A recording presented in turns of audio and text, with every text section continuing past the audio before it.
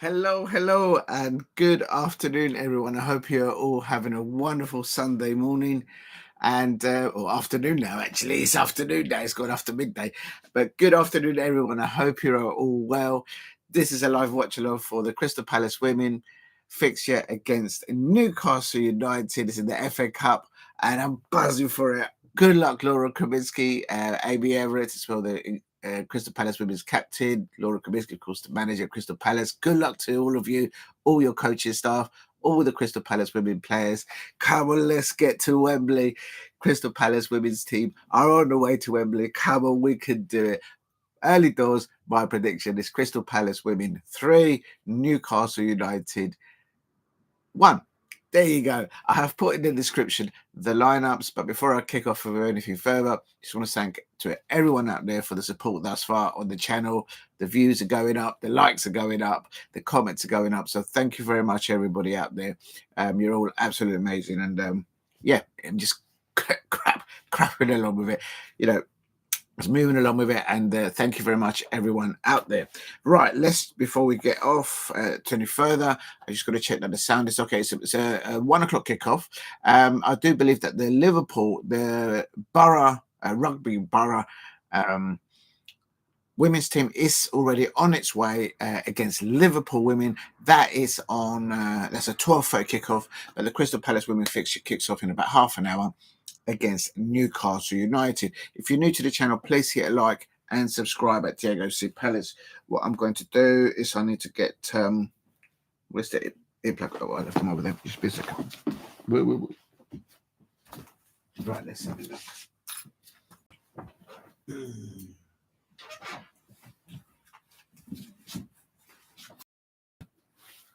Right, here we go. I just got to check that everything is viewing all okay, all fine.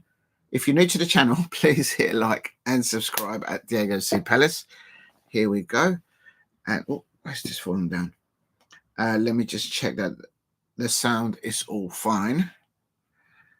And yes, the rugby Liverpool women, they're all on its way. And I'm just going to actually hit a like on that. Adobe women's. And let me just right, let's have a look. Let me just make sure that I can hear and see everything all fine on the live stream. Here we go.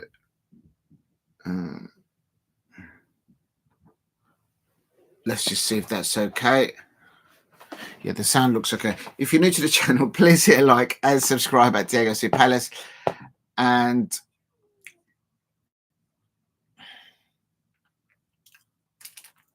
oh, this is falling down. Don't fall down, please. That is the Crystal Palace women's team for 24-25. Oh, please don't fall down. I don't know where to put it, to be honest. There we go. Hopefully that will stay up.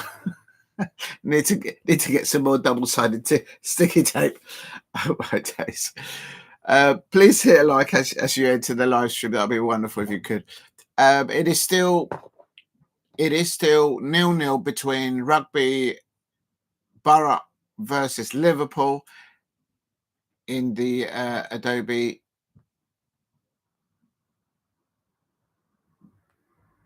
FA Cup for the women today. There's loads of fixtures. I have put them in the description, so feel free to have a look at that. Actually, I'm going to put I'm going to start with the Crystal Palace women's team.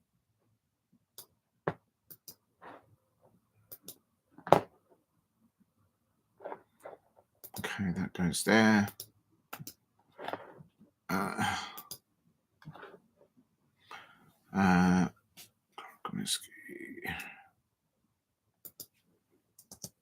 I'm going to have to split it because there's too many substitutes.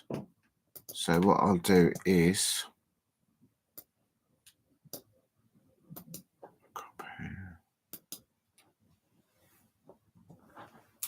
right, that is the lineup for the Crystal Palace team. And now I'm doing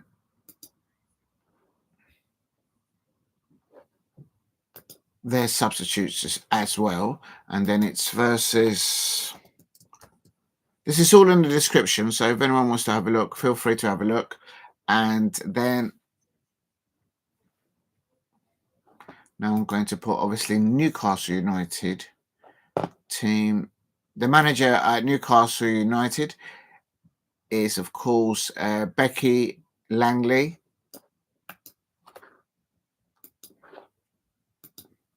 Newcastle United.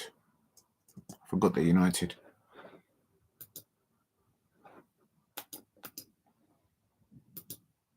There we go. Newcastle United. United is it is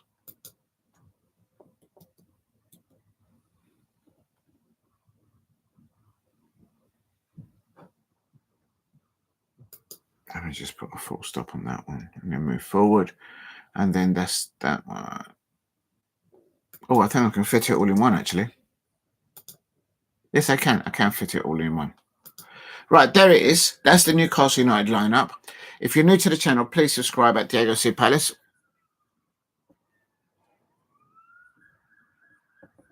Yeah, I think that's a bit better there. There we go. I think that's all right. And please help me get to 5 likes in the chat. I have placed in the description and in the chat the Crystal Palace team and the Newcastle United team. Of course, that's a 1 p.m. kickoff. In the other fixture, which I have put their lineup, Rugby Borough versus Liverpool, is still 0-0 there. And yes, it is still 0-0 there. So there's a lot of FA Cup fixtures here ongoing. And later on, I will fixture the men's FA Cup fixture between Plymouth Argyle and Liverpool. That's to come later on. And what I'm going to do quickly before I do anything else, I'm just going to post it on Instagram to hopefully get a few more people in. And there's the Newcastle United lineup and the Crystal Palace. Let me just add that to my story. Good luck to Laura Kaminsky. Okay, that's that one. Let's go to Newcastle United, I suppose. Newcastle United women's site. And where is their lineup? Let's have a look. Here it is. I think that's the one. So let's just share that as well. Story. That's the Newcastle United women's team there. And let's just have a look. And what I'm going to do is I'm going to post it on. Yeah, they're all getting ready. It looks like a wonderful event there today. And what I'm going to do is I'm going to put it, my thumbnail on the Instagram account. So how do I do this? I've got to go there, post. No, not that one. I need to find Laura Kaminsky. There she is, holding up the trophy from last season. Mr. Palace versus Newcastle United Women's FA Cup 5th round. And also I'm going to cover the Plymouth Liverpool later on. So what else do I need to do? So next, we're going to put, I'm going to put Queen. We are the champions. We are the, where is it? There it is. We are the champions. Let's see how this one sounds.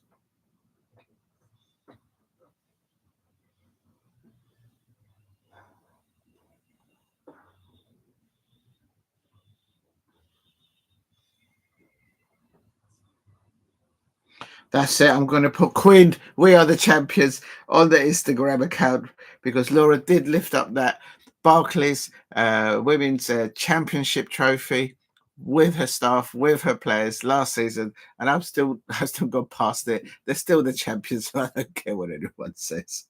So please view and like and subscribe, and share. I put in here in capitals. Live now on YouTube. Diego C. Palace. Oops, spell it right. Palace. Live. Oh, I spelled live wrong. Oh dear. That's better. Why is it not going to capitals? Okay, let's start again. Live. Live. It's Crystal Palace, obviously. Live.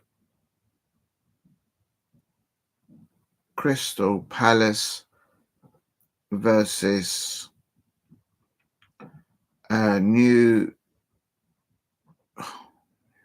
Newcastle United.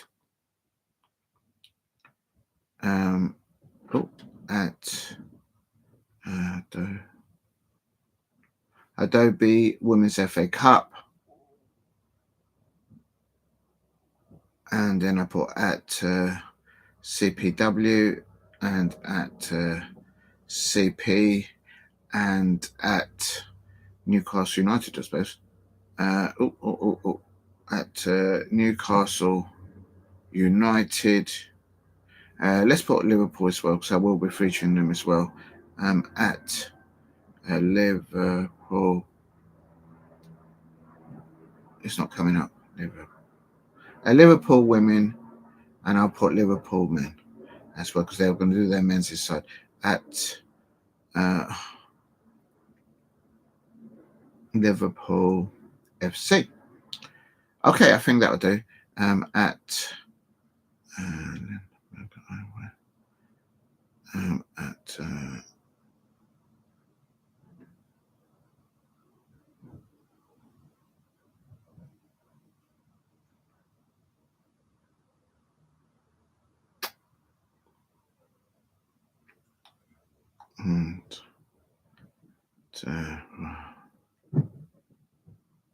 Martinez and at Diego C. Palace and at Apple, because I always use Apple devices. They're the best devices, I feel, and that's okay.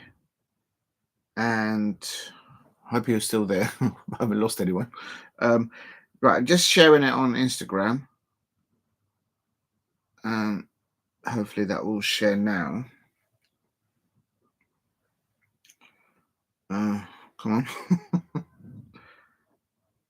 I don't know if it's gone.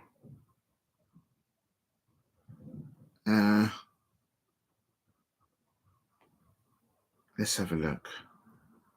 I don't know if it's shared. Oh, don't tell me I have to do the whole thing again. Are you mad? Oh, there it is. There it is. There it is. There it is. I thought I had to do it all over again. Add to your profile. That's been pinned. And then if I share it, how do I share this? Put it to story. It's doing it now. I'll be with you in a minute. I'm just trying to share it to get as many people as possible. And let's have a look and see what we can get here. And right, that's uploading. Right, sorry about that. Well, not sorry. Just trying to share it on Instagram to get a few more people up and running, if anyone is interested, and so to get a few more people's in. But I'm looking forward to this fixture. The FA Cup. Hopefully, the Crystal Palace women could get to Wembley, and we won. Laura Kinsky won silverware last season with her players, and I would just love a trip to Wembley to get the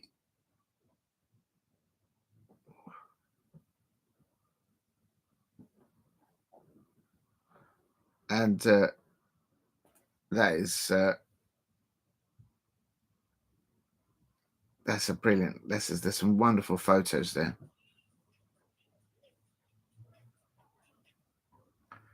Story. There you go. Please hit like and subscribe at Diego C Palace if you are new. And what I'm going to do, I'm a little bit chilly. I'm actually going to put my coat on a little bit. All right. Ugh. Let's have a look. Let's get ready.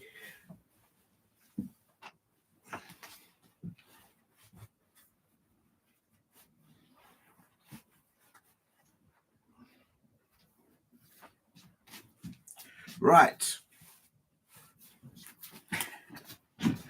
There you go. I am ready to go. And the Newcastle. Remember, anyone remember back in the day? Let's get ready. Let's have a look.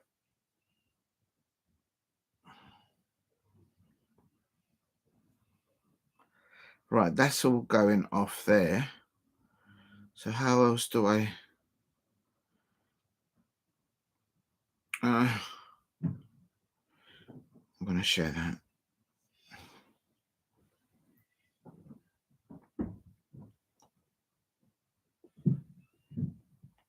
Right, that'll do. Right, let's go. Right, let's get on with it. It's 10 minutes to go. I can confirm that in the Rugby Borough fixture between Rugby Borough versus Liverpool, of course, women in the FA Cup, that's still 0-0. That's gone in about, they're in about nearly 20 minutes into their match. It's still 0-0 there. Liverpool are dominating the possession with roughly around between 70 and 80%. And most of the play from Liverpool women's team is coming through Nagano and Shaw. They're very good controlling the ball for Liverpool. And Rugby Borough are finding it difficult to contain the Liverpool press and intensity to their play. And but it's still 0-0, so it's still 0-0, and there's a cup competition, so anything can happen. Anything can happen. But I do fancy that Liverpool's team will overcome Rugby Borough. It's only a matter of time. The squad in depth of Liverpool versus Rugby Borough in their FA Cup tie there it's just too much. So there is it looks a really good match there. But here I'm going to feature now on the Crystal Palace women's team, and I have placed it on the description and on the oh 1 minute, let me just make sure also this bit's okay. And there's the Crystal Palace women's team. It's just we're just waiting for it to come up, and they're just doing a commercial. Right, I'll take that off for the moment. They're just doing the commercial break at the moment, but it is looking forward to this fixture. Crystal Palace are going into this fifth round of the FA Cup. We're up against, of course, Newcastle United of the Championship. They're doing not too badly in the Championship. They obviously will want to get promoted to the WSL. There's good investment going on there at Newcastle United into the infrastructure of women's football. So big up to them and well done to that. And what else we've got here? And here we go. So Newcastle, Crystal Palace going into the fifth round tie against Championship side. Newcastle hoping to continue their perfect record at home to lower divisions sides this season. So yeah, we're looking forward to it because we've got a good home record and we're doing well in the cup competition there. So of course, this is Crystal Palace's Laura Kaminsky's debut in the WSL campaign, and we have won 2 wins in all competitions, which is great to see. It's important to get goals. It's important to get winning fixtures over the line. It gives confidence, I expect, for the whole squad in depth at Crystal Palace. And but this is an opportunity for Crystal Palace women, in my opinion, to add to that great team spirit and endeavour to get up further up in the WSL and to continue further on into the FA Cup competition. And what else have we got?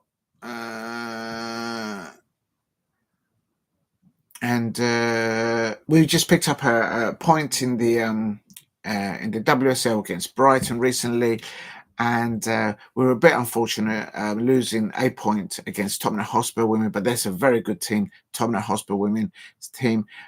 They play, of course, at the home of Leyton Orient, and actually I was there yesterday.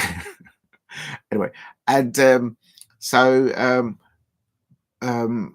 we were just unlucky there. We conceded a free kick in extra time against Tottenham HOTSPUR women in the WSL, but the spirit, the strength of the Crystal Palace women's team is absolutely formidable. Not because I say so, not just because I'm a Crystal Palace women's team football fan, but because I've seen it, I've felt it, and they are absolutely amazing. I can still confirm that it is still. I'm looking for the other lineups to come through. It is still Rugby Borough 0, Liverpool 0, and we're approaching the halfway mark, and we're approaching kickoff at. Let me get everything running here. Let me get everything running. No, that's wrong. That's wrong. Why is my? It's just like it's running so slow. I think maybe I need to change the batteries on this control because, like, literally, it's like so slow. Please hit a like and subscribe at Diego C Palace if you are new, and. Just having a little.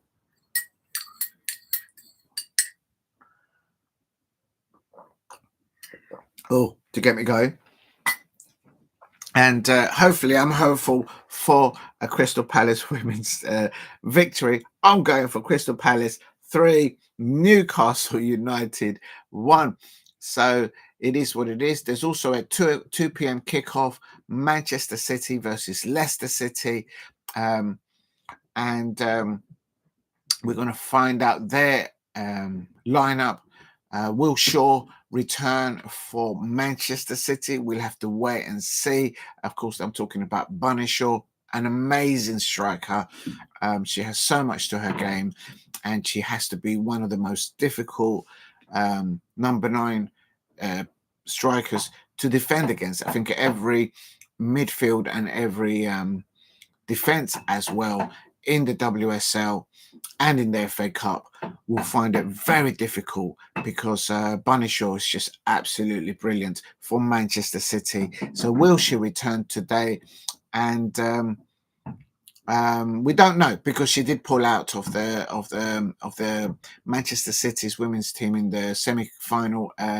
The League Cup against Arsenal, so we'll have to wait and see what their lineup is there. But definitely, if you're new to women's football, go and look and see how Bunny Shaw performs. And here comes out, but let's say there's the Crystal Palace women's team. They're coming out onto the pitch. Come on, Crystal Palace, you can do it. And you can do it. I've got my lucky scarf there. Let's touch the lucky scarf. That's it. I've touched the lucky scarf. We're on our way to Wembley. Let's do this. Laura Kinsky on her way to Wembley with Amy Everett, the Crystal Palace women's captain there. And this is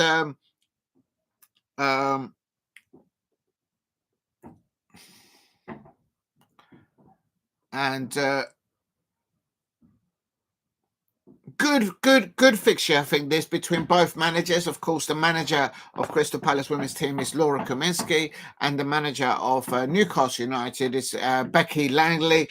So I'm sure that both managers, both sets of coaching staff will be up for this. Crystal Palace there with the lineups, and new debut for Crystal Palace's debut there, Swabi. So I'm looking forward to seeing our new player on the pitch, and it looks like Laura Kinsky did 4 changes from the Brighton fixture. And Newcastle United there, Caltado. They're just doing the little warm-up routine before kickoff. And let's have a look. The Newcastle United players are there just getting into a huddle, getting ready for kickoff. And what I'm going to do is quickly go here. So that's the live reports. Let's go here. Fixtures. Come on. In the men's FA Cup, fourth round, it's still Blackburn Rovers 0, Wolverhampton Wanderers 0 there, for anyone interested there. Right, here's the Crystal Palace versus Newcastle.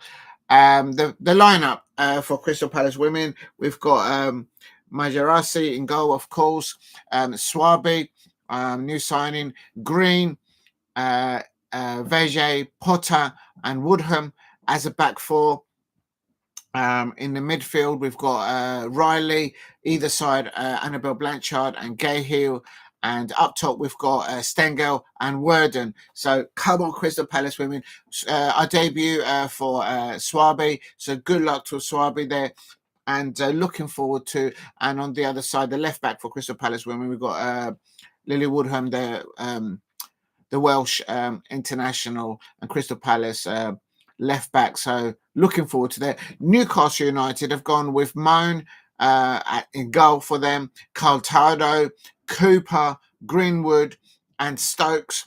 In the midfield pivot for Newcastle United, we have Joel and Stobbs, and we also got Andrews with either side, Lumsden and Murphy at either side as wingers. And up top for Newcastle United, we have Hales up top in the 9x9 position. And both sides are just doing the knee. Come on, Crystal Palace women, you can do this. Let's get to Wembley. We can do this. Come on. You know you can do it. But Newcastle United are a side not to be taken lightly. And in the Adobe Women's FA Cup.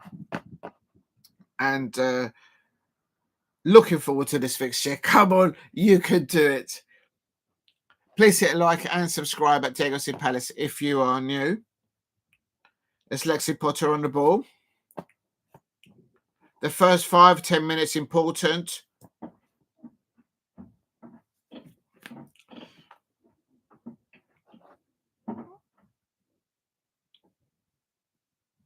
The substitutes for Crystal Palace team is Arthur, Cato, Gibbons, Hughes, Larcy, Larkin, Molly May Sharp, Yanis, and Olin. Amy Everett is not featuring today, so I hope you're well. Amy Everett, our Crystal Palace women's captain. And also the substitutes for Newcastle United, not many substitutes. They've got Baker, Chapman, Donnelly, Furness, McCarthy, and Reed. It's all on the description if you want to have a look. Please help me get to 5 likes in the chat. And here's Newcastle attacking on the right-hand side. And that's Murphy on the ball. And that's a very good forward play there by Newcastle United. And they get themselves a corner within the first 2 minutes. And that is, I think that's Lumsden taking a corner for Newcastle. Are they going to take a short corner? No, they're not. They're changing it. Somebody else is taking the corner. Please hit a like and subscribe at DLC Palace's Crystal Palace 0, Newcastle United 0 in the Adobe Women's FA Cup. And they played a short corner, and now they're pinging it to the back post. And it's another header away there by our new signing and experienced Swaby. She heads the ball out for another corner, I expect, for Newcastle United. Yeah, that's a Newcastle United corner. Good header away there to safety by Worden. By Swaby. She's our new signing at Crystal Palace over the previous transfer window. If you're new to the channel, please hit a like and subscribe at Diego C. Palace. Here's the corner coming in. They've gone for a long one, a back post there, and into the hands of Majerasi there of Crystal Palace. And the ball goes out there to the left-hand side to Cahill. Oh, they've just lost the ball there. Please keep hitting the likes and subscribe at Diego C. Palace if you are new. Sanibel. Annabelle Blanchard was out there on the left-hand side, but now she's gone a bit more central, which I'm sure that's where she needs to be. Which is she's going to land.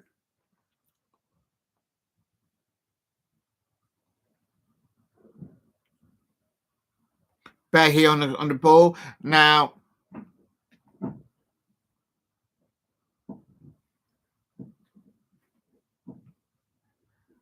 Josie Green. Swaby on the ball.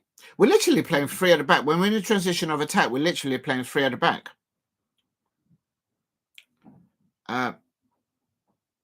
We've got some experienced players coming in the January transfer window, which is brilliant. And here on the left-hand side, we've got Cahill. She's trying to cross the ball in there. But it goes to a Newcastle throw in. We've got 2 balls on the pitch at the moment. So we've got to get rid of one of them. And now we can go on. Now we have a throw in. Please hit a like and subscribe at Diego C Palace if you are new. And there is Crystal Palace on the left-hand side attacking Newcastle United. Worden on the ball. She's in the corner there. Newcastle United are saying that the ball's gone out. It has gone out for a Newcastle United goal kick. We are on 4 minutes 38 seconds. Please hit a like and subscribe at Diego C Palace if you are new.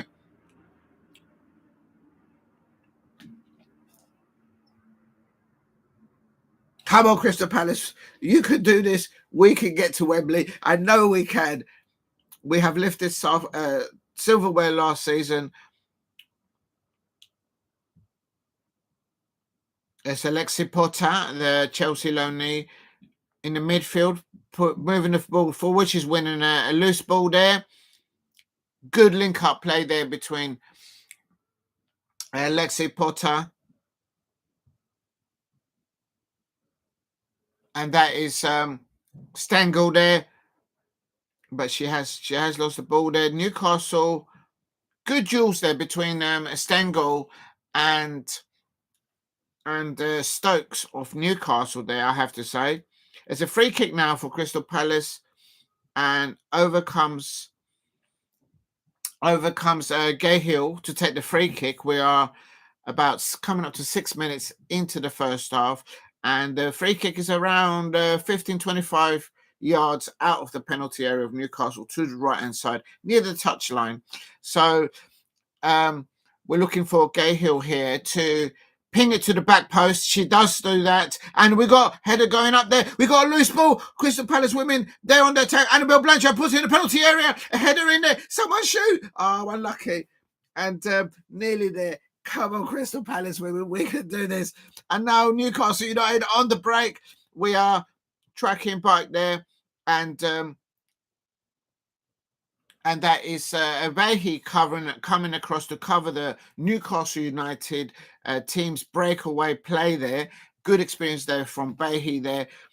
And now the ball out with Woodham, and now into Lexi Potter into the midfield. And now Swaby's like in the middle of the centre half. And there's a ball in the front. That has to be. Oh, nearly. Crystal Palace. Oh, she hit side netting. Side netting. Stegnell. Nearly from Stegnell. Well received the ball. Good ball pinged up there by, I think that was... the ball just kept away from her a little bit. She did have a good touch, Stengel, and she did manage to get a shot on target, but it hit the side netting of Newcastle United's goal. But that's good forward play there by Crystal Palace team. And Palace starting very strong there in the offensive. I think we've had better of the ball, better intensity, attacking the Newcastle United midfield and trying to get through their fullbacks, or playing it centrally as well. We're having a pop. It's still 0-0. Crystal Palace 0, Newcastle United 0, and good press off the ball by the Crystal Palace players there. That's good pressing there.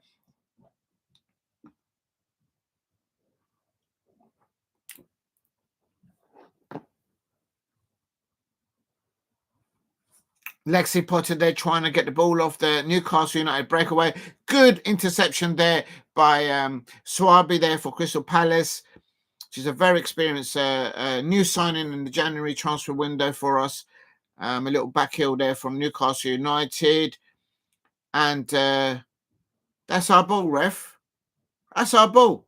They've given the throw into Newcastle United. What's going on? Is this Lino? Is this referee? A Newcastle United fan. Please hit a like and subscribe at Diego Sid Palace. It is Crystal Palace 0, Newcastle United 0. We are on 8 minutes, coming up to 9 minutes. This is Swaby there, and also Vehi on the ball out to Cahill out there on the left hand side.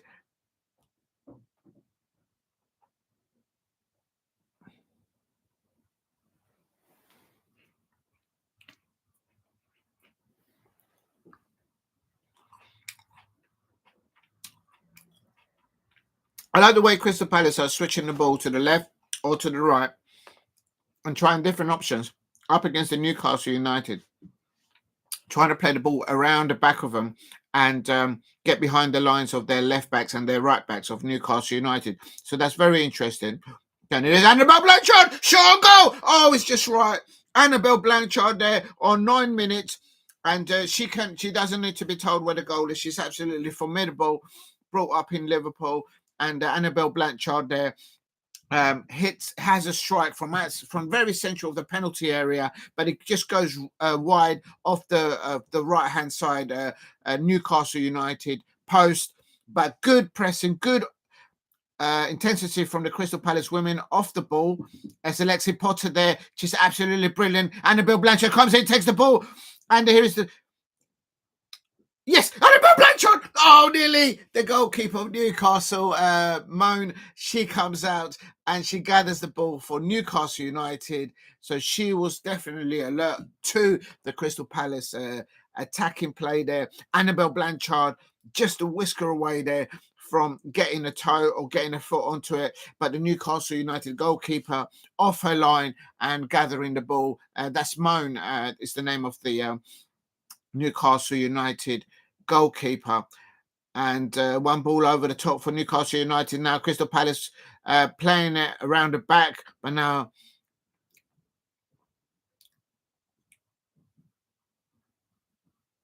midfield battles coming in right now. Good intensity from both teams, I have to say, but I think we're better. That's a turn there from Newcastle United on their attack. Oh no! Oh my days! And both sides are still settling down within the first 10 minutes. Crystal Palace have had more time on the ball. Lexi Potter now passing it back to our keeper. A long ball now up the middle.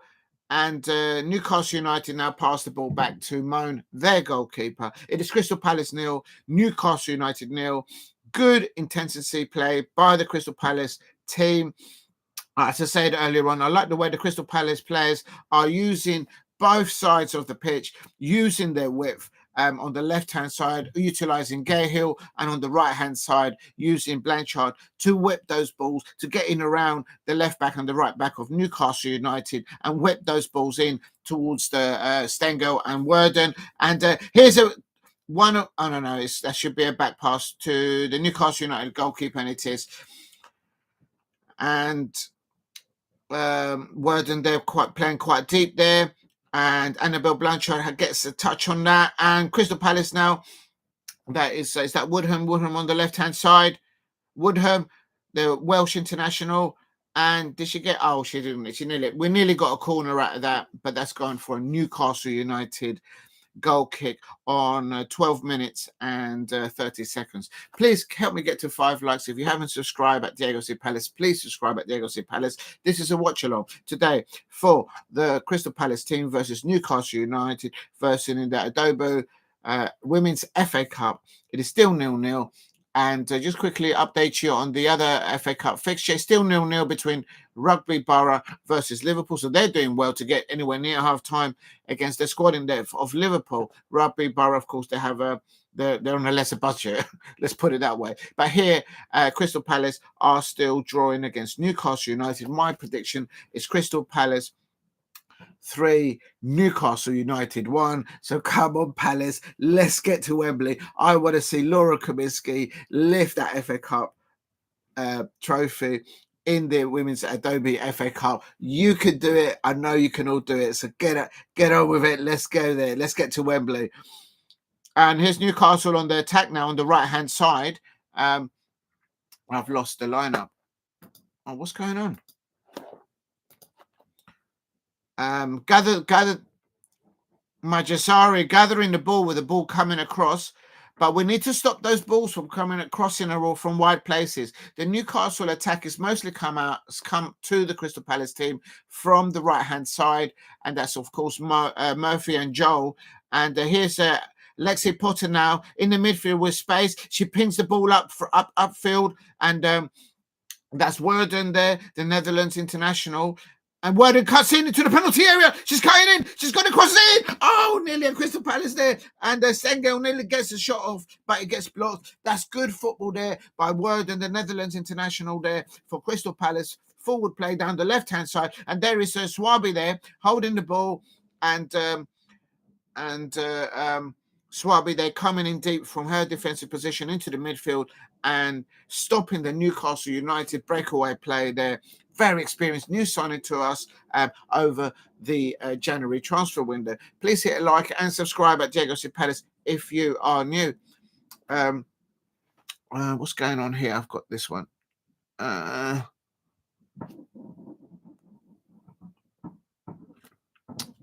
have a look. Oh, that's not working properly. What's going on here? Everything's not tuning in properly. There we go. That's better. If you need Medicup Rider there, Cahill there, and what's going on there? The coaching staff of Newcastle United. That's all right. Cahill there from Denmark, of course. Please hit a like and subscribe at Diego C. Palace. It's Crystal Palace 0, Newcastle United 0, and Lexi Potter. They're now passing it back to our defenders. Oh no, we've lost the ball. That's not good. We've got to stop this unforced errors there. We've got to go. We got away with that one. We lost the ball there, trying to play the ball out from the back, and we need to be careful there. Please hit a like and subscribe at Diego C. Palace. We've got a bit more experience now in the team with some of the new signings. One of our new signings in January, Swaby, she's starting today in defence. It's Newcastle United now, moving it over to the left-hand side. That's Stokes. Good duels between Stokes, Stubbs of Newcastle up against Stengel and Annabelle Blanchard and Swaby on that. They're sort of fronting each other. Good duels down there. And here's Stokes. Again, this is what I'm talking about. Stokes. Oh, that's a foul, surely, ref. That's a foul for us. Newcastle United player pulled our player down. Real talk. Please hit a like.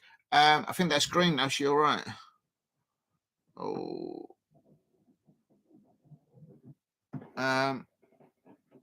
Green there. Is she all right? She's getting up. Oh, please, no more injuries. We don't need any more injuries.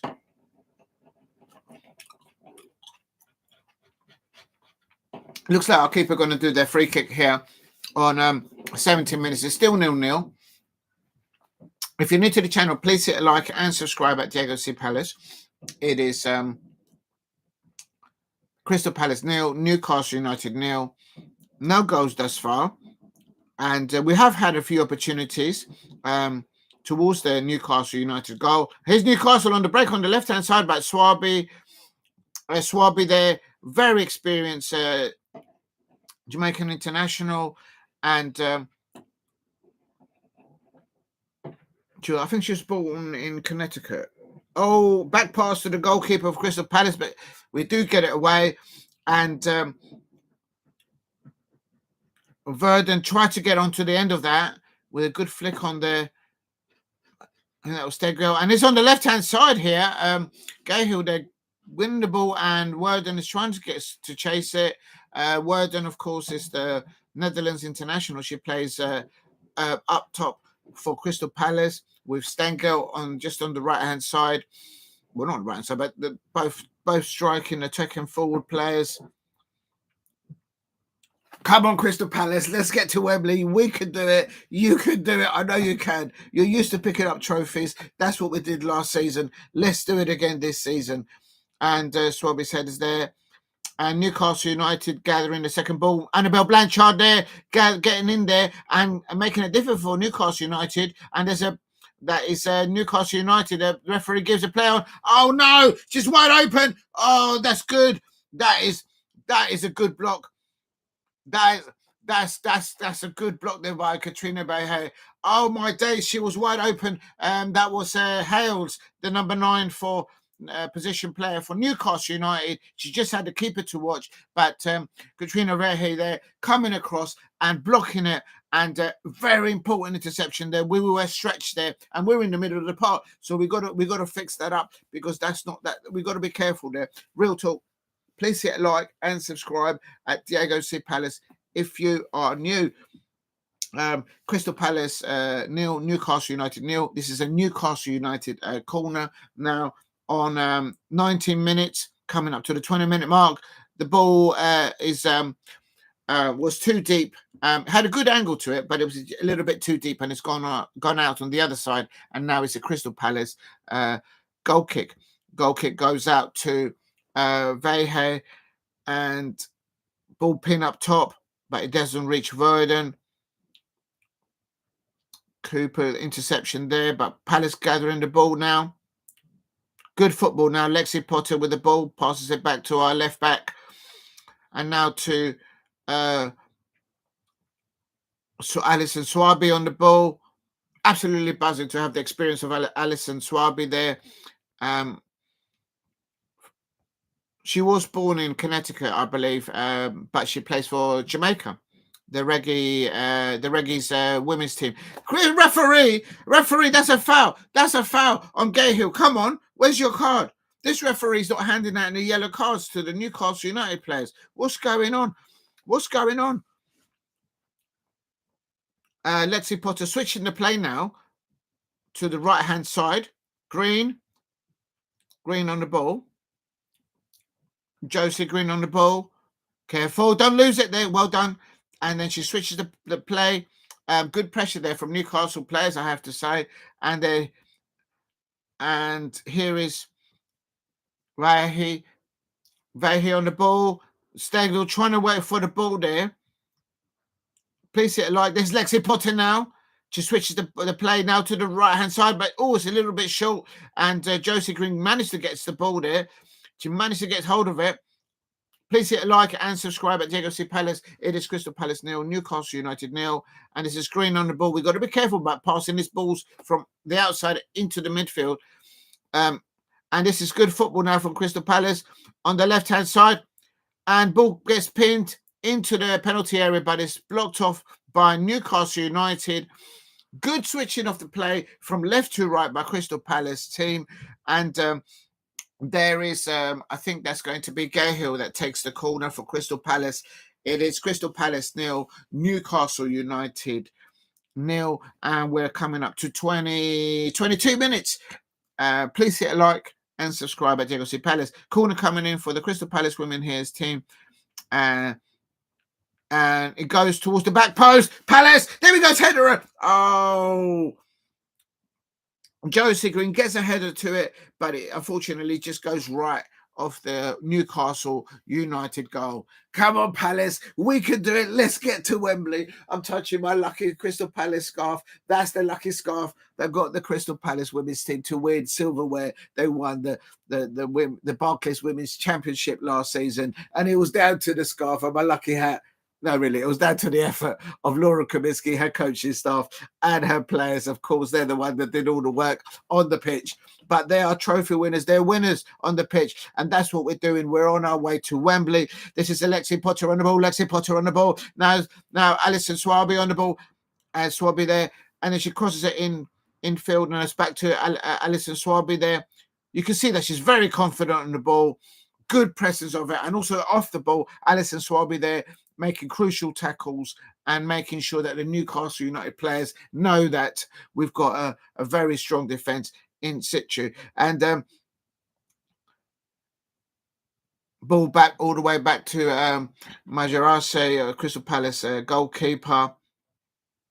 Newcastle players are pressing the Crystal Palace players, and that's a mistake from our goalkeeper. And now they are pressing the players. They're stopping the Crystal Palace team from playing out from the back, and that's gone out of play. Lino, that's a Crystal Palace ball. Unbelievable. Is the Lino? Is the referee? Are they season tickets for Newcastle? I don't know. I'm just saying. Please hit a like and subscribe at Diego C Palace if you're new. It's Crystal Palace 0, Newcastle United 0, and I'll update you all on the Liverpool game. They're playing away at it's Newcastle United on the break on the right hand side. Good interception there by Crystal Palace. Now this is Werden on the ball, coming across the halfway line, and she's on the left-hand side. She tries to ping it up to Stengel, but she couldn't get to it. Now Newcastle United on the ball, and Werden on the ball again. Come on, Crystal Palace now. Lexi Potter on the ball. She switches the play over to the right-hand side, and Riley on the ball, and it's Annabelle Blanchard. 1-2, Annabelle Blanchard. Shoot. Oh, no. Oh, unlucky. But that's much better from Crystal Palace team. Switching the ball from the left-hand side to the right-hand side, utilising, and Annabelle Blanchard, as always, she's absolutely amazing at getting herself into space when she's off the ball. She got on the ball, and she tried to feed the ball through the lines, but it was cut out by the Newcastle United defenders. And now it's with the goalkeeper of Newcastle United, Malen, and she's doing a goal kick out now on 25 minutes. Please hit a like and subscribe at Diego C Palace. Is the FA Cup fixture between Crystal Palace versus Newcastle United. It is 0-0, and that's not a foul. Worden is due to foul the number 9, the forward player, Hayles of Newcastle United. And for me, I don't think that was a foul. You're allowed to have contact in this sport. It's not netball, it's football. So what's this referee doing? I'm not happy with this referee. Here's the ball. Oh, Newcastle United on. Oh, my days. That is a ball there up towards Hales. She was completely free. We need to man mark. We need to player mark. We shouldn't man mark. Hales, she on a half volley, she tried to get the ball towards directed to goal, but that was a very good ball crossed in there by, I think that might have been Murphy that crossed the ball up towards Hales there. And here's Alexi Potter trying to bring it up in midfield edge, doesn't reach Annabelle Blanchard. We're doing a bit too many unforced errors, Crystal Palace team. Whilst on the ball, we need to cut them out. We need to get a bit more of consistency. Annabelle Blanchard on the ball. Just pulls it out wide there to Gahill on the ball. And there you can see Laura Kinsky there on her touchline, giving instructions and encouragement to her players. And all careful as our goalkeeper coming out, a good 20 yards off the penalty area. And the ball lands favorable. What's going on here? Why didn't want the ball? Oh, she must be offside. Well, wait a minute. They're not starting the game where the offside was. They were like 10 yards forward. This referee, I'll tell you something. Is this referee got a Newcastle season ticket or something? Annabelle Blanchard on the ball. Alexi Potter passes it back to Worden. Alison Worden now back to the Crystal Palace goalkeeper. Majasari. Careful. We've got 2 players. This Newcastle United pressing our players, stopping us from playing the ball out from the back. And this is so we've got a bell. Annabelle Blanchard coming deep.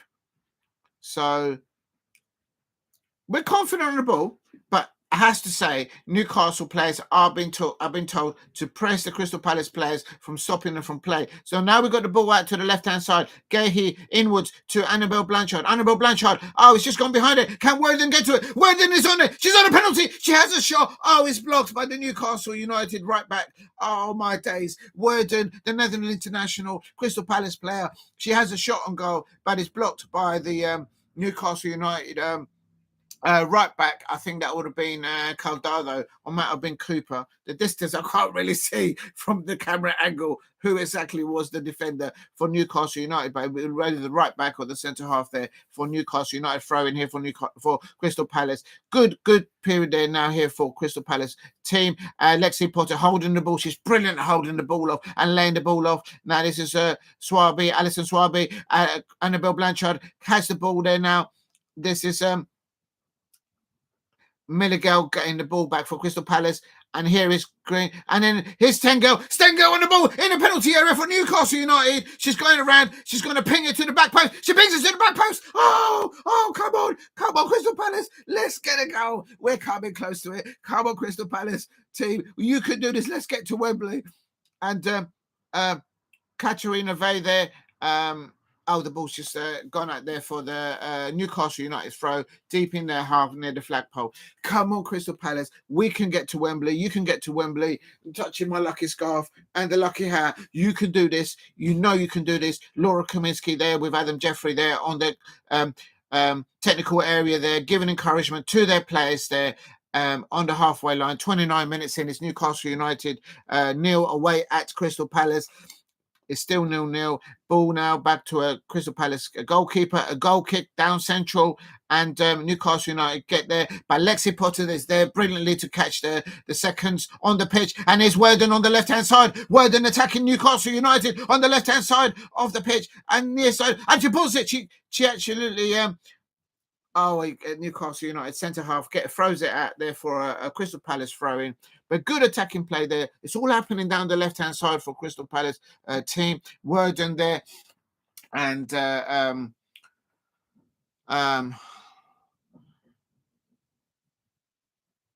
going out for Newcastle throw.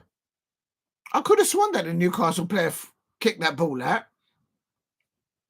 I don't know about this lino and this referee. I think they might have a season ticket for Newcastle. Real talk. I'm just saying. Come on, Crystal Palace. Let's get a goal. Let's get to Wembley. We can do this. Throwing now. Lexi Potter with a long... no, it's not Lexi Potter. That's Riley with a long throw there. And this is Cahill there. Oh, she's lost the ball there. Annabelle Blanchard trying to catch the loose ball there. Newcastle United losing the ball there in the midfield area. And that's Vahi getting the ball there. And Woodham there. I think she'll take the throw in now for us. Or are they giving it to Newcastle players again? No, that's Lily Woodham there, the Welsh international. Ball's back in place. She's trying to switch the play now. Oh, it's just been intercepted by Newcastle United. Too many unforced errors by our team, I think, I have to say, in the first half. Unnecessary, and it's not like them to do that. That is get Milligal. Newcastle United now trying to switch the play from the left-hand side over to the right-hand side, using the width. Very central now. They've gone back to the left-hand side. That is Greenwood for Newcastle United playing at infield. And there's Annabelle Blanchard on the break. Crystal Palace are on the break here. She's gone past their midfielder. It's 3 against 4. 4 against 4. And this is Stengel. Oh, she's lost the ball. Oh, unlucky. Stengel tried to do an overstep there, but the Newcastle United defender, I think that ball went out. Much better from Crystal Palace attacking there. Please help me get to 5 likes in the chat. If you can help me get to 5 likes, that would be wonderful. It is Crystal Palace nil, Newcastle United nil on 32 minutes here in the FA Cup. There is a Newcastle United player down injured. I think she's holding her left ankle. And now the players are going over to their coaching staff. Of course, the manager of Crystal Palace is Laura Kaminsky, and the manager for Newcastle United is Becky Langfield. So all their players have gone over to the touchline, and they're all discussing and talking tactics, I expect there, and whatnot, to how to see out the end of the first half. We're on 33 minutes now. All the players out there, you can see Becky Becky Langley, I should say, Becky Langley, talking to her players. She's talking to Hales, the number 9, the striker for Newcastle United. She's also talking to Stobbs. Stobbs has done very well for Newcastle United, I have to say. Good duels between the left-hand side, attacking side of Newcastle United. That is Stobbs, Lumsden up against the Crystal Palace side of Stengel, Woodham, and Blanchard. Good duels that I've seen there, I have to say. I don't think it was a serious injury because the play's now coming on. It's this is really annoying.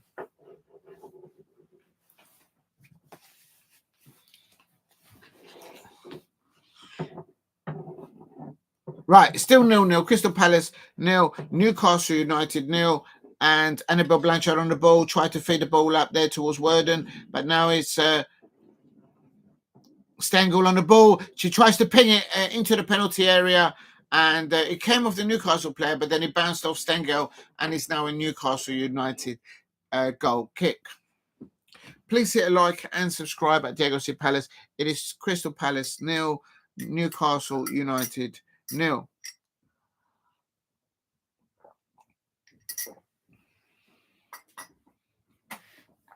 They're trying to play out from the back. Good press by Crystal Palace. And Green on the ball. She pegs it back to Majarase. Crystal Palace kicked corner, goalkeeper. And on the right-hand side, Newcastle has picked up the loose ball. But Behe, they're getting the ball.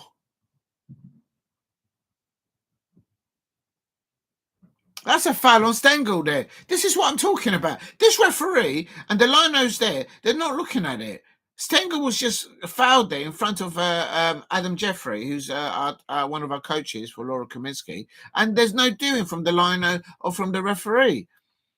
We're getting fouled on the pitch and we're not getting any decisions. I know I might be a little bit biased, obviously, towards the Crystal Palace team, but I'm just saying I've got eyes. I can see we're being fouled, and the referee's not pulling them up for it. Absolutely shocking. And it's Newcastle United now coming into some space. Here is Stokes. Stokes is the better player. Oh, it comes to nothing. I think the Newcastle player of the first half, I will say, is Stokes. For Crystal Palace, our player of the first half, I'm going to give it to it's between Swaby, Alison Swaby, and Cahill. Absolutely shocking.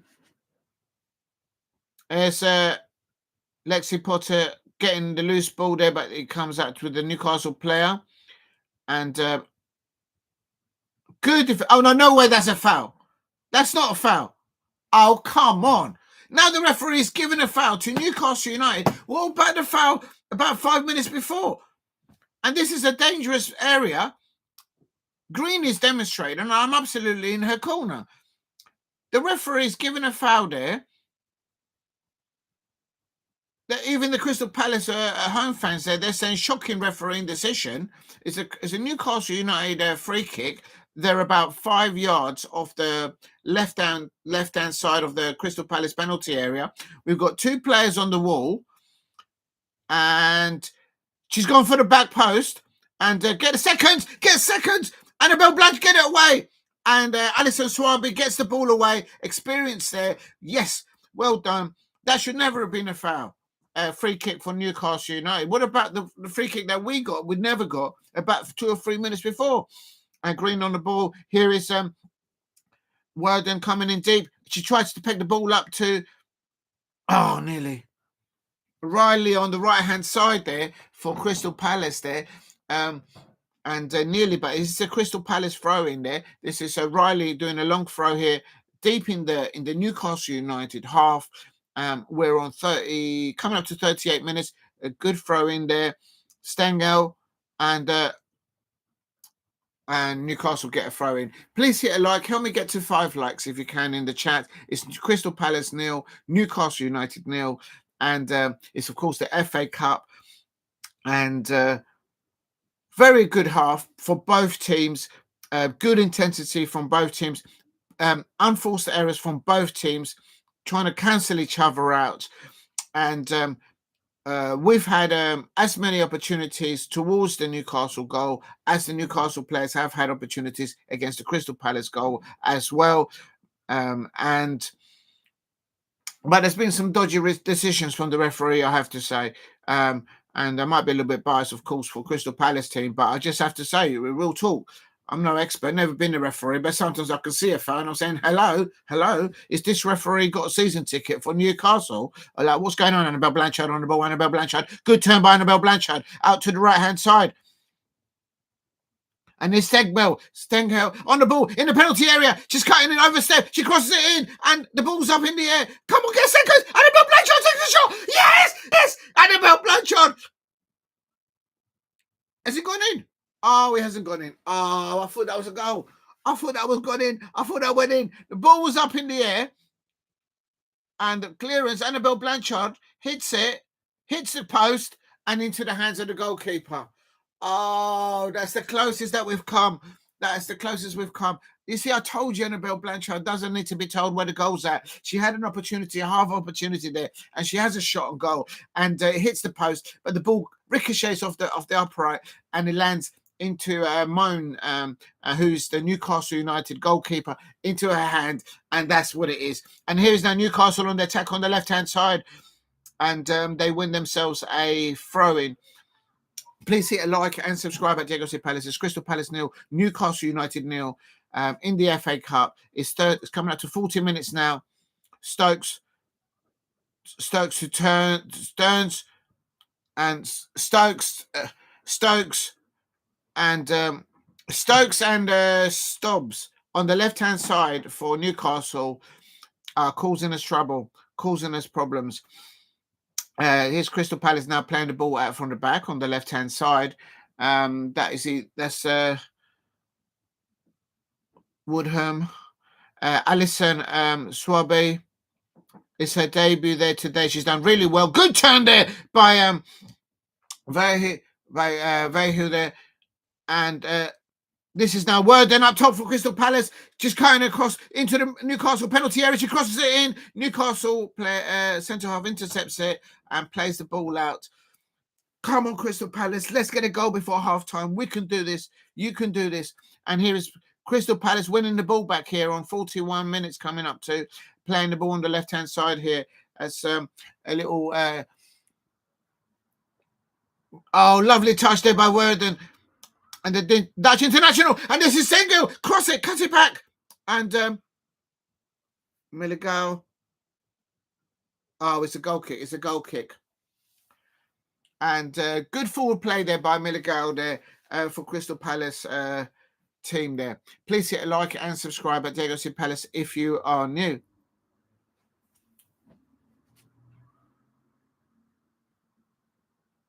Coming up to 41 minutes, quickly while the goalkeeper takes the goal kick there for Newcastle United. Just going to quickly have a look at the score lines. It's still Rugby Borough 0, Liverpool 0. They're into their second half. So well done to Rugby Borough to be holding Liverpool 0-0 into the first half and into the second half. And this is a loose ball. And another free kick given to Newcastle United.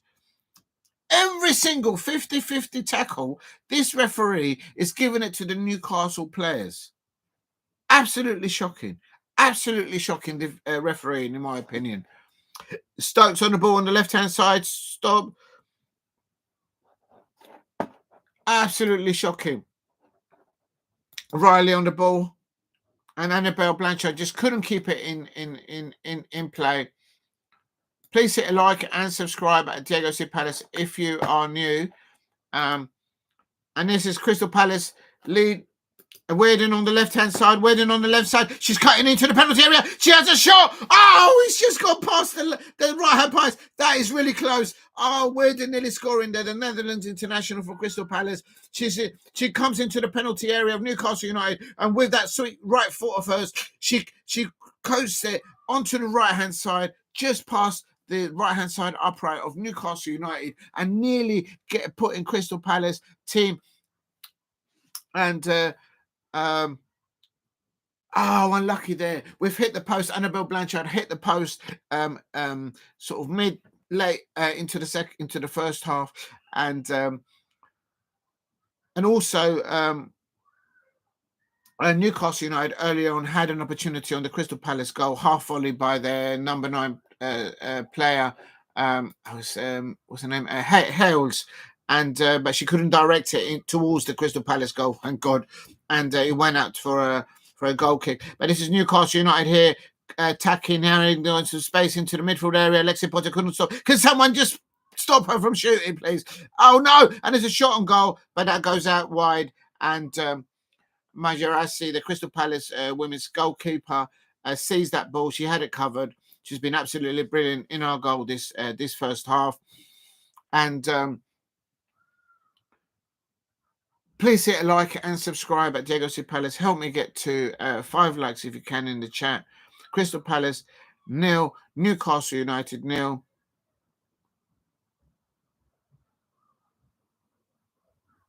Stengel tries to take the ball off, and she does. Good pressing by Stengel. Now she's on the left-hand side. And we've won the ball. Crystal Palace have won the ball. Stengel on the ball. She plays it back to... and now it's Lexi Potter in the midfield. She's holding the ball. Good holding of the ball by Lexi Potter. And she's saying to the referee, what about the foul? She's just got fouled, and the referee's not giving us absolutely nothing. This referee's not giving us anything. Absolute disgraceful. And there's Newcastle United. That's a throw-in for Crystal Palace.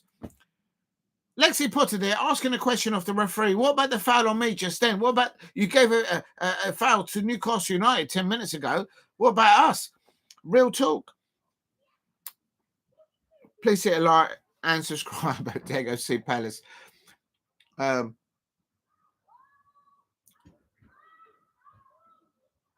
This is Alison Swaby coming in deep, going upfield, giving extra numbers. Here's Crystal Palace into the penalty area. Milligal Riley crosses it in. Oh, well, then coming in the back post and nearly getting onto that. That's good breaking play forward by Crystal Palace players. Ball pinned to the back post, and Alison Swaby coming towards the back post there, and she just couldn't get a contact on there. Unlucky there. Please hit a like and subscribe at Diego C Palace. Help me get to 5 likes if you can in the chat. We're coming up to half time. 2 minutes of added time requested there, and the last time I looked, it was Borough. Lexi Potter with a header there. Good interception there by Lexi Potter in the midfield. Blanchard on the ball and cuts it into Lexi Potter. Lexi Potter puts it out wide. And now ball whipped in to the penalty area. Oh, Palace, come on. Get a header onto it. Nearly. Brilliant ending to the first half by Crystal Palace. And we're finishing very strong in the end of the first half. Please hit a like and subscribe at Diego C Palace. It's Crystal Palace 0, Newcastle United 0 in the Women's FA Cup. It is just in the added time, injury time of the first half. Good first half for both teams. Good intensity from both teams, but unforced errors from both sets of teams. And for me, Crystal Palace have had a better opportunities offensively on the position goal. And some of the decisions from this referee, they're giving all the decisions to the Newcastle players. Well done, Lexi Potter. Intercepting now, Blanchard on the ball. Blanchard on the ball. That's the end of the first half. Timeout. And I'm giving player of the match in the first half to Alison Swaby, the new signing of Crystal Palace. It's a brilliant debut for her. You can see the experience that she holds. She holds the ball up, her positioning off the ball, definitely demonstrates to the opposition that they're not getting past her. And she's also got an eye for going on offensive. Right at the end of the first half, Alison Swaby there, nearly getting on the end of a cross there and nearly scoring for Crystal Palace. And she's our defender. And good football play there. Annabelle Blanchard hit the post. The ball came off the post and landed on the into the hands of the Newcastle United goalkeeper.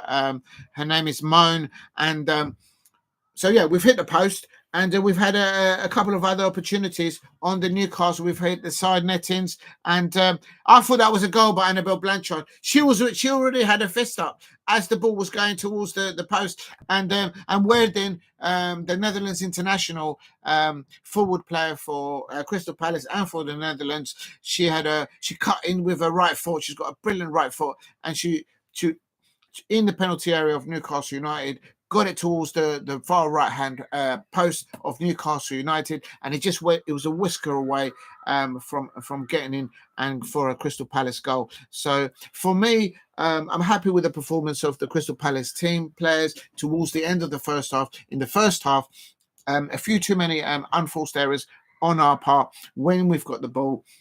It's also sometimes I did notice that Newcastle United were clearly set up to the Newcastle United manager, Becky Langley, setting up a team to when Crystal Palace are trying to play the ball out from the back along the pitch.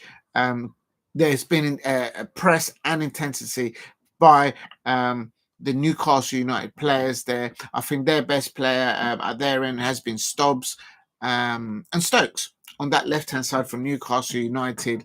And yeah, definitely that's what's caused us trouble there in their attack towards our team. Good midfield link-up plays there I've noticed there from Lexi Potter and Annabelle Blanchard. And Cahill has also had a very good game for Crystal Palace. Stengel, she's been on either end of attacking sides for Crystal Palace. She's not afraid of coming in deep and helping out the midfielders to break up the Newcastle United play. She's done that a few occasions. I've counted at least 4 times, probably missed a few. And Weerdin, the Netherlands international forward player for the Netherlands, Crystal Palace forward player, Weerdin, she's been absolutely brilliant for us as well there. In our defence, I think Swaby has done really well. Green has been good in the transition, in my opinion, between defence to attack, getting the ball out towards the likes of Riley and Cahill.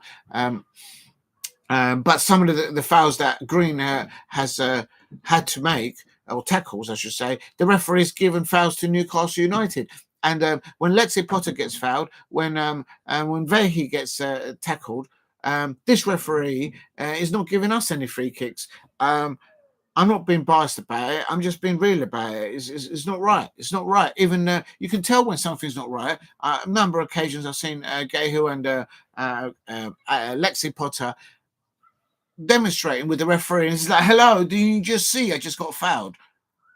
And if I can see it, I don't understand why the referee can't see it. And she's like only 5 or 10 yards away from the play. So it is what it is. It is what it is. I'll stop moaning in a minute. But I'm happy with the Crystal Palace performance thus far. It's 0-0. And we need to... the best form of attack for Crystal Palace is defense. Is attacking a forward play on the opponent. And that's what we need to do more, I think, against Newcastle United side. Please hit a like and subscribe at Diego C. Palace. I'm just going to charge the AirPods for about 10 minutes, and then I'll go into the halftime result on the other fixture.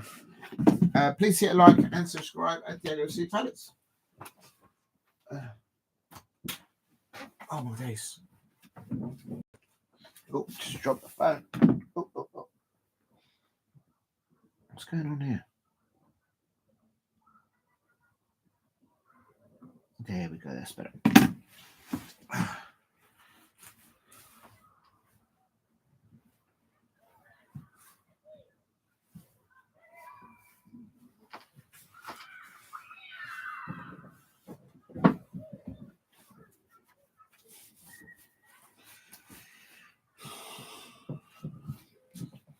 Right, let's have a look. Let me just why is that gone? Right, this phone is doing some madness at the moment. Right, it's on 100%, so I don't need to charge it anymore. Please help me get to 5 likes if you can in the chat. And I'm happy with the performance thus far in the first half. And I just honestly believe that our best attacking play is that's better. It's to attack. It's to attack the position, and I'm sure they'll come out into the second half and do that. Let me just have a look. And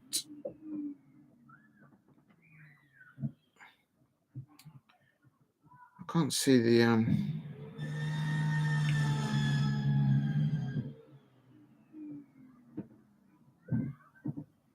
okay, so let's go back into that. Oh, the Arsenal and London cities. There's a lot of matches going off at the moment, and what I'll do is I'll go back to that. Oh! You do not want to hear that. You do not want to hear that. Right? Okay. So, just to recap, I'm going to go into. I have put in the descriptions the lineups, and also in the chat. It is Crystal Palace 0, Newcastle United 0.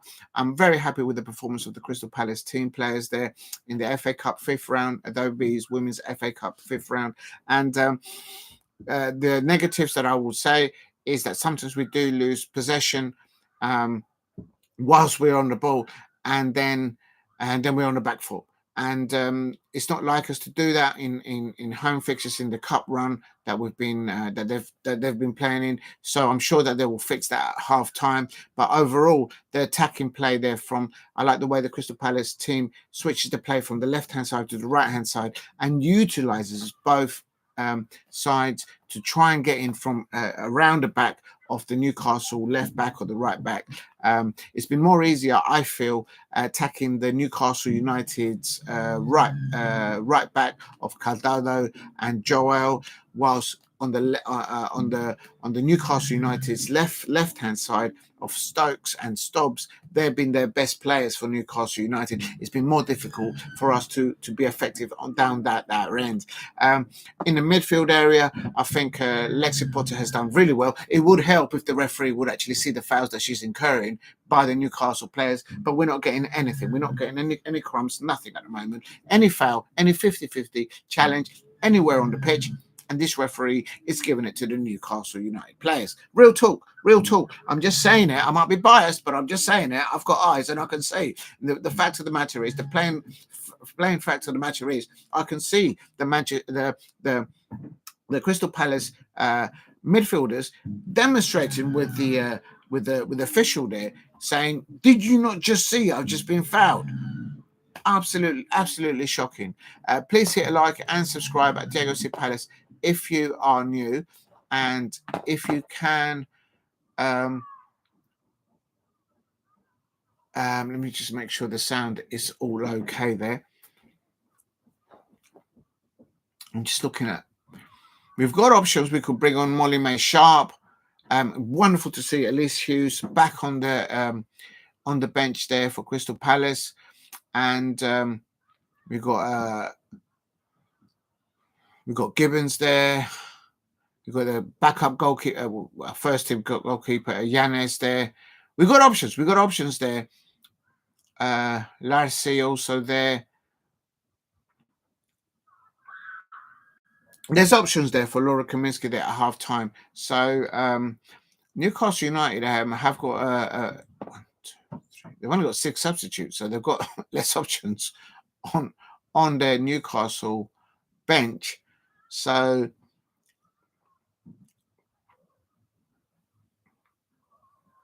I don't think Laura will change anything at half time, unless one of the players is incurring or trying to run off an injury that they may have picked up in the first half and I missed it. I think there won't be any changes at halftime from Crystal Palace. From Newcastle United, likewise, I don't think they'll change much because they've only got like 6 substitutes. So they've got to be careful. If they get injuries during the match, they need to be able to respond to that. Please hit a like and subscribe at Diego C. Palace. I am just going to have it. Oh, this has probably gone cold now.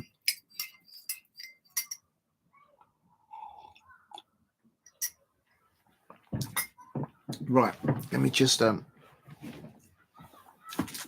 up my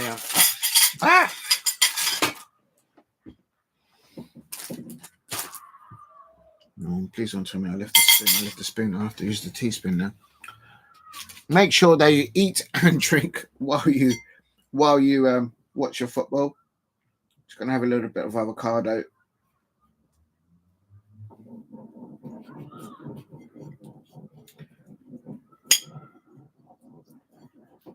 This is my half-time little nibble. And oh, here we go. Please hit a like and subscribe at Diego C. Palace. It's just half-time at the moment, waiting for the players to come out for the second half. And I will do the I shouldn't have opened the second one till I finish eating the first one, I suppose, but hey ho.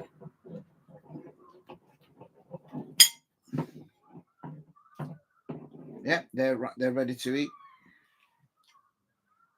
Ooh, I don't know where to put this, to be honest. Right. Remember to... Where's my salt? I had a salt somewhere. Got a bit of salt here. I'll have a bit of that in a minute. Right, before I start munching away, remember to eat and to drink while you watch your football. I don't understand why other people don't do it. I certainly do. Certainly, if I was on a away fixture, I'll be munching on something. Real talk. Now, on the results thus far in the Women's FA Cup, I can confirm that it is still right. There's another right. Okay, here we go. It's kickoff now at Arsenal versus London City Lionesses. There's good investment going into the London City Lionesses by the owner there. If you know, you know. Manchester City versus Leicester City as well. That's underway. Now they're into 2 minutes. It's 0-0 there. 0-0 here at halftime. And it's 72 minutes into the match. Rugby Borough 0, Liverpool 0. I'm surprised about that because I expected Liverpool to really... but they are fielding a lesser strength side there, of course, Liverpool. Concentrating, of course, in the WSL. All sides of concentrating in the WSL. So it is what it is. And also, just kicking off there, it is, of course, Portsmouth versus Sunderland in the FA Cup 5th round, a Women's Adobe Cup FA Cup round. What I'm going to try and do is get the lineups for all the other teams quickly before the second half starts. If I can find it. Please hit a like and subscribe at Diego C. Palace. Hope you're all enjoying the today's watch along. And if you are new, please subscribe at Diego C. Palace. The support from all of you thus far recently has been absolutely wonderful. So thank you very much, everybody out there. I'm just trying to find the lineups for any other of the other fixtures. Hopefully I can get it. And right, I'm not having any joy there. Manchester City, City Lionesses. This is Portsmouth versus Sunderland. So I've got the lineup here for Portsmouth, Sunderland. Let me get that up and running there. I'm not going to put that in the chat, but I do like to put them in the description because at a later date I may want to just Portsmouth versus Sunderland, Rugby Borough versus Liverpool. Oh, they're coming out for the second half. Let me get the earpieces on. Oh, we'll have to do the lineups in a minute. The players have come out for the second half. Please hit a like and subscribe at Diego C. Palace if you're new. They're about to kick off for the second half. Crystal Palace are about to do the kickoff there at half time. And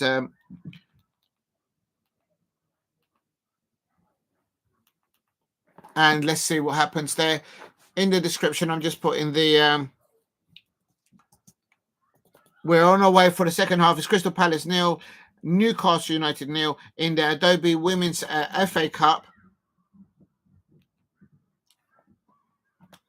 Come on, Crystal Palace women. Let's get to Wembley. You know you can do it. You know you can do it. We will prevail. And there's Annabelle Blanchard interception there. Annabelle Blanchard on the ball, breaking away there. She's holding off two players. She's been fouled by one of the Newcastle players. Referee's not giving us anything. Annabelle Blanchard places up to Worden. Worden on the ball. Worden is going to shot. Oh my God! How did she not score? Worden, the Netherlands international striker. She couldn't keep it down. What an excellent run. Forward run there by Annabelle Blanchard and Worden, just the goalkeeper to beat, and she just woofs out of the ball. It just left off the top upright, but that's a brilliant breakaway play there by Crystal Palace.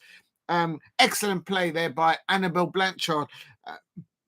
We needed to score that. And there is a substitution.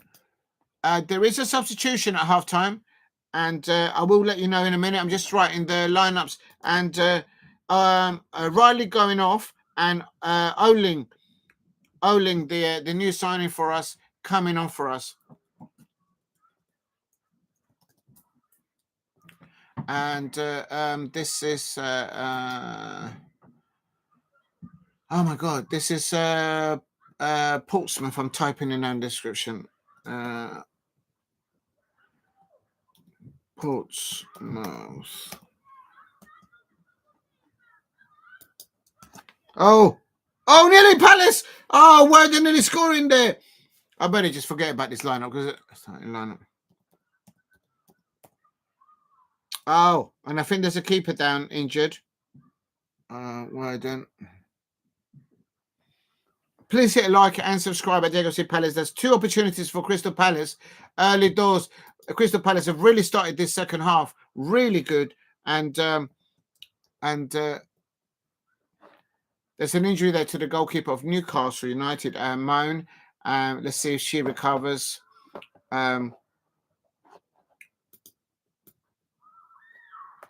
It's the Swedish international Olsen starting now on for Crystal Palace. What's going on?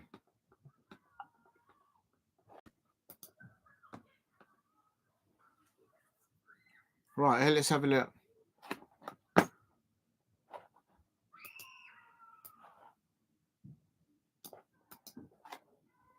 Crystal Palace starting really, really, really well in the second half, and now I'm putting Sunderland. Sunderland. They're just receiving treatment to one of the players, so.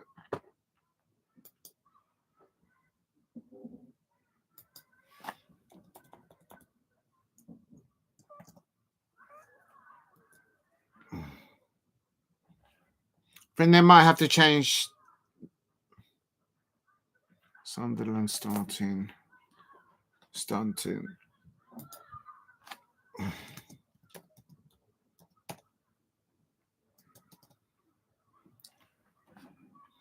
Right, I have I've put in the description the lineups for Portsmouth versus Sunderland lineup. Good to see Lambourne. She used to play for us at Crystal Palace. So I've put that in the description if anyone's interested. And before I go any further, I'm going to see what substitutions Crystal Palace have made at halftime. So just going to refresh it so I can get the names up. So let me put on here at halftime. It was Crystal Palace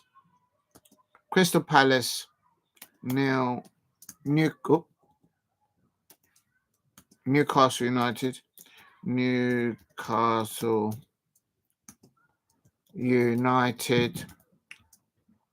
Crystal Palace 0, Newcastle United 0, and that was halftime result. And I'm just going to put on here the substitutions. Yes, India Riley going off, and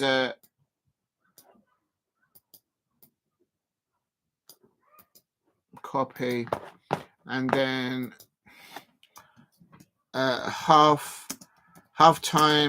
substitutions. substitution for Palace.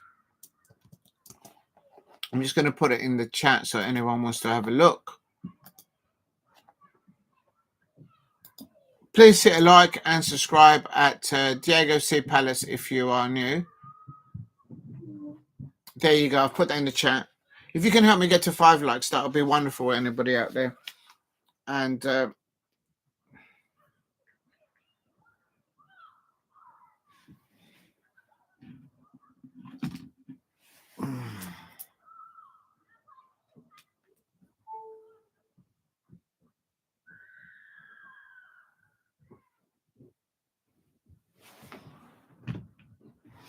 right, there we go. Right, they're about to do a drop kick now. We're off on our way. 51 minutes. There was a they had to when there's an injury to the goalkeepers, they have to make sure that everyone is safe and well. There's not been a substitute for their goalkeeper by the looks of it. Please hit a like and subscribe at Diego C. Palace's Crystal Palace 0, Newcastle United 0, and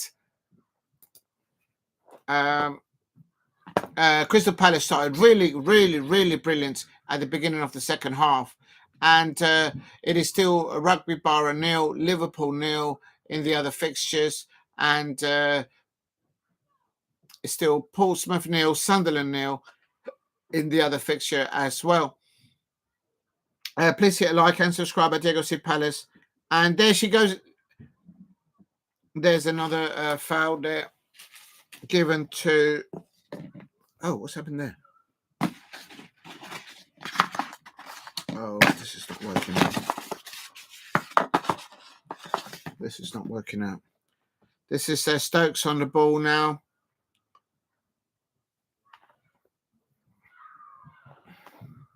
I wonder if it actually does it go to extra time or does it go straight into penalties? I don't even know. Right, where's my salt? Got some salt going here.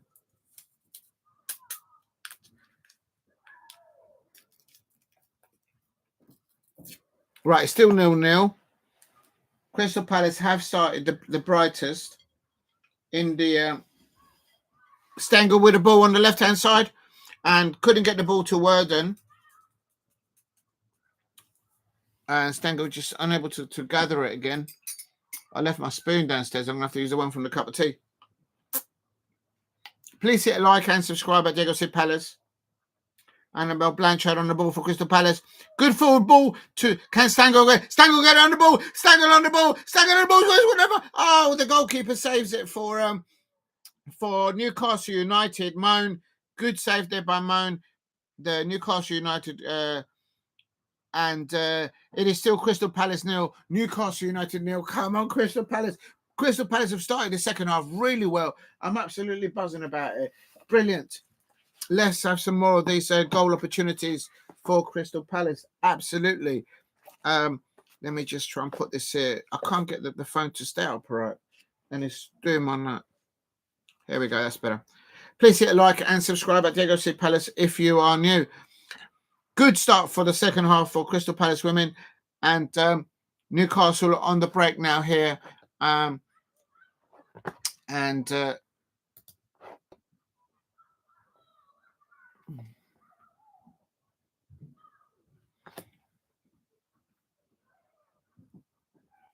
Joel for Stokes there for Newcastle United.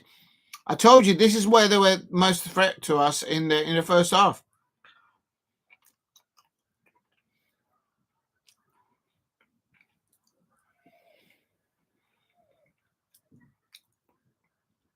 Good interception there by Lexi Potter. Stengel on the ball on the right hand side. Referee! What are you waiting for? Where's the yellow card? Stengel is being chopped up there on the right hand side. Referee. It finally gives us a free kick. And this is ball. Good ball there. Blanchard ball forward. Erling crosses it in.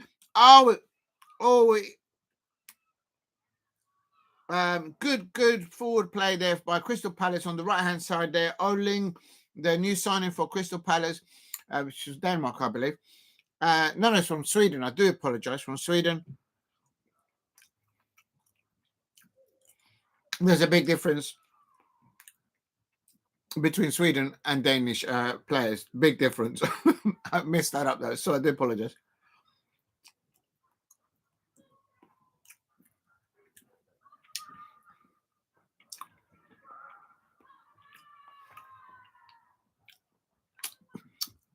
Blanchard with the ball through to Worden. Oh, she couldn't get hold of it. And the ricochets of Claudia Mont there. Claudia Mont there gathering the ball there for Newcastle United. Please hit a like and subscribe at Diego Palace. Help me get to 5 likes if you can in the chat.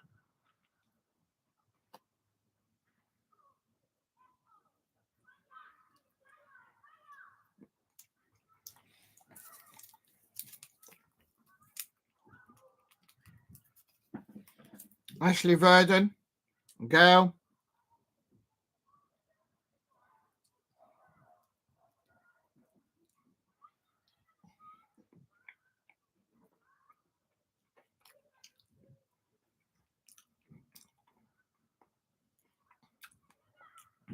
Newcastle United nearly got a breakout play there, but well stopped by Crystal Palace. Murphy. There we go. Crystal Palace under attack. Annabelle Blanchard on the right-hand side. Going into the penalty area. Can she pick a spot? She crosses the ball. Oh, it's just behind. It's just below Milligan. And then now Green crossing the ball in. Shoot. Oh, she's for girl. Good attacking play by Crystal Palace. Keep it up. Vi on the ball. Vi will shoot. Katrina Vi on the ball. Verdon on the ball.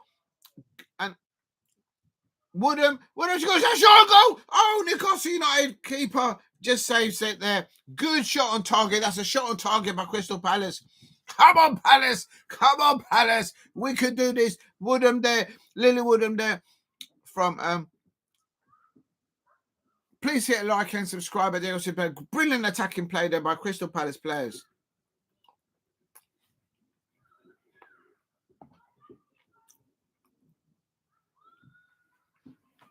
Good shot on goal there by Woodham, the Welsh international Crystal Palace player there. Lily Woodham.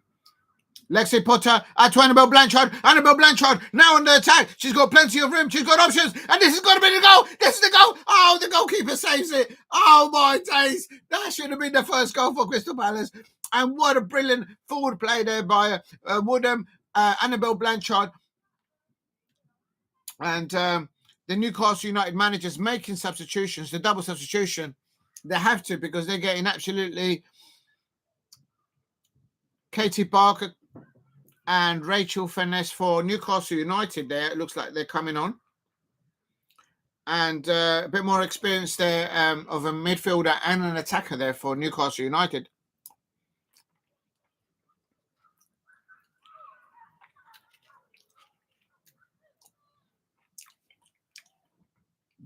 Yeah, Stokes on.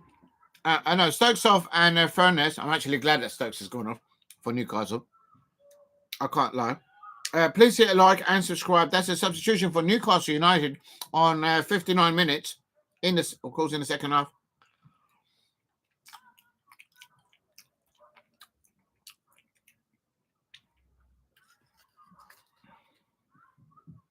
Please hit a like and subscribe at Diego Palace if you're new.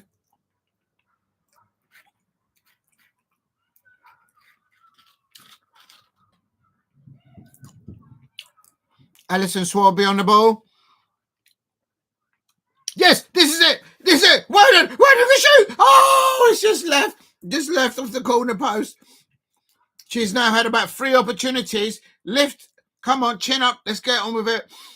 Good opportunity there for Worden. She should have crossed it, and she couldn't have crossed it there. She was running out of angle there. To be fair to her. She's getting closer and closer. The Netherlands international, Crystal Palace forward player, Worden. There's a Lexi Potter onto Annabelle Blanchard. Blanchard crosses the ball out to the left-hand side. Palace really turning up the screen. Annabelle Blanchard, shoot, turn, shoot. Go on, shoot, Annabelle. Oh, there's Worden on the ball now in the penalty area. Handball, penalty. It's blocked there. Oh, this is really good forward now. Newcastle trying to do a breakaway play, and Newcastle United switching the ball play to their good defending there by Crystal Palace. Come on, Palace, let's get a goal. And there's Blanchard on the table. The game has been stretched now, and it is this is Worden, Naturally Worden. Cut in, shoot, Annabelle, shoot, yes. Oh, Annabelle, she tries to do a turn, but she couldn't get the shot away. This is much better for Crystal Palace. Come on, Crystal Palace, you could do this. I know you can. Ole, ole. He goes. You could hear the home support for Crystal Palace players. I nearly dropped my coffee there. Real talk. Please hit a like and subscribe at Diego Palace. Help me get to 5 likes in the chat. And this is Crystal Palace 0, Newcastle United 0. Brilliant second start for Crystal Palace. And it's Crystal Palace on the right-hand side. Gale on the right-hand side here. Green plays the ball forward. Yes. Yeah. Oh, come on. He's just not dropping for us. Oh, nearly. We've got seconds. We've got the ball back again. Newcastle United gather the ball. Now trying to do a little breakaway play there. But Alisson Swaby gathers the ball. Oh, careful. Alisson Swaby, our new signing at the January transfer window. Good ball forward there to Annabelle Blanchard. Referee, that's a foul. What about the foul on Annabelle Blanchard, ref? Adam Jeffries like going, of course, that's a foul, isn't it? This referee's not seen any fouls on us. Real talk. Unbelievable. And here is Crystal Palace are absolutely on fire here in the second half. The start of the second half, they are absolutely doing bits there. They are deservedly on top of this. Please hit a like and subscribe. This is a ball. Oh, off the crossbar. Minigal there, off the crossbar. Oh, my days. Oh, he just didn't dip enough. We've hit the crossbar. We hit the post in the first half. We've hit the crossbar now. And I'll tell you something. Crystal Palace should be 2-0 up. Real talk. And what's this referee doing? What's the referee? Why is the referee stopping the play?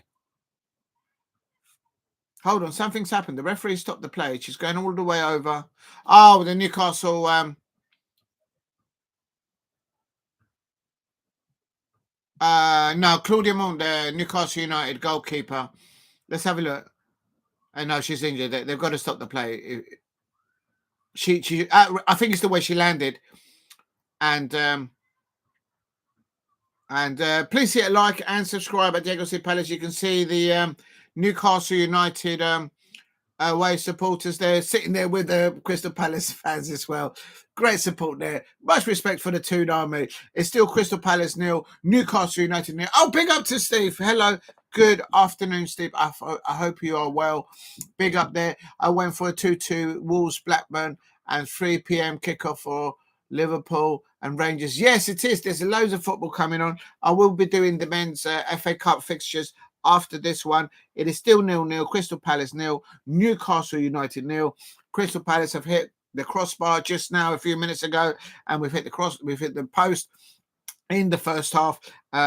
We should be 2-0 up, but it is what it is. And it's a substitution there for Newcastle United. I'm going to quickly earlier on, Stokes came off and Furness came on for Newcastle United. That's Becky Langley's Newcastle United. Crystal Palace are definitely the best team in the second half by a mile. They've also done another substitution, Newcastle United, just now. Lumsden has come off and Barker has come on. And that's a winger for a winger there. Early on for Crystal Palace at half-time, India Riley, she came off, and Olsen, our new signing, she's come on for Crystal Palace at half-time. And Millie Cahill, she's come off, and Kato's come on. on 64 minutes for Crystal Palace there. So looking forward to how we're going to progress in this second half. I think Crystal Palace should be at least 2-0 up, and there's been some suspect refereeing decisions, I have to say. We've not been giving the 50-50 challenges to us. They've all been going Newcastle United ways. Come on, Palace. Let's get to Wembley. Let's get some silverware. Big up to Steve ROC in the chat there. If you're new to the channel, please hit a like and subscribe. Diego C. Palace. Sorry about that. I've got a bit of water in my ear still from the shower this morning. Please hit a like and subscribe at Diego C. Palace. And now there's Newcastle on the attack now. No, he gets a shot on, but it's well wide there. It's landing in the toilets. There's a toilet section behind the goal line where Newcastle tried to shoot. The draw for the Emirates FA Cup 5th round proper will be made live on BBC's on Monday. Oh right, okay.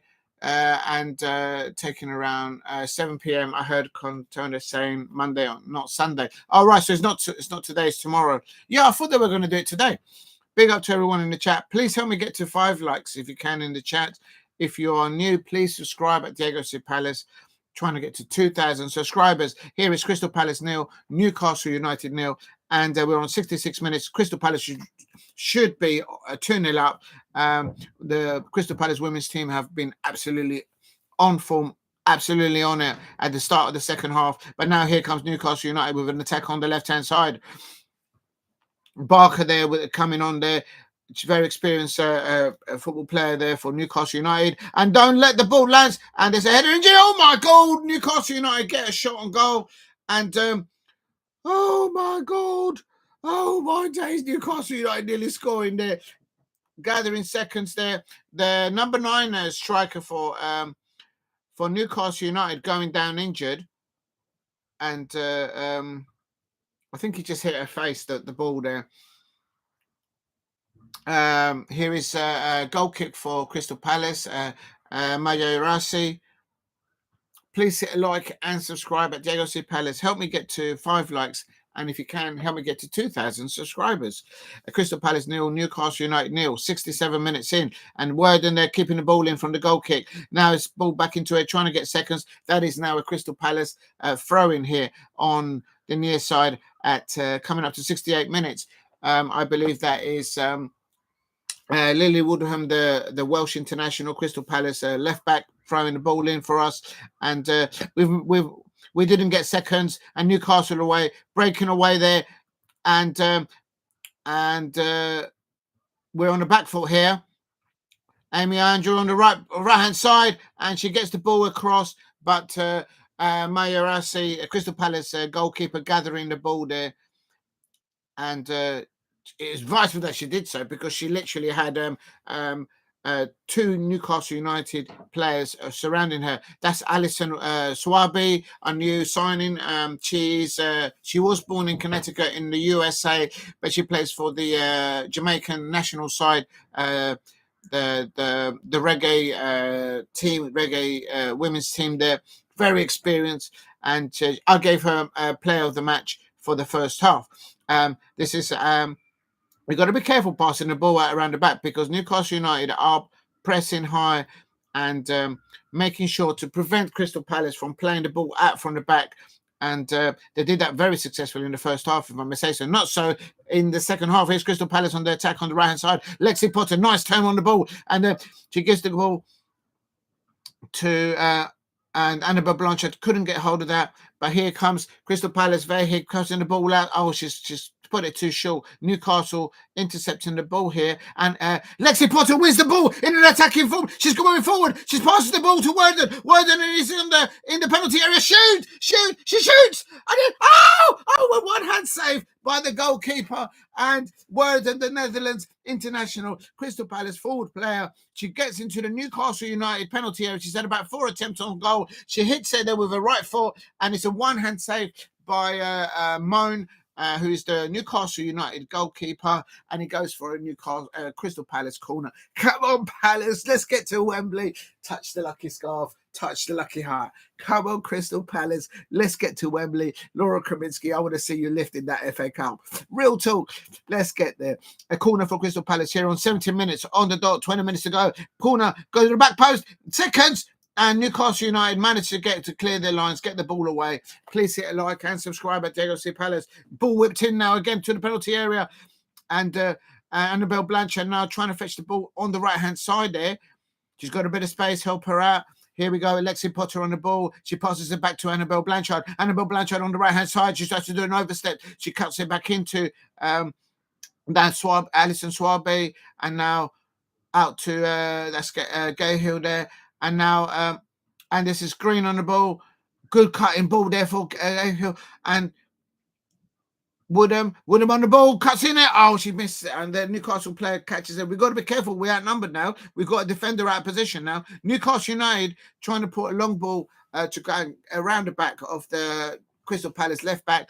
But the Crystal Palace goalkeeper there, Mazarawi, gathering the ball. Here is Alison Swaby there for Crystal Palace. Cross ball, trying to find Worden up top. And here Crystal Palace getting the loose ball. Newcastle United and then getting another loose ball there. And now they're playing forward. But again, Mazarazi, the Crystal Palace goalkeeper, calming things down, gathering the ball, picking her pass, let's have some movement for her. Careful. Newcastle United are pressing when we try and play the ball out from the back. Worden there, referee, that was a foul on Worden, surely. This referee is not giving us any decisions. Please help me get to 5 likes. It's Crystal Palace 0, Newcastle United 0, 71 minutes. And here's Crystal Palace on the left-hand side with Woodham, the Welsh international left back for Crystal Palace. And Worden, good link-up play there with Worden, the Netherlands international, and Crystal Palace's Woodham.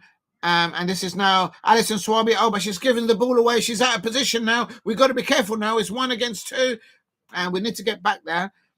And Newcastle on a bit of a mini break here. Alison Worthy. Oh, that's a corner.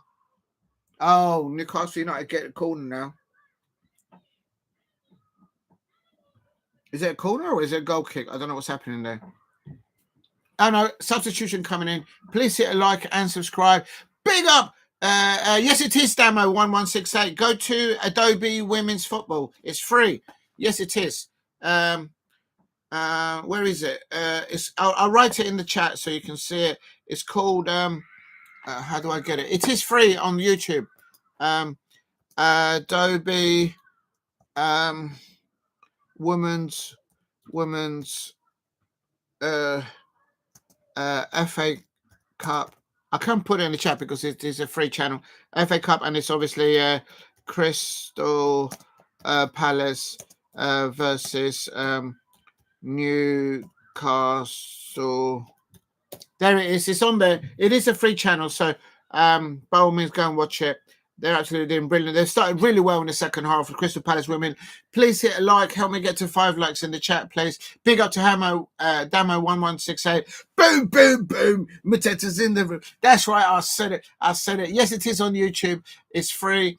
All the FA Cup fixtures of the FA Cup are free on YouTube on the official Adobe FA Cup women's channel there. Go and check them out. Brilliant coverage there. And Steve, I see the game on Sky. Swansea beat Bristol. Oh, well done. Well done, Swansea City. I predicted Swansea City 1, Bristol City 0. And Sevilla, Barca. I'll come back to you, Steve, because I'll come back to you in a minute on that one. And please hit a like. And here's Newcastle United with a break there now. 74 minutes, the ball goes out to a corner. Steve says Sevilla Barca game. I watch if Barca win, could have an exciting 3-horse race. Yes, it is going to be a 3-horse race. Atletico Madrid, Barcelona, and of course Real Madrid in the men's La Liga. You got it. Yeah, it's free there. I've been there. It's just a bit tricky to get there when they do. You can get there by bus, and you can get there by and then get to Malden. You have to get a bus from Malden and then get one of the buses out there. It's just one direct bus, and you just walk across the park if you're doing public transport. But at night, it is a bit dodgy crossing that park just behind where the football pitch is. There's some goings going on at night in that park. Real talk. I'm not saying what. But anyway, let's get back to the football. And Newcastle United get a free kick. This referee keeps giving free kicks to Newcastle United. In the first half, they were doing it. And now in the second half, this referee under Lino, every 50-50 challenge. And there is Annabelle Blanchard demonstrating with the referee, and rightly so. I'm in your corner, Annabelle Blanchard, because this referee, any 50-50 challenge between two players, they're giving it to the Newcastle United players. I'm not being biased. I'm not being taking liberties here. I'm just being real. I've got eyes. I can see. This referee is giving all the decisions to the Newcastle United players. I swear, this referee must have a season ticket at Newcastle. Please hit a like and subscribe at Diego Palace. Help me get to 5 likes in the chat. 75 minutes here. Newcastle United got a free kick about 5 yards off the penalty area. No! Oh my days! Oh my days! Oh my days! It was dipping, but it was off target. Crystal Palace have hit their crossbar in the early half of the second half. Crystal Palace have hit the upright in the end of the first half. We have had opportunities, and please help me get to 5 likes in the chat. If you are new, please subscribe at Diego Palace. It's Crystal Palace 0. Newcastle United 0. I'm giving the performance of the match thus far to Alison Swaby. She is the Jamaican international, but she was born in Connecticut. Vast of experience of her. And also on the pitch, we've also now got Olsen, the Sweden international, and she's won honours as well in European football as well. So we've got experienced players in the transfer window. Massive big up to Grace Williams, who is the head of women's football at Crystal Palace, for probably but they're probably still working on trying to get maybe a loanee or something like that. And they'll say big up to Grace Williams, who is the head of women's football at Crystal Palace as well. And also Laura Kaminsky here now. Her players here. Annabelle Blanchard has got a free kick here. At last, the referee's giving a free kick here on 77 minutes. Loose ball. Crystal Palace. Go on, shoot. Go on, Annabelle Blanchard, just outside the penalty area. She cuts it in. Oh, she's lost the ball. Oh no, don't lose the ball now. And good covering ball there by Lily Woodham, the Welsh international for Crystal Palace. Please hit the likes and subscribe at Diego Palace here. Finally, this referee is giving us a decision. Unbelievable. It's taken this referee 77 minutes to give us a free kick. Real talk. Look into my eye. I'm telling you the truth. This referee's been giving all the 50-50 decisions to the Newcastle United players. Real talk. Absolute scenes. It is 0-0. Crystal Palace coming out into the second half, the brightest, more intensity, attacking play. We should really be 2-0 up in this match, but we just haven't got it over the last third, targeting the Newcastle goal. Annabelle Blanchard here on the ball. Lexi Potter, nice little turn there, controlling the ball. She's looking to switch the ball over to the right-hand side. She's back on the ball. Lexi Potter. She's got an eye for a pass. Alexia Potter. She sees that waiting on the ball. Waiting on the ball in the penalty area. She cuts it in. Annabelle Blanchard can't get to it. Oh, nearly. What a pass by Lexi Potter to see Werden. Here's Werden again on the left-hand side. She's in the penalty area. She's iron post. And she nearly crossed it in for the Crystal Palace player there. And there is a Newcastle United player down injured in the penalty area. And brilliant attacking football there by the Crystal Palace women there in the FA Cup draw here against Newcastle United. I'm so happy with the offensive attacking play, the intensity of the Crystal Palace women's side here up against Newcastle in the start of the second half. We should be 2-0 up. We should be 2-0 up. I'm sure Laura Kaminsky there in her technical area there, she must be thinking, how are we not 1-0 goal up? We should be 1-0 up. Real talk. I can see some of the I got 3-0 to Liverpool and 1-1 Villa Spurs. Yeah, I'll come to that later on, Steve. Yeah, absolutely.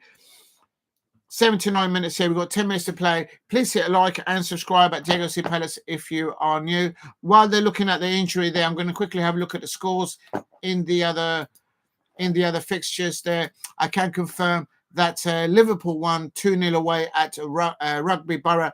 A real good performance by Rugby Borough, holding out Liverpool to a 0-0 for the majority of that match. It's still 0-0 here. Crystal Palace versus Newcastle United in the Women's FA Cup. Arsenal have scored a goal there up against London City Lionesses. And Manchester City, I wonder if Bunny Shaw has actually started for Manchester City. I don't know yet. But they're winning 2-0 up against Leicester City. Portsmouth 0, Sunderland 1 there. And 3 p.m. kickoff is Chelsea women's team versus Everton in the Women's FA Cup. And Newcastle United, they're now gathering the ball there at the back with Worden there. Ashley Worden trying to get the ball forward for Crystal Palace. Please hit a like and subscribe at Diego C. Palace. If you're new to the channel, please subscribe at Diego C. Palace. And this is Lexi Potter. Ball on the right-hand side. Crystal Palace whipping the ball in. Yes! Yes! Crystal Palace have scored! What a ball! What a goal by Worden. Alicia Worden, there you go. Crystal Palace on the way to Wembley. I told you we will score. I was saying a minute ago, Laura Kinsky will be on her technical area. If you know how we're not one up. Wonderful ball in there. A left foot there by Alicia Worden, the Netherlands international. And Crystal Palace are on the way to Wembley. Come on. Crystal Palace 1. Newcastle United 0. Newcastle United fans in the mud. Come on, Crystal Palace. That's right. There you go. Alicia Worden, she had to score. She doesn't give up. She's the Netherlands international. She's had about 4 or 5 opportunities before. She doesn't give up. The Crystal Palace women, they don't give up. They don't give up for each other. They don't give up for their manager, Laura Kinsky, and Adam Jeffrey in the coaching staff as well. They don't give up because the only thing they know is how to lift a trophy. They lifted the Women's Championship trophy last season. We are champions. Oi, oi, Demo, 1-1-1-8. That's right. Oi, oi, oi, oi. We are Palace. We are Palace. Super Palace. And it's Annabelle Blanchard in the penalty area. She's got in. Oh! Annabelle Blanchard nearly scoring the second goal for Crystal Palace. Annabelle Blanchard is on fire. Your defence is terrifying. Your defence is terrifying. Annabelle Blanchard is. That's right. I said it. Oi, oi. That's right. Newcastle away fans are in the mud. The Crystal Palace team are on the way to Wembley. We deserve it. We should be 3-0 up. Real talk. We've hit the crossbar in the second half. We've hit the upright in the first half. Real talk. Come on, Palace. Let's get to Wembley. And we've got options. Crystal Palace. And we've got about 7 minutes. What a vital time to get a score. Please help me get to 5 likes in the chat. I'll tell you something. The start of the second half, that team talk, and there's Ashley Worden on the left-hand side. She's coming into the penalty area. She cuts it in. Annabelle Blanchard. She gets a shot away. Oh, she can't and gets blocked. And what a link-up play between Ashley Worden and Annabelle Blanchard from Crystal Palace. Annabelle Blanchard was brought up in Liverpool. She's got the scouts of her. She's bringing it to Crystal Palace. She's absolutely brilliant. And in the midfield area, Lexi Potter's also been really brilliant for us in the midfield for us in the start of the second half. Real talk. Here she is trying to break down the players again. And vital time for Crystal Palace to score a goal. Please help me get to 5 likes if you can. And we need to stay concentrated. We need to press them well off the ball. And there's Crystal Palace breaking away here with the ball. Ashley Worden, Annabelle Blanchard. Can she get to it? Oh no, she couldn't get hold of the ball and cut it in. Please hit a like and subscribe at Diego C. Palace. Crystal Palace are on the way to Wembley. Come on, we can do this. We can do this. And I knew Ashley Worden would score today. She's had about 4 good opportunities, and she doesn't give up. This will give her confidence, Ted. And Stengel has also done really well for Crystal Palace, the other forward player that we've got on the pitch. Absolutely. Here's the Crystal Palace on the right-hand side here now. Oh, they've given the ball away. Come on, Palace, concentrate. Let's get to Wembley. Absolutely buzzing with that goal. Absolutely buzzing. And I have to say, Newcastle did play really well in the first half. Okay, the match is not finished yet, but come on. Palace, let's get a second goal. Let's get a second goal. You can see there in the technical area, Laura Kinsky standing there alongside Adam Jeffrey, and they're in discussion there, no doubt, to see what's going to happen next. And there is a Newcastle United now substitution now taking place. It is they only brought 6 substitutes today, and that's Hales coming on and Chapman. Chapman coming on and Hales coming off. She had an opportunity in the first half, one-on-one against our keeper, but he just went over the crossbar. And it's a little back heel from Newcastle United. Come on, Palace, let's get a second goal. Please hit a like and subscribe at Diego C. Palace here. Ashley Warden there. The performance of the first half, I gave it to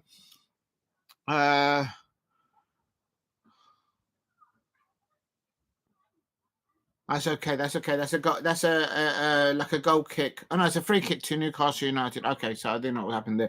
Right, please hit a like and subscribe at Diego C. Palace. The first half performance, I gave it to Swabi, the Jamaican international that we've just signed in the transfer window, and in the second half, I've got to give it to Ashley Worden. She hasn't given up. She's had I think that's her 5th attempt on the Newcastle goal, and beautiful left foot of hers. She coasted in across there in by a Larkin from the right hand side of the Newcastle penalty area. Wonderful goal there. Attacking play, good link-up play between Lexi Potter and Annabelle Blanchard, in my opinion, in the start of the second half, up in levels and deservedly 1 goal ahead. We should be 3-0 up. Real talk. We've hit the crossbar and we've hit the upright in this match. So we should be 3-0 up. Please hit a like and subscribe at Diego C. Palace if you can. Help me get to 5 likes in the chat. And here we go. It is a cross now to Crystal Palace. It's going to it. Why did they get a second one? Oh, how did she not score? Oh, she has to score. Oh, Ashley Worden, she could have had a hat-trick. She could have had 3 goals today. Perhaps even 4 goals. The ball was wobbling a bit. Oh, she just got underneath it. Just get it on target. Oh, I think he actually got a deflection. I do take it back. She actually got it on target, but he got a deflection. That's why it's a Crystal Palace corner on 87 minutes. Let's keep the ball at this end of the pitch. Big up to Damo116. Oi. That's right. Your defense is terrified. And Weirden is on fire. Your defense is terrified. Ashley Weirden is on fire. That's right. I said it. And here we go.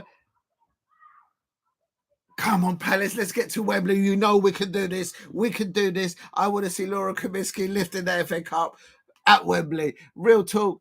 Palace are massive. Listen, they've done well today. They had a few hairy moments in the first half. And this referee allowing 2 footballs to be played on the pitch. What's going on, referee? Real talk. Please hit a like and subscribe at Diego C. Palace if you are new. That is it's a drop kick there because there was 2 footballs on the pitch. Referee having to take control of that again. Come on, Palace. Let's just see this out. Let's get 1 more goal. Palace are massive. Listen, the Crystal Palace women's team, big up to Grace Williams, the head of women's football, for bringing in Swabi, who's the Jamaican international, although she was born in Connecticut, but she's a very experienced defender and she's got an eye for goal as well. She can get upwards as well. She can play in the midfield. She can play on the right. She can play on the left. So very experienced players there. And we also signed a Swedish international, Ola, and she's on the pitch right now. And here's Annabelle Blanchard.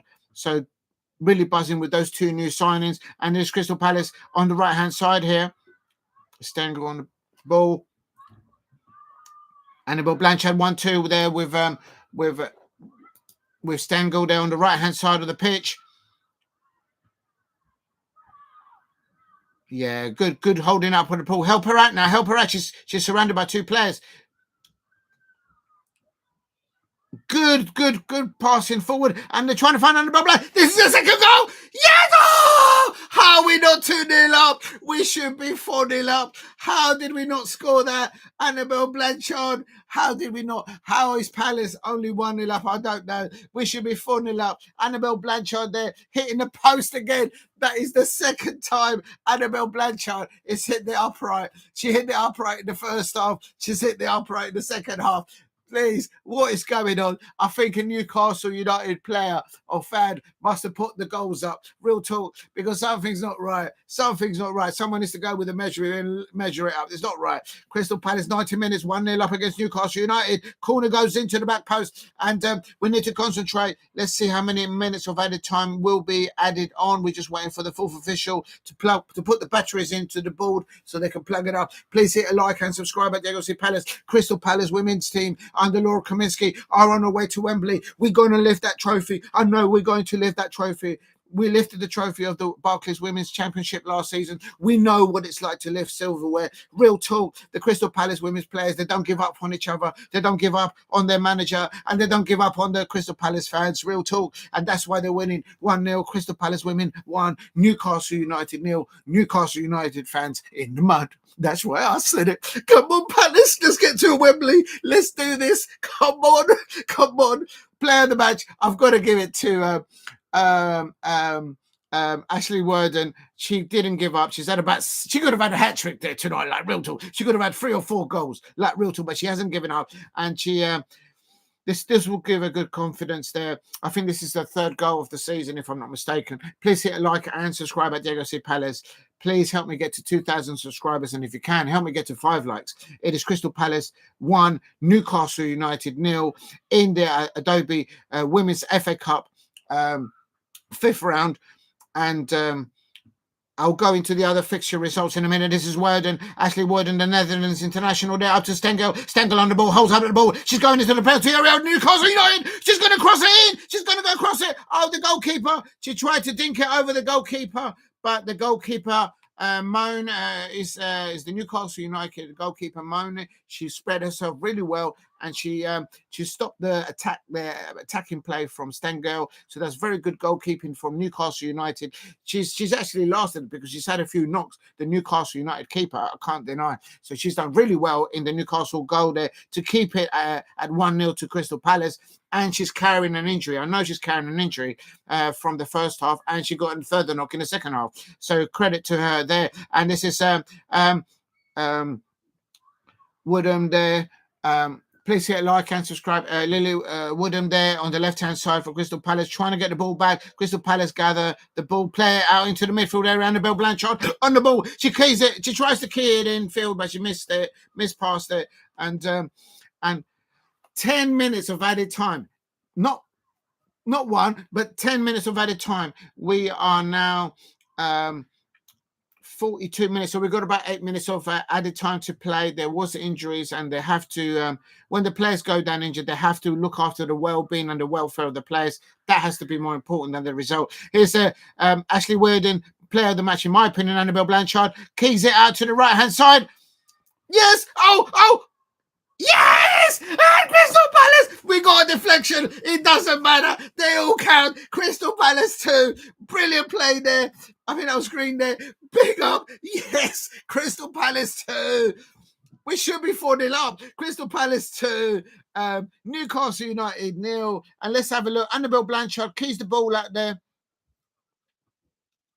I think he got a deflection. I think the ball came off fairness, so it might go as an own goal. Yes! Crystal Palace on the way to Wembley. We are Palace. Super Palace from Selhurst. And Crystal Palace 2-0 up against Newcastle United. And I have to say, we're on our way to Wembley. It was really me touching the lucky scarf, touching the lucky hat. That's what's done it. No, not really. What's done it is the intensity. And this is remarkable. Elise Hughes, the international of Wales, is coming on for onto the pitch. Absolutely. She's back on the pitch. Yes! Elise Hughes is back on the pitch. Elise Hughes is back on the pitch. You know, your defense is terrified. Elise Hughes is on the pitch. Well done, Elise Hughes, coming back from that terrible injury at the end of the of last season's championship. I'm absolutely buzzing. Big up to Damo116 says, yes, Palace are massive. Listen, Elise Hughes is back on the pitch. I am so buzzing. We're not only winning 2-0, we're not only on the way to Wembley. Those Crystal Palace women's players, they don't give up on each other. They don't give up on their manager, Laura Kinsky, and they don't give up on the Palace fans. Real talk. And so much that right now, Elise Hughes, the Welsh international striker, the Crystal Palace legend, Crystal Palace women's player, she's back on grass, boots back on grass on match day. Absolutely buzzing. Elise Hughes, the Welsh international, she's back on the pitch for Crystal Palace. I would love for her to get a goal. Come on, Elise Hughes, get a goal. Oh, Newcastle United. Oh, good save there by Majarasi there. A good save there in the inside of her post. We need to concentrate, Crystal Palace. Come on. Let's see this out. I want to see an Elise Hughes goal. Come on, please, please, please, please. Yes. I think I'm going to give player of the match has to go to Ashley Worden, the Netherlands international, Crystal Palace forward. I mean, they've all been brilliant, attacking forward, from the midfield to the attackers, the wingers, everyone. But she didn't give up. She could have easily have had a hat trick today. Please help me get to 5 likes if you can in the chat. I will go over to the 3 p.m. kickoffs in a minute, but I've got to see this through. This is absolutely brilliant. Crystal Palace women here winning 2-0 against Newcastle United. And my prediction was Crystal Palace 3, Newcastle 1. So they've even beaten my result because they've got a clean sheet. Oh, let's not jinx it. Oh, what's happening? Is that a penalty? Oh, don't tell me this referee is going to give a penalty to Newcastle United. That's not a penalty. Oh, my days. It's taken over 90 minutes for this referee to give us a decision. Oh, my days. I say no more.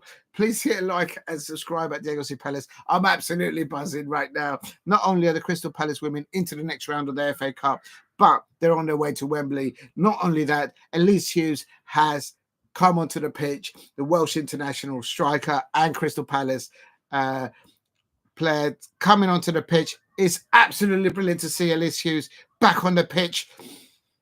Absolutely buzzing about this. Well done to her in her recovery from her injury, and big up to the medical staff at Crystal Palace for getting her through that. Real talk, real talk.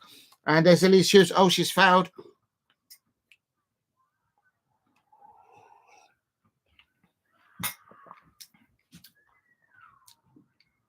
If you're new to the channel, please subscribe at Diego C. Palace. Help me get to 5 likes if you could. And if you can, help me get to 2,000 subscribers. Crystal Palace women, Crystal Palace 2, Newcastle United 0 in the Women's FA Cup 5th round here. We're coming up to, we've got about 3 minutes of added time, injury time to play at the end of the second half. And good header there by Elise Hughes. Good turn there. The Newcastle United player has gone down injured, but I think she's all right. Good to see Elise Hughes there holding up the ball, headering the ball, and then doing a turn. She's formidable with that. And good to see that. And please keep hitting the likes. If you can help me get to 5 likes, it'll be wonderful. And a massive thank you to everyone out there for the support recently. All the subscribers are going up. The likes are going up. The views are going up. And I'm absolutely buzzing for the Crystal Palace women here. And they're defending there. And Newcastle United, they nearly scored there. They've got a throw in here literally on the last 2 minutes of added time, injury time at the end of the second half. And I think for Newcastle, their best player, I will give it to, it's between Stokes and Stobbs. Although some of them they've been substituted. I'm going to give it the Newcastle players. I'm going to give it to Stokes, and a very good performance in their goal. Mona is the surname for the Newcastle United goalkeeper. She's picked up injuries in the first half and knocks in the second half, and she's seen it out. So respect to that where it's due. Real talk. And for Crystal Palace team, I'm giving the performance of Riley, Potter, Alicia Potter, Blanchard, Cahill, Stengel, Worden, Swaby, the new signing, Green, Vehi, Woodham, and Maya Sarasi, and there's Newcastle United having a shot there. They've all been absolutely brilliant. But the player of the match, I'm going to give it to Aisling Worden, the Netherlands international for Crystal Palace. She could easily have had a hat-trick. She could easily have had 4 goals today.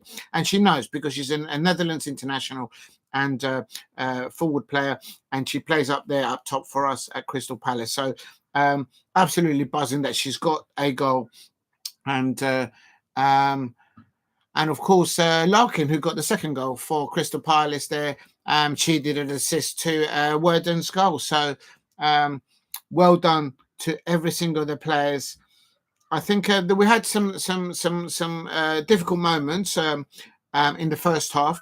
Newcastle were clearly set up to prevent Crystal Palace players from playing the ball out from the back, from being having too much time on the ball. So their press and their intensity, the Newcastle players at the beginning of the first half, was formidable and stopped us from getting into our rhythm, to the point that both teams cancelled each other out. And but in the first half, we did hit the upright. Annabelle Blanchard hitting the upright, and then the ball bouncing off the upright and landing into Moan's hands.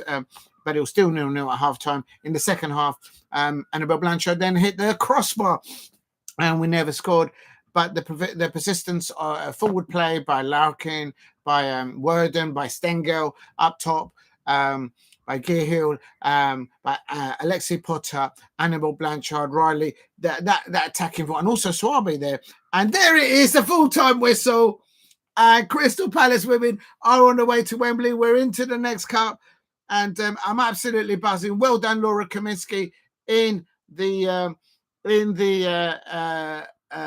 Crystal Palace women's technical area. They're congratulating, of course, the and I'm absolutely buzzing with that. Crystal Palace women are into the next and well done.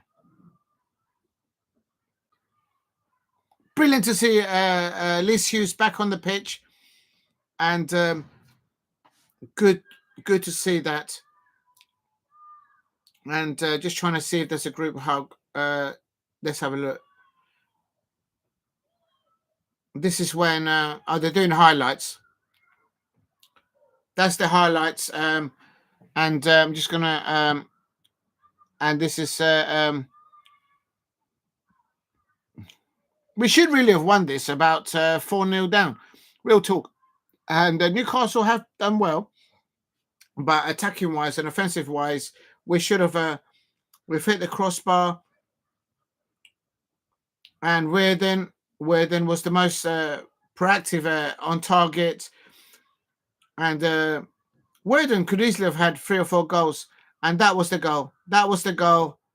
And she's actually finally scored, and they're celebrating there. Absolutely brilliant to see. And this is the second goal here, and Annabelle Blanchard there, hitting the upright again.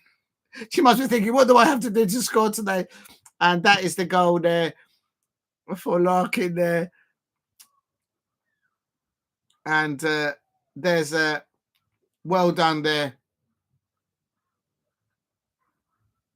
That's brilliant. Absolutely brilliant to see. Please hit a like and subscribe at Diego C. Palace. And a late opportunity there for Newcastle United. And both teams there in the huddle, in the middle of the park, getting food for thought, I suppose, on their performances throughout today's FA Cup fixture. But I am absolutely buzzing with that result. Clean sheet into the next round. And there you go, Demo 1168, absolutely, for the Crystal Palace women. I have to give a round of applause. We're on our way to Wembley. Laura Kinsky knows how to lift up silverware. I'm absolutely proud of that performance from all the players. I'm giving the first half performance player to our new signing, Swaby, the Jamaican international. Although she was born in Connecticut, she was born in the USA, but she's a very experienced international and club level football player, and that showed in the first half. That's why I gave the performance to her. In the second half, I'm giving it to Ashley Worden, the Netherlands international forward player. She didn't give up, and but she was fighting up there, up top with Stengel. Stengel did absolutely brilliant, also on the wide positions, and also tracking back deep into the midfield to help out Alexei Potter and Gay Hill there in the Crystal Palace midfield. Annabelle Blanchard link-up play there with Lexi Potter was very good alongside with Riley, and also the backline for Crystal Palace, Swaby there, with Vahe, Green, and Woodham, the Welsh international there. And in our goal, Masharasi, she did crucial saves at times and vital stops at times. So well done to her as well.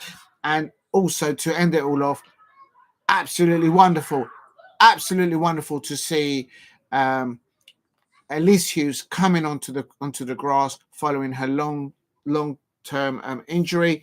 Absolutely buzzing. Congratulations, Elise Hughes, for getting back there, putting boots on grass on match day.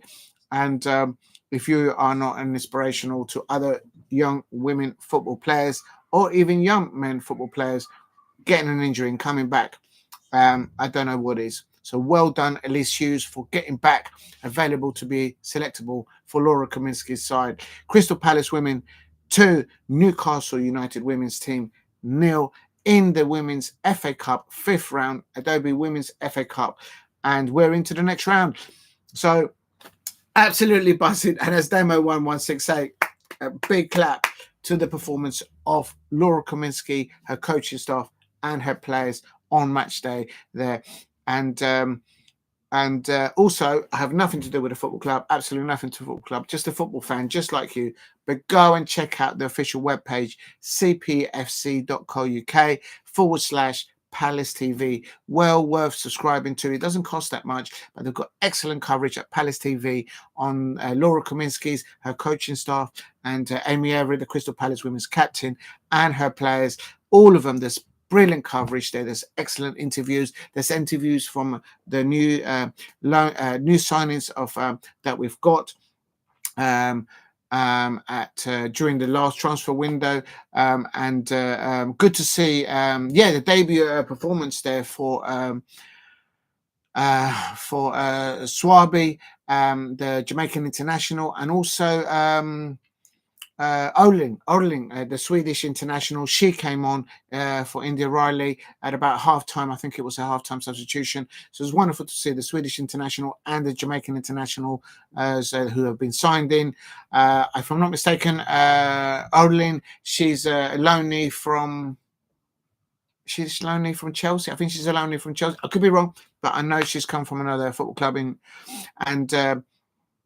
so it's I'm buzzing for it that we've had a mixture of established players and new signings involved in today's victory.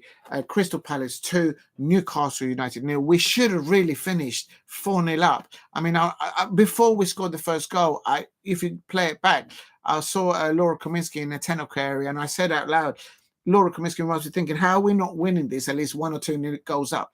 Because literally on offensive play, on intensity, on a choking place, on the way the Crystal Palace players try to get in around the back in forward play, using width, we should have been at least 2 or 3 goals up. And sometimes when we did play through the centre, we hit the crossbars, the uprights. So in the first half and in the second half, the Crystal Palace team should have been at least 2 or 3 new goals up.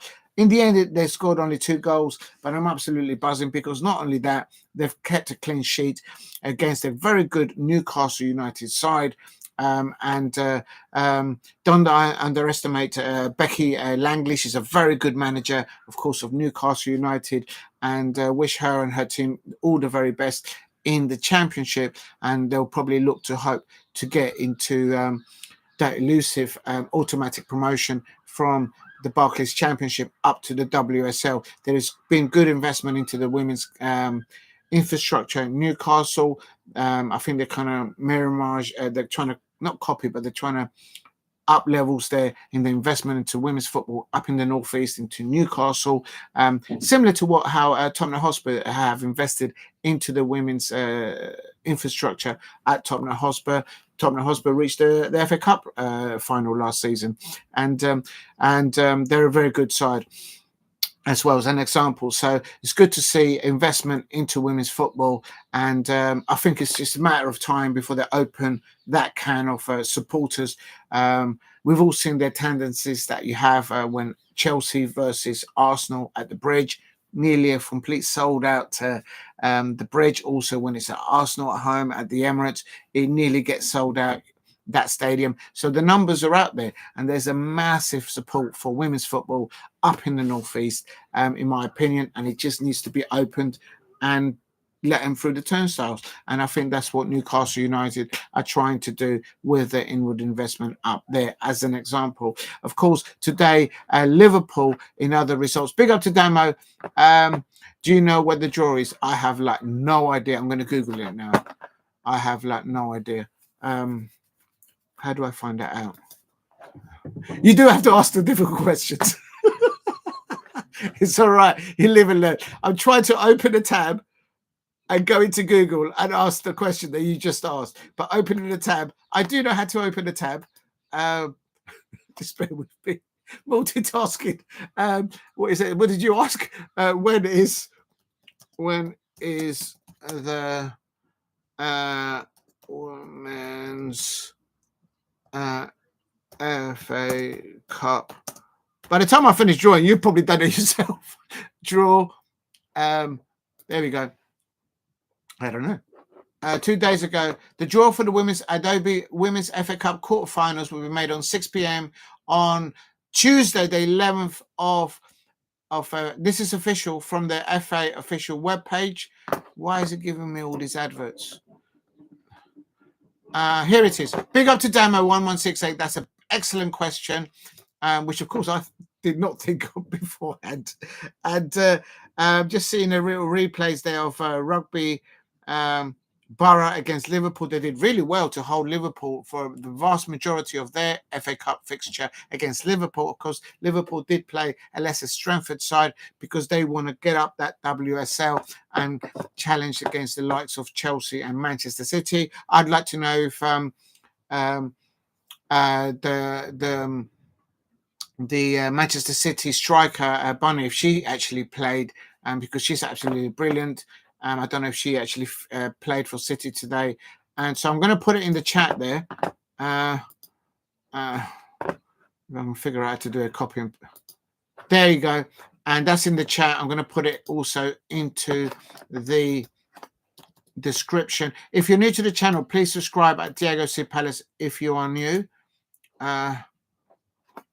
There. So the draw, it will be taking place. Okay, let's read it out. The draw for the Adobe Women's FA Cup quarterfinal will be made on at 6:30 p.m. on Tuesday, the 11th of February. So this Tuesday incoming, taking place at the Wembley Stadium. The draw will be streamed live on the Adobe Women's FA Cup YouTube channel. Big up to the Adobe Women's FA Cup YouTube channel for I've actually utilized your live feed today to do this watch along. So big up to Adobe Women's FA Cup YouTube channel, people there, and presented by Floyd Hughes and Charlton Athletics midfielder Carla Humphreys. Yeah, she's good. And Dulwich Hamlet, DJ Lucy Monkman Monkey will be doing the draw there. Ties in the fifth round proper are taking place across the weekend as clubs battle it out. Yeah, that's what's happening now. And I'm going to put the ball numbers there. And of course, Crystal Palace are through. We are ball number 5, if anyone's interested. I'm just going to put that in the chat there. Just with me. Please hit a like and subscribe at Diego C. Palace. Help me get to 5 likes if you can in the chat. It helps attract new subscribers. And if you're new to the channel, please subscribe at Diego C. Palace if you are new.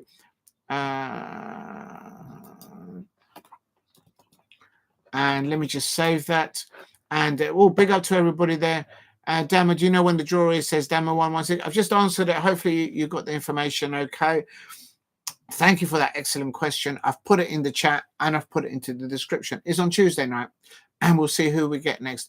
Paul Brady, good afternoon. I hope you're well. Joe Gomez injured yet again. Right. Big up, big hint there. I will now move over to the 3 p.m. kickoffs. And yes, big up to Adamo1168. And I know it's early days, afternoon, Sunday, but it's chin chin. It's just a one more chin chin. Congratulations to the Crystal Palace team making it into the next round of the FA Cup. Absolutely, the Crystal Palace women 2-0 against Newcastle United in the Women's FA Cup. Chin chin to all the Crystal Palace supporters there. Hard luck to now good performance there by Newcastle United, especially their goalkeeper and Stobbs there on the left-hand side for Newcastle. Real talk. Chin up to everybody. Just a one celebration, and I know we're in the afternoon, but it is what it is. Do you know what I mean? Come on, we're on our way to Wembley. Real talk. Oliver Glasner, I hope your men's team are watching what the Crystal Palace women's team are doing. We're on our way to Wembley, so let's get to Wembley, both the men's team and the women's team. The Crystal Palace fans, the Crystal Palace staff at Crystal Palace, the Crystal Palace custodians, the owners, the previous owners, yes, that's right, including Mr. Simon Jordan. We all deserve to get to Wembley. We all deserve a day at Wembley. Let's get to Wembley. Let's lift the cup. Bring on the Liverpool women's football fans. Bring on the Manchester United women's football fans as well. Bring on the Arsenal women's football fans. Bring on the jamming Chelsea women's football fans as well. Bring on the Manchester City women's football fans as well. Damn it, bring everyone on, because at Crystal Palace we have Laura Kaminsky and we're on our way to Wembley. That's right, we're going to get there and we're going to lift silverware this season. I know it. Cheers to everyone. Come on, let's get there.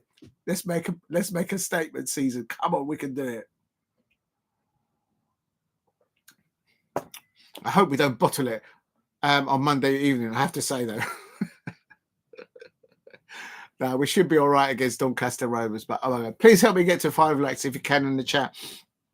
Right, let me just... all right, so what's next now? I'm not sure what I'm supposed to do now. I'm going to go now on to the next fixture. No, before I go into the men's FA Cups, I'm going to go to...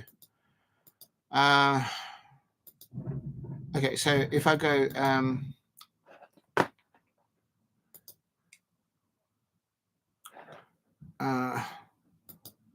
Lord. I'm going to go for the full-time classified results thus far. Today, it ended Blackburn classified results. Sunday, the 9th of February. FA Cup 4th round in the men's, of course. Blackburn Rovers 0, Wolverhampton Wanderers 2. Plymouth ARGYLE versus Liverpool is currently on playing on 16 minutes and it's 0-0. Aston Villa versus Tottenham HOTSPUR is a 17:35 kickoff in the FA Cup 4th round. In the Scottish Cup 5th round, Aberdeen 3, Dunfermline Athletic 0. Rangers versus Queen's Park is a 3:30 kickoff in the Scottish 5th round.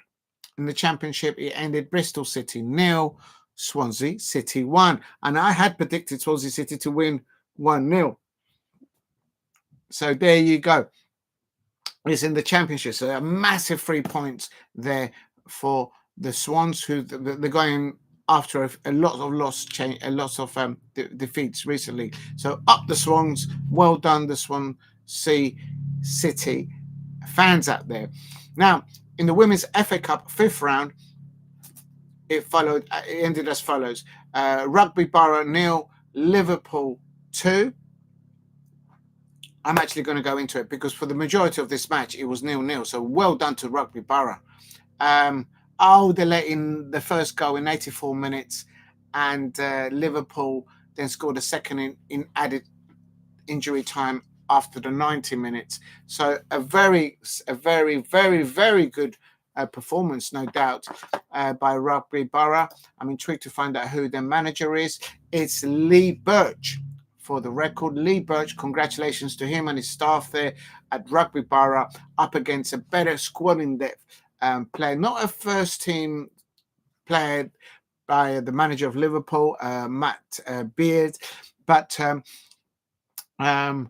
it's yeah, they even took they didn't bring their main striker, so it is what it is. But they it's probably fitness levels and experience that got them through over the line, Liverpool. But actually, I might go back, and when I get some time, I might go back and watch that performance from Rugby Borough, because I think they must have done really well to hold Liverpool out that long in the FA Cup fixture. Women's FA Cup 5th round, Rugby Borough 0, Liverpool 2. Let me just get a drink because my mouth is gone like real dry. Crystal Palace 2, Newcastle United 0. And summing up this, we should really finish 4-0 up. In the first half, I am giving the player of the match in the first half to Ashley Worden. No, I take it back. The first half, I'm giving it to Swabe, Alison Swabe, because she absolutely dominant. She really helped the team with experience back there. She's a Jamaican international, although she was born in the USA. But she did really well defensive for us, and also helping the midfield. And also sometimes she actually went forward and created a few opportunities for Palace as well. So I'm giving that first off. But overall, I'm giving the player of the match to Ashley Worden, the goal scorer, the first goal scorer for us. She had, before scoring on 81 minutes, she had at least 4 opportunities on goal. We had hit the crossbar and the post, both in the first half and in the second half, before actually getting that first goal. And the whole team all round, I think they were persistent. They were really good. The start of the second half for Crystal Palace team against Newcastle United was absolutely on fire. We really took it to them. And they deserve the 2-0 win. Clean sheet. We're into the next round. Remember, I've just put it into the description. In the next round, which is on Tuesday, it's going to be done at Wembley. The ball number for Crystal Palace is ball number 5. Ball number 1 is Manchester United. Let me delete Newcastle. I can delete Newcastle now because they're no longer in the competition. And let me just save that. I've put that in the description.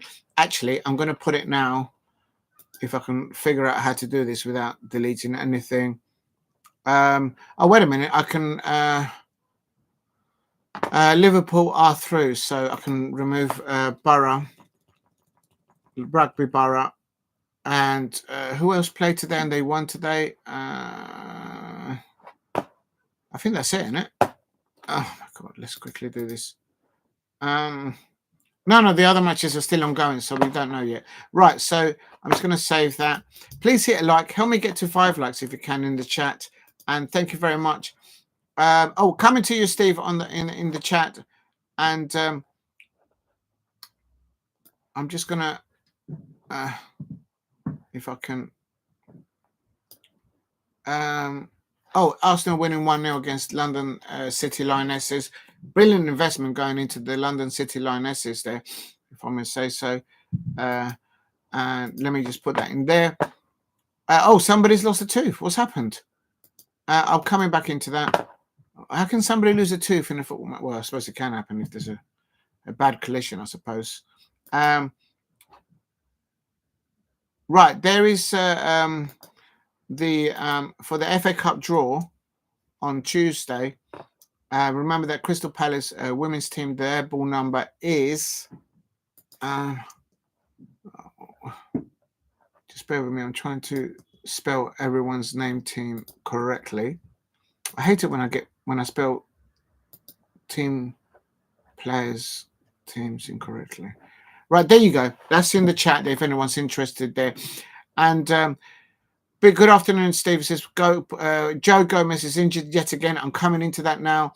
And then Steve R says looks like he lost a tooth. I don't understand that, Steve. Who's lost a tooth? Is it Joe Gomez or is it one of the players? Ouch, that's a head injury. Surely they've got to be careful. If a player loses a tooth during a match, they've got to do they take the player off? Who's lost a tooth? I don't understand. Who's coming? All right, I'm coming. Chelsea are losing 1-0 to Everton. No way, I did not see that. A Plymouth player. Big up to you. And I'm actually going to go into that. And Everton have taken the lead against Chelsea in the FA Cup's 5th round. Oh my days, that's breaking news there. What a goal there by Everton. Sarah Homsgaard scoring there. And I have to say, I did not see that coming. Let me have a look at the lineups there. I mean, oh my God, they got Kiri Walsh in the pivot there with Krobert for Chelsea, Sonny Bombasta, and they've conceded a goal. They've got the Colombian international, Maya Jimenez, up top. Written Canada there, Macario, James, Lawrence, Bjorn, Bright, Charles. Oh my God, they've got a strong side out there, Chelsea. Oh my days, I did not see that one coming. And I mean, I'm not even going to go into the Chelsea bench. Oh my days. So it is what it is. Everton are winning against Chelsea there in the 5th round cup. Absolutely breaking news there. Please hit a like and subscribe at Diego C. Palace. Currently, it's Arsenal 1, London City, Lionesses 0, Manchester City 3, Leicester City 0. They're on 65 minutes, both of those two teams. Portsmouth 0, Sunderland 2. And they're just starting their second half.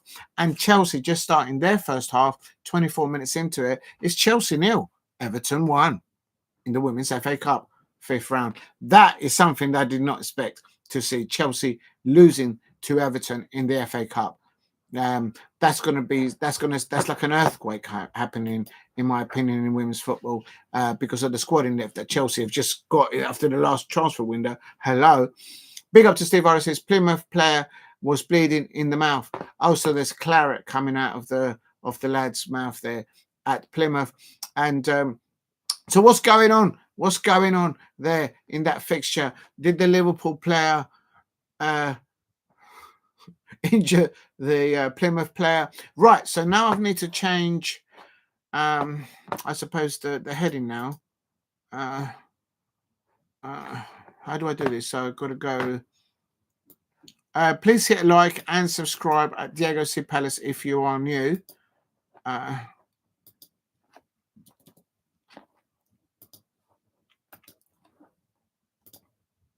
As Crystal Palace versus Newcastle United. And what I'm going to do now, it is, of course, what is it? I'm going to now cover Plymouth Argyle versus Liverpool in the men's FA Cup, obviously.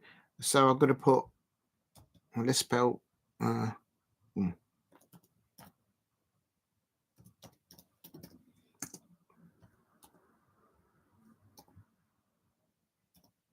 Plymouth Argyle versus Liverpool. My keyboard is not working. Oh, maybe I need to charge it. Oh,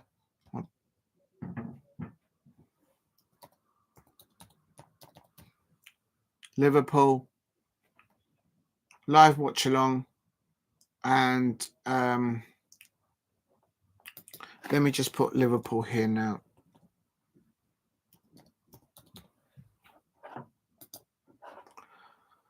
Okay. Let me put here. Where do I put here? I've got to put Liverpool, I suppose. Oh. I hope I don't miss any goals. Liverpool, and then also let's put Plymouth Argyle.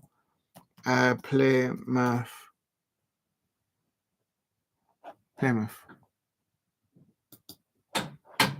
Right, I'll do that. Right, there you go. I've put that in the description. Please help me get to what's that? Who would you want? Wouldn't want in the next round? All right, I don't know. Let's have a butch. Oh, big up to Damo1168. I don't know. I'm kind of scared. I might be chicken. From an eagle, I might turn into a chicken tonight. Let's have a look. I'm trying to find it. I just had the thing up. Pardon. Where did I? Where is it? Oh, here it is. Okay, well, it might be Everton. It looks like Everton are beating Chelsea. We could do with Chelsea being out. If Chelsea get knocked out, then it's all open. Who do we not?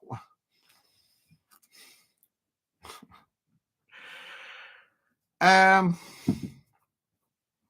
question is, who wouldn't you want? I don't want Chelsea.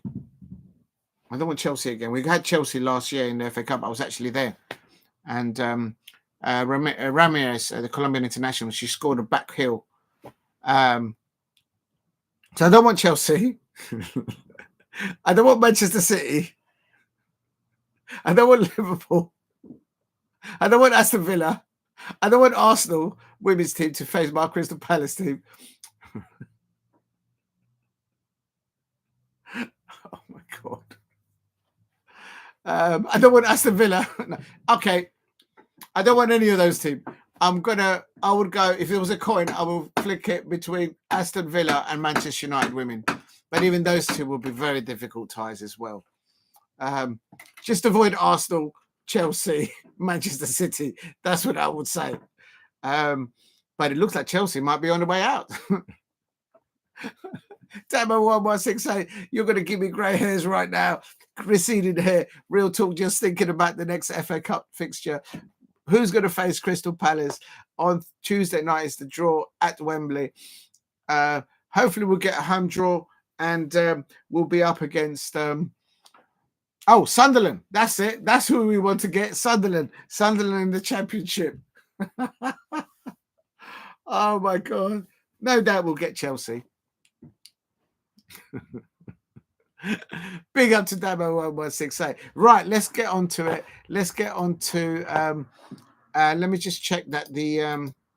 it's saying Plymouth ARGYLE versus Liverpool.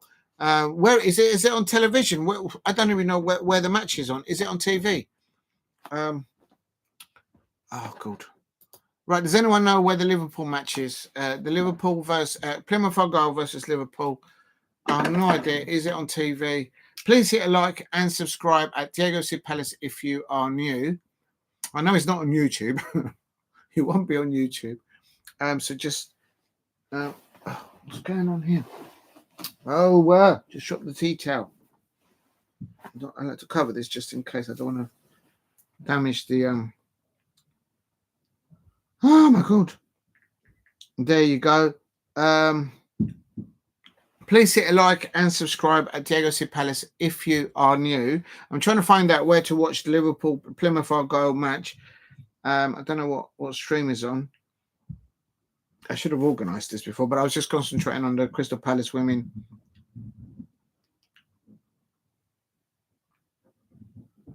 Right, here we go. Come on. I'm multitasking. I'm using two devices at the same time. Let's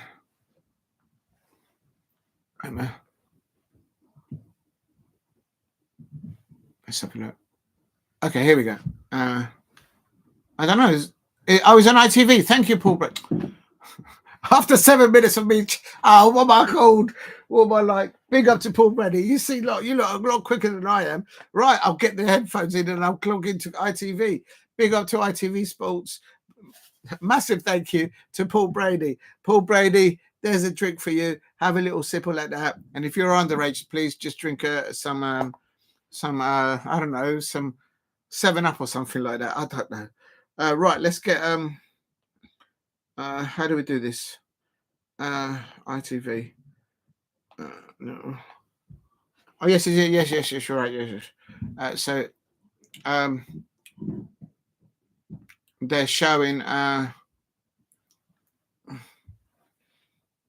Liverpool. How do you do a Scouser accent? Liverpool. Is that a good Scouser accent? Liverpool. I can't do it. I can only do Ackland Stanley. Is Ackland Stanley? Is that a Scouser's accent? I don't think that's up in the... And it's still 0-0, so I haven't missed any goals. Apparently, one of the players has lost a tooth, and there was some claret coming out. Big up to Paul Brady. They're helping me with that one, because if it weren't for you, I will still be in the mire. And Liverpool are playing all in white. Are they playing in their Real Madrid outfit? Okay, slip of the tongue. I'm a Crystal Palace fan. I've got to stir it up. You know, Liverpool fans out there, you know I'm going to have a pop at you. You know what I mean? It has to be done.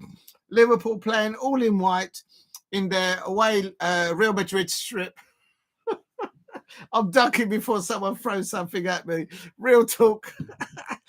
And it's Plymouth on goal, whipping the ball in the penalty area, and Liverpool are nearly in the mud there.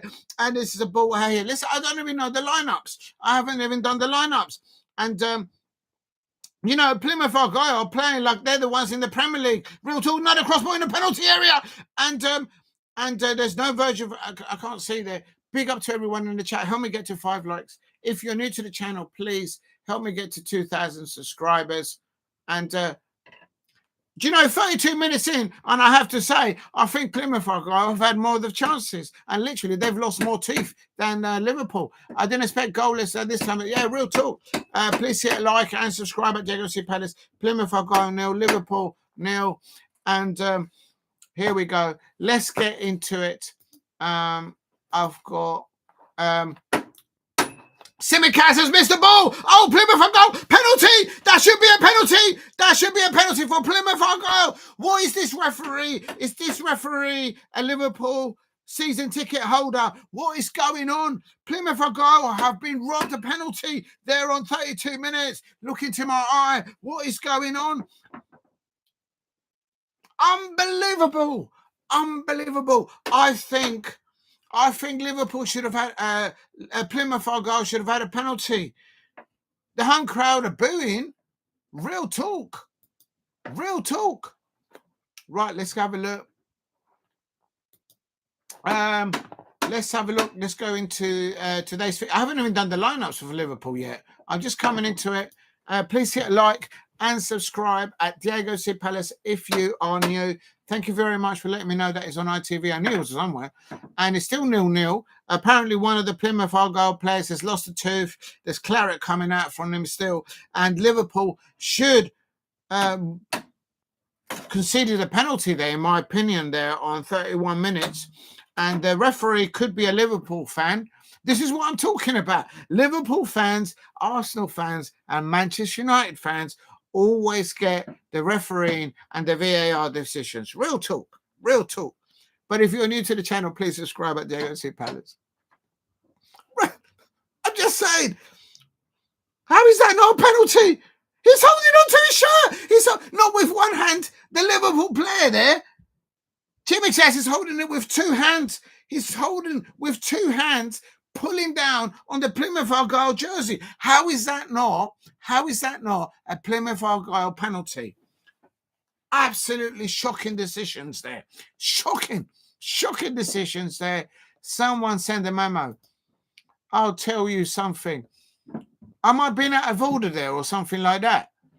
He didn't have one hand on the poor lad from Plymouth Argyle. Jimoh-Aloba, I think it was Jimoh-Aloba, he had 2 hands on the Plymouth Argyle jersey in front of him, pulling him down in the penalty area. And the referee is still not giving anything to Plymouth Argyle. What is going on? What is going on? Watch Squash Diego, Liverpool's worst defender. Yeah, he's not in form at the moment. He looks a bit uncomfortable, and that's putting it mildly. He's a tall lad, though. I've seen him at Selhurst Park. He's a tall player. Please hit a like and subscribe at Diego C. Palace if you are new. Elliot on the ball. Luis Diaz, el colombiano.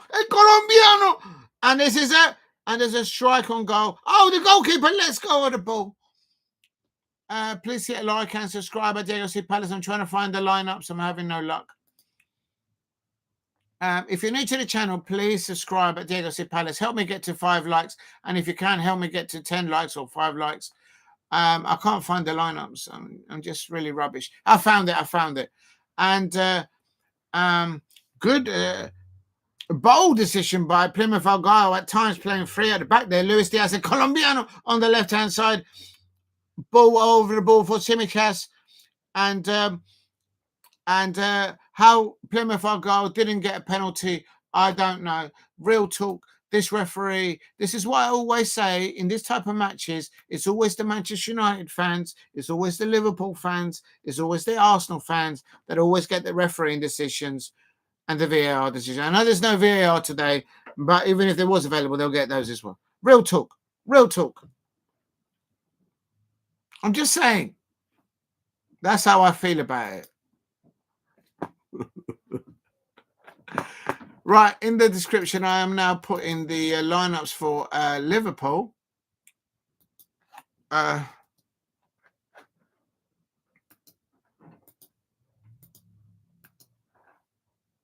I'm doing Plymouth ARGYLE first, of course. Please hit a like and subscribe at Diego C. Palace. I mean, look at the squad in there. The poor Plymouth ARGYLE have got to deal with against Liverpool. I have to say, I agree with Steve RSC in the chat. How is it still 0-0? I'm going to put and I'll talk about the lineups in a minute. Kelleger's in goal for Liverpool, I can see now. And Nioni, Diaz, Jota, Chiesa, French players for Liverpool playing. And are Liverpool going to do what Chelsea did last night? I still haven't forgiven those Chelsea fans for allowing Brighton to get through into the next round. Absolutely shocking, Chelsea fans. And right, let me save that. Oop. And I'm going to now put it in there. Big up to everybody there. And thank you, Steve RSC. Yes, I've got 4 likes. Thank you very much for getting me to 4 likes, everyone out there. You're all absolutely amazing for doing that. Do you expect goalless match? What's this? I did not expect. And you're not that much behind me. I'm on 33 minutes. I am on 38 minutes, 23 seconds. I might be a little bit behind you lot. Chimichas there taking the corner, short corner for Liverpool. 4 likes. Was Koscielny Diego, Liverpool's worst defender? Yeah, he's not the sort of strongest. And there's Elliott there being blocked. He's calling for a handball.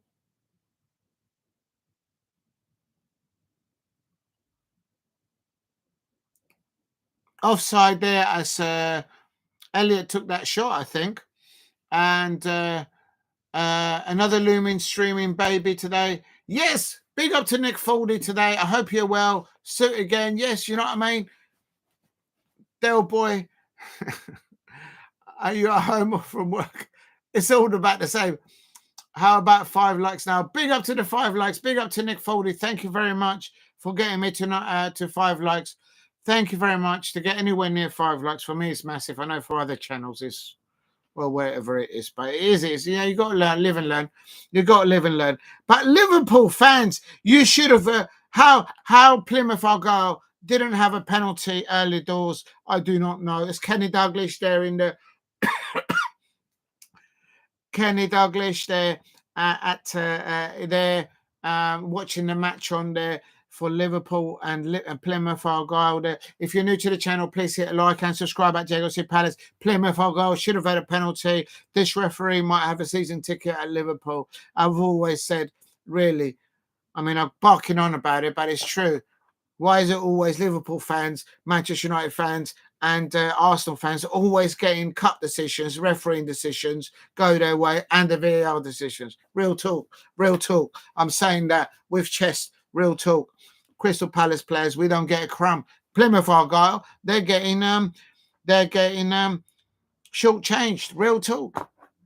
In the description, I have put the lineups if anyone's interested in that. And I have to put my hands up. I don't know much about the Plymouth ARGYLE players, but for now, coming up to 40 minutes, they are holding Liverpool very well thus far. If they can make it into half, and that is the Plymouth ARGYLE lineup. Thank you very much, Nick Foldy, for that 5th like. If there's anyone out there who hasn't liked, please hit a like and subscribe at Diego C. Palace if you are new. And here we go, Liverpool lineup and copy and their subs as well.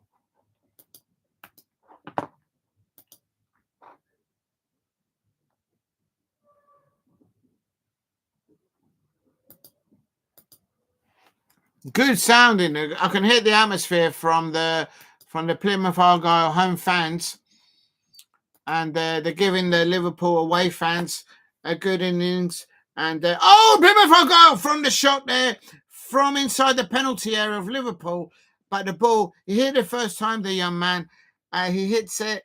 Ball comes down to him nicely.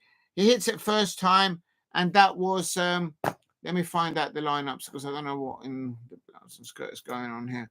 That was Gabby, the number 8 position player, the midfielder for Plymouth Argyle, and but it was always rising there. Please help me get to 10 likes if you can in the chat. And if you're new to the channel, please subscribe at JLC Palace's Plymouth Argyle 0, Liverpool 0. They have recently scored their best striker in the transfer window. I can't remember what team they sold it, but I know there's a record fee.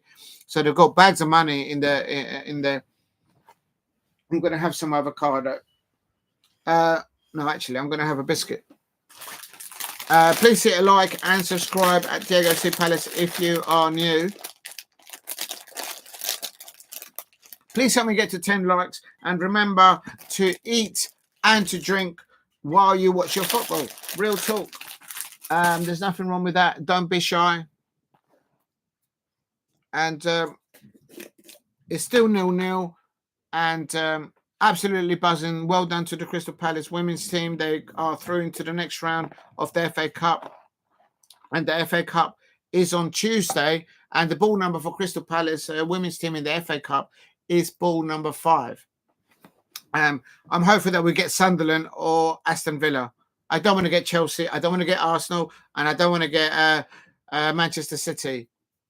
Where's the knife? Oh, there it is.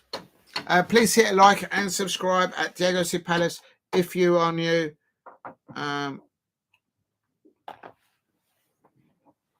Remember to eat and to drink while you watch your football. There's nothing wrong with that. Don't be picky about it.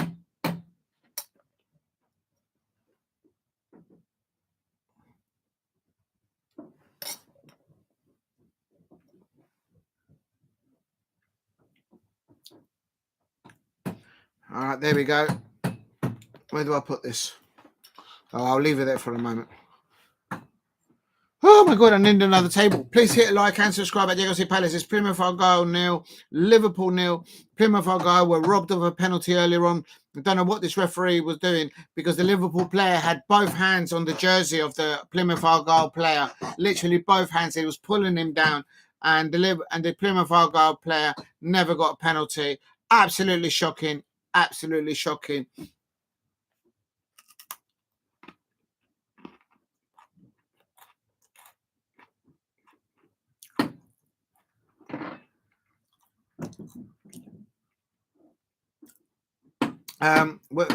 Is Mo Salah on them? What's happened to Mo Salah? Has he been on? Is Mo Salah not been offered a new contract? What's going on? He's not on the bench. Mo Salah's not on the bench. The most experienced players are Nunez, if you can call him experienced, for Liverpool.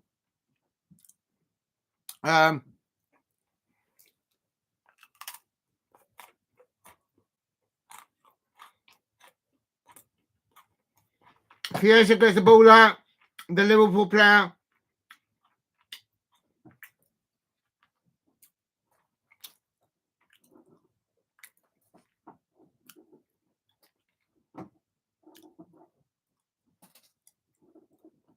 I'm not jinxing it for the Liverpool fans out there, but could this be the upset of the weekend FA Cup fixtures? It shouldn't be.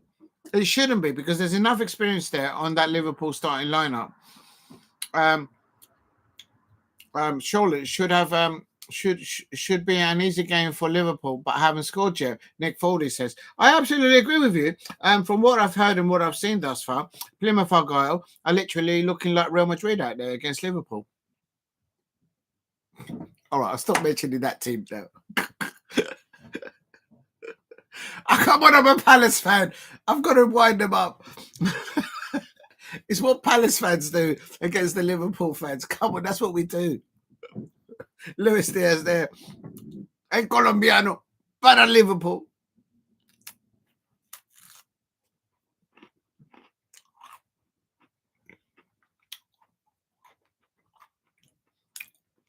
I'm absolutely buzzing today.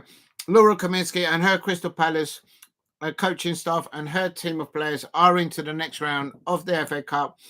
Absolutely buzzing with a brilliant win, 2-0 win. They should have scored 4 or 5 goals, quite frankly, today. Real talk.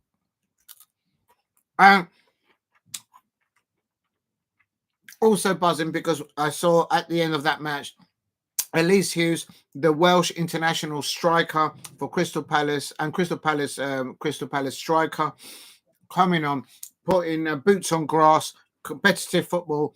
I'm absolutely ecstatic and really happy for Elise Hughes. Well done. And I'm sure she's not back to 110% fully fitness, but I knew she would get back, and I knew she wouldn't give up on herself, on her teammates, and on her manager, Elise Hughes of the Welsh international and Crystal Palace striker. I'm absolutely buzzing. Into the next round of the FA Cup, and Elise Hughes back on the grass. Absolutely buzzing. Real talk. Please hit a like and subscribe at Diego C. Palace. Make sure that you eat and you drink while you watch the football, and or keeping an eye on both the FA Cup fixtures for both for the women and the men. I'm doing it. A lot of people don't do it out there. I don't know anyone that does it, but I think it's important. No, why not?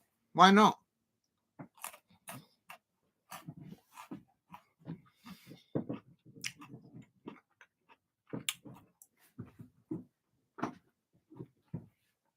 It's half time. There's Arnold Slot there with one of his hands in his pocket there. Darko JB, good opportunity for him for Plymouth on goal. I'm surprised they're not talking about that penalty. Call out for Plymouth Argyle. And it's half time. Plymouth Argyle 0, Liverpool 0. Remember that when Rooney was the manager there not long ago, but he did go for a very long run of bad defeats. Please hit a like and subscribe at Diego C. Palace if you are new. Right, let's quickly go into the other fixtures, if I can just get the tab open.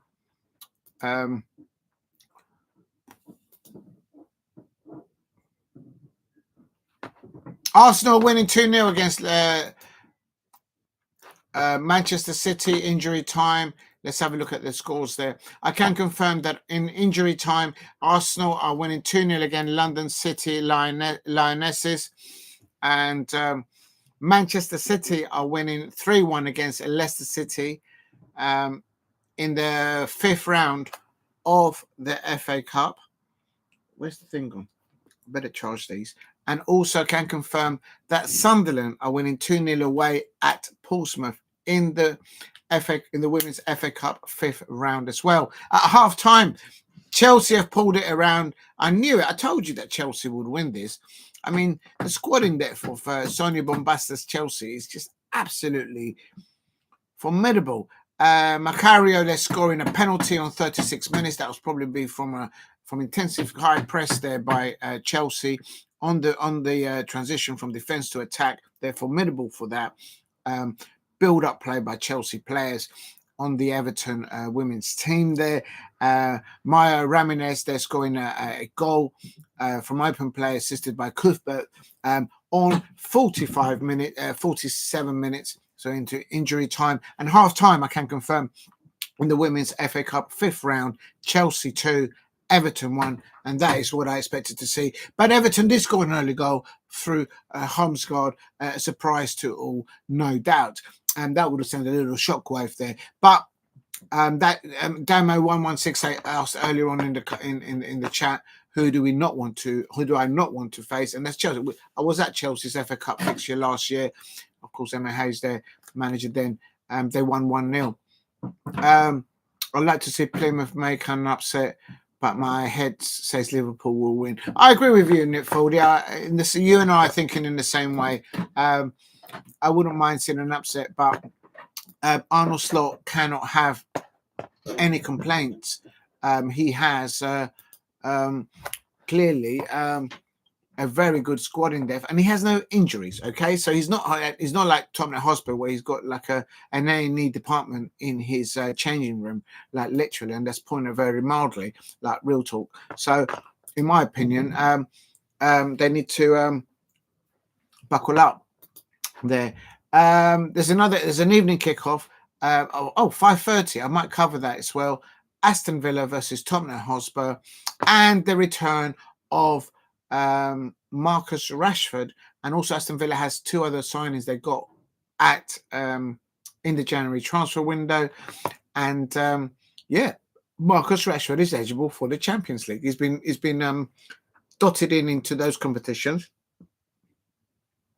And there's other players that Chelsea had, that Aston Villa had brought in the beginning of the season transfer window, and they've been deselected from being able to compete in the Champions League because the likes of Marcus Rashford is now on loan at Aston Villa from Manchester United. So I will cover that. I expect the Manchester United fans will be looking at that to see how the likes of Marcus Rashford settles in. I think moving aside the situation of Marcus Rashford, any player that goes out on loan from your football club, you would want them to have a good loan session with the team that they go to, so they enhance their technical ability, their fitness, and more importantly, the value of them being an asset to your football club.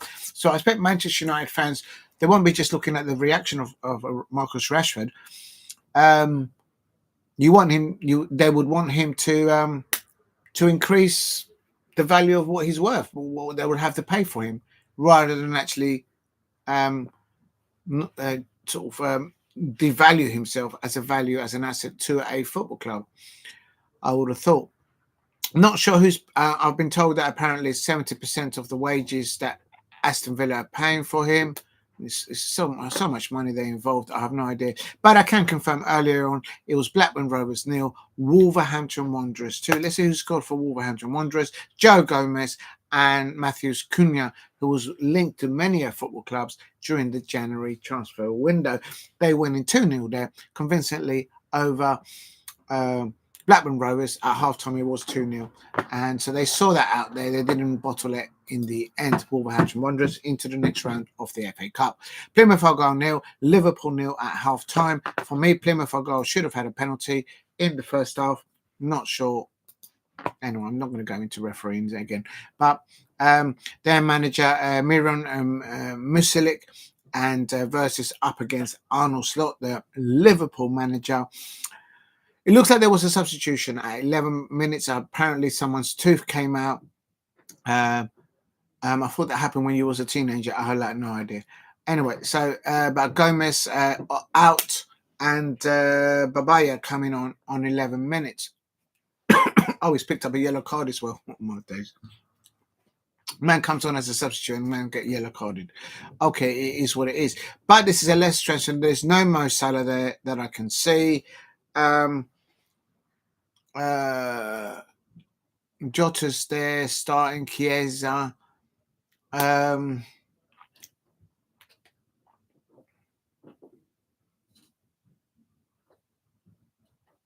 No Virgil van Dijk on the bench or starting. So big names not included in today's squad was Virgil van Dijk, that I can see as a Crystal Palace fan. No Virgil van Dijk on the squad today. No Trent Alexander-Arnold. What's happened to him? Has he actually gone to Real Madrid? I don't know. Maybe I missed something. Oh, it's Robbie Fowler there being interviewed there by ITV Sports. Big up to Robbie Fowler there. Complete nightmare to defend against. Real talk back in the day. No Mo Salah, no Trent Alexander-Arnold, no Virgil van Dijk, no Ibrahim Konate that I can see on the bench or in the lineup. So that's 4 big starting names. No McAllister, no Gravenberch, no Schloberschlei. So that's 6. So that's big names that are not included in the squad today. But there is experience there of Luis Diaz, Diogo Jota, I would say Kimmich has his experience. Kelleher is a very good goalkeeper, I think, for Liverpool. Elliott is a veteran of Liverpool, so he will have an experience.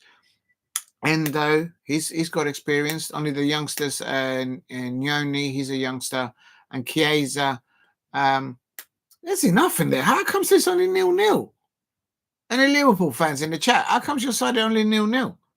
There's okay. Now let me just have another look at it, so from a different perspective. Plymouth Argyle, how do I a minute. That's Plymouth Argyle. Let me just go into the table. What league are they in? Plymouth Argyle. They'll be in. Is it Championship? Are they in the Championship or League One? I have no idea. Oh, Swansea City with their 3 points today over Bristol City. They go all the way up to 16th place. They were on a bounce of 4 losses. I predicted them to win 1-0 and they won 1-0. Well done to them. Plymouth Argyle at the bottom of the Championship. Liverpool fans, hello. Oh my days. Liverpool fans, I started, so I'll finish like they say in Mastermind. You don't need to be a mastermind. You don't need to watch the whole Star Trek series and think logical and be logical about this. Plymouth Argyle have conceded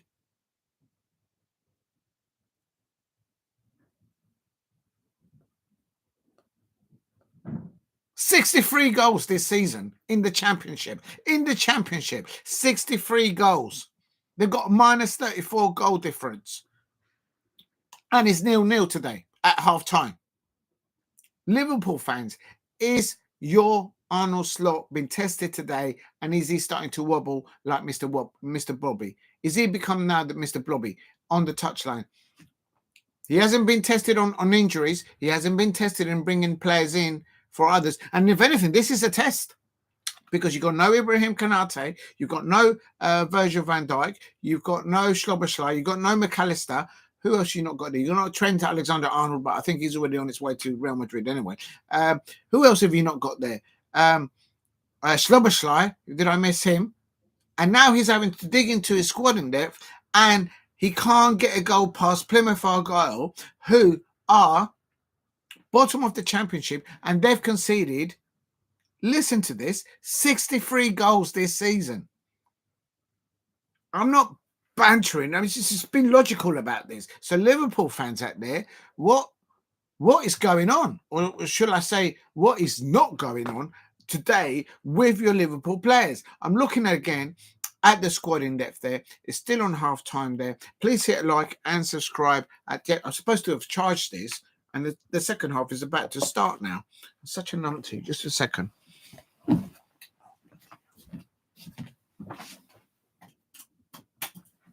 Oh, I just have a little stretch actually.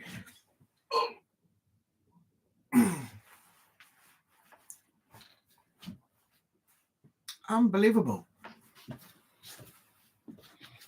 I mean, Liverpool fans out there, I have to ask the question. Plymouth Argyle have conceded over 65 goals this season. Over 65 goals. How do I... If you're new to the channel, please subscribe at Diego C. Palace. Please help me get to 2,000 subscribers. What's going on there?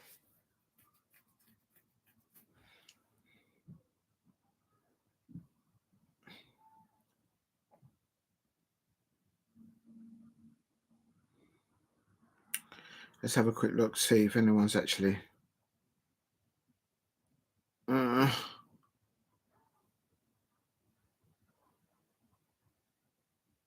Oh, big up to you, Steve. Let me just quickly share this one.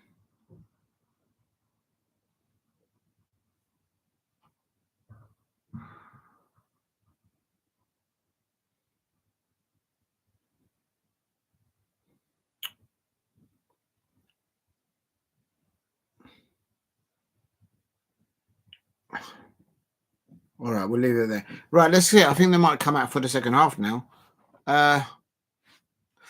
Right, yeah, definitely. I just got to say that Plymouth Argyle are at the bottom of the championship, and they're holding Liverpool to a 0-0. And this is what I'm saying about people, Liverpool fans out there. Listen, respect. I'm not taking away the fact that they're at the top of the Premier League and the top of the Champions League, something that I don't know about because I'm a Crystal Palace fan. I'm being real about it. But the reality is that your Arnold Slot has not been tested with injuries and with digging into the squad in depth. And today, this afternoon, Arnold Slot has been tested. He's got an abundance of squad in depth availability there with experience and young and up and coming brilliant prospects in young football players at his Liverpool. And he's not up against a top side in the Championship. He's not up against a top side in League One. He's up against Plymouth Argyle. They've conceded 65 goals this season and they are rooted at the bottom of the Championship. It is half time. It is Plymouth Argyle 0. Liverpool 0. And quite frankly, Plymouth Argyle should have had a penalty. So Liverpool fans out there, this is what I'm saying. I've been saying this for a few weeks now. Arnold Slot your Arnold Slot has not been tested. Is he up to the levels to deal with the mustard? Look at the mascot. Look at the Plymouth Argyle mascot. He's in the goal and he scored. The Plymouth Argyle mascot has just scored in the Liverpool net. I mean, Liverpool, the Plymouth Argyle mascot is had more. The Plymouth Argyle mascot has had more. The Plymouth Argyle mascot has had more opportunities on the Liverpool goal than Liverpool have had on the Plymouth Argyle goal. I mean, that's not even a joke. It's a reality. Please hit like and subscribe at Diego C. Palace if you are new. Remember to eat and to drink while you watch your football. I think, what is it? Steve that mentioned it. Steve RFC in the chat said, surprised that it's still 0-0. I think in the beginning of the second half, the first 5 or 10 minutes, I think Liverpool will score a brace of goals. They have to. If it goes 10 minutes or 15 minutes into the second half, and Liverpool are still doing what they're doing,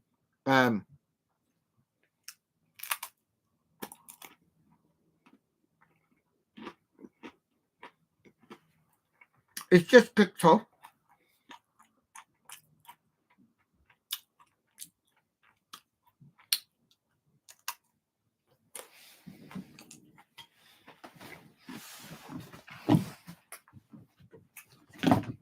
Oh.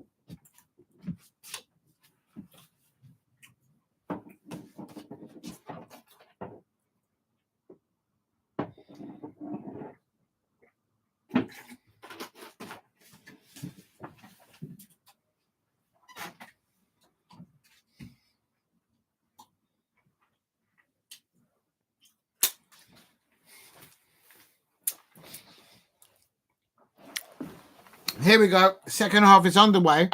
Please help me get to 10 likes. It is Plymouth Argyle 0, Liverpool 0. Plymouth Argyle are currently rooted to the bottom of the Championship, having conceded 65 goals this season. It is 0-0 here. Half-time in the FA Cup. Plymouth Argyle are literally making a statement performance here, and they've just recently sold their best striker for a record fee. So what is going on? They should have had a penalty in the first half as a neutral looking at this. And they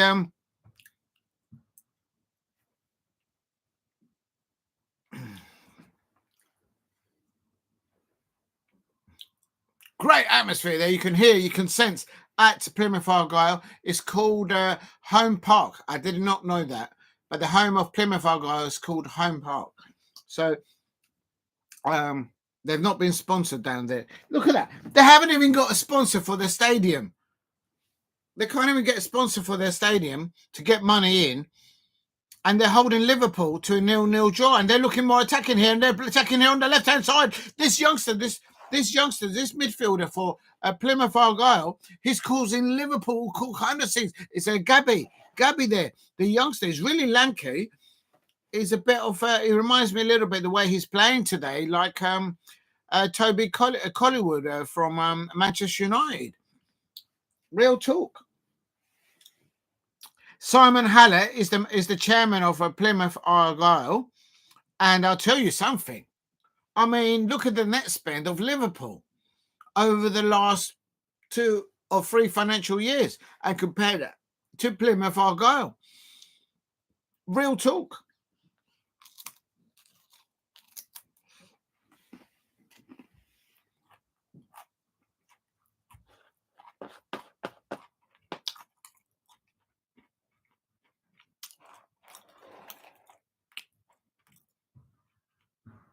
Big up to Paul Brady, says you might see your favourite player Darwin. He's not. The reason why he's saying that, because I don't always say that, it's just I'm saying being factual. I will not have Darwin Núñez over Jean-Philippe Mateta. Oh, Plymouth Argyle! Oh my days! Oh my days! Righty there. That's not righty. But righty, what offensive player. It's all happening down that left-hand side. And that's all happening from this youngster, Gabby, number 18, for Plymouth Argyle. And the ball comes across. What a brilliant... Look, the Liverpool right back, McConnell, is at his pocket pick the whole match. Real talk. What is going on, Liverpool fans? This is Plymouth Argyle that have conceded 65 goals in the championship, rooted in the championship. Only one direction for them, and that's not the one direction. It's one direction into the first league, and they're actually pressing back Liverpool there. Liverpool can't get out there on half. It's all Plymouth Argyle down that left-hand side. The right-hand side of Liverpool, McConnell and Elliott, they've been eaten alive. Real talk. What is going on? Look at the net spend that Liverpool have spent in this financial year and the previous financial year in comparison to Plymouth Argyle. There's no comparison. This is a test for Arnold Slot. I said it before. The lad hasn't been tested with injuries or with having to dip into squadding left to select another side. Okay, and this is a test for Arnold Slot. He's travelled without Ibrahim Konate. He's travelled without Szoboszlai. He's travelled without Virgil van Dijk. He's travelled without Mo Salah. He's travelled without McAllister. He's travelled without Gravenberch. So that's 6 that I can think of at the top of my head as an outsider looking into Liverpool. That's how many he's dropped out of the first team squad. And now he's using it in a squad depth, and he's playing against not a top side in the championship, not a top side in the... imagine if they were playing against Birmingham City, like Birmingham City played against Newcastle. Liverpool would be losing right now. Real talk. So my question and my statement is not is not being bantering at Liverpool fans out there. They're walking all nonchalant down every manor of every high street, in every city, in every village, up and down the country, walking all nonchalant, and they're saying, we've got Arnold Slot. We've got Arnold Slot. We're top of the Premier League. We're top of the Champions League. Well, listen, let me tell you something, Liverpool fans. Your Arnold Slot has not been tested. Real talk. Oh my God! Plymouth Argyle here. Oh! They're going to score. They switch the play to the right-hand side. Liverpool are absolutely dreadful down the left-hand side. This is Luis Diaz. Colombiano stops the ball from coming over on the right-hand side. That's my point. Arnold Slot has not been tested, and he's having a wobble today thus far. I still think Liverpool will win this tie, but he's having a little wobble. I'll call him Mr. Arnold Slot, the new Mr. Blobby. He's like this on his touchline. He's looking like Mr. Blobby there on the touchline, not knowing what to do with the squad in depth that he's got. He's been tested by, listen to this, Liverpool fans out there, your Arnold Slot has been tested by Plymouth Argyle. Penalty! There has to be a penalty! Plymouth Argyle should have had 2 penalties. There has to be a penalty. That's a penalty to Plymouth Argyle. That has to be a penalty. Why are the Liverpool players allowed to go over to the referee? That's Elliott. He's like this. Elliott's like this. There has to be a penalty. He literally had a double dribble. Elliott was doing this with the football, and then he double dribbled. That has to be a penalty for Plymouth Argyle. You don't even need VAR for that. Liverpool fans, this is Plymouth Argyle. I told you this lad, Gabby, number 18, for Plymouth Argyle. He's the player for them. And he's actually got Elliott in his pocket. How can Elliott argue with that? He's like this. Go to the bottom left-hand corner. Go to the bottom left-hand corner.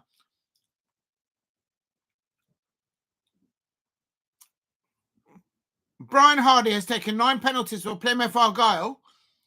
Go to the bottom left-hand corner. He goes to the bottom left-hand corner. He goes to the bottom left-hand corner. And Plymouth Argyle are 1-0 up. Arnold Slot is looking like Mr. Blobby on his touchline. I told you, Liverpool fans, your manager has not been tested. Plymouth Argyle have taken the lead. They are rooted to the championship. Plymouth Argyle have conceded 65 goals this season in the championship. Liverpool fans, you're walking nonchalant. I told you he would go to the left-hand side. This goalkeeper always goes to his right. I know it. I'm an outsider from Liverpool, and I can see where their goalkeeper's going to go. Oh, look at that.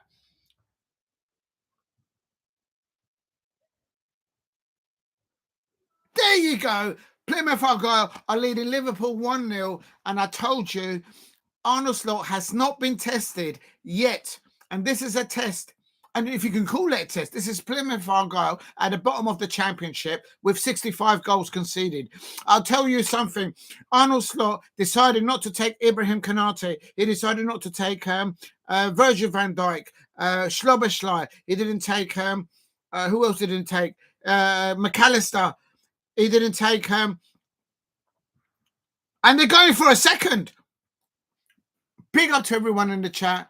And Steve R says, Ricky lost 1-0 at home and to second. Bottom Instra now, Crystal team top. There's 5 points gap between first and third in Croatia League. Was boring during 2022 with Zagreb win it. But this is interesting. Big up to you, Steve. And I mean, during the 20,000s, Zagreb kept winning it, but it was good to see Hajduk win the title for the first time since 2005. So they pulled up levels there. Liverpool need to pull up levels tonight. Steve RC says still 0-0 Rangers versus Queen's Park in the Scottish Premiership. Nick Foley's slot has been tested actually several times. No, he hasn't been. Listen, respect you, Nick Foley, but yeah, now he's been tested tonight. He's not had to DP into a squad dev and get a result out. And I'm turning. Big up to Steve there. Go and see it. Big up to him. Please hit a like and subscribe at Diego C. Palace if you are new. And Plymouth Argyle 1, Liverpool 0. I'll tell you something, Liverpool fans here. You've got options on the bench. Why is Arnold Slot not made a substitution? Oh, they nearly scored Liverpool there. And it's not about injuries. This is a tactical decision of Arnold Slot to leave Virgil van Dijk, Trent Alexander-Arnold, although I think he's already on the way to Real Madrid anyway, Szoboszlai, McAllister, Gravenberch, Virgil van Dijk. Who else is he? Ibrahim Konate. They've not travelled tonight. And they're going to bring on Darwin Núñez. Darwin Núñez, I would not have Darwin Núñez at my Crystal Palace over both Jean-Philippe Mateta and Eddie Nketiah. And Eddie Nketiah's got a dodgy ankle right now. I would not feel Darwin Núñez above those two players. Real talk. I'm not bantering there. Darwin Núñez is nowhere near the levels of Jean-Philippe Mateta. Nowhere near. No, he couldn't tie shoelaces. Real talk. I still think Liverpool will win this as long as it's 1-0. Plymouth Argyle need a second goal. Real talk. Make sure that you eat and you drink while you watch your football.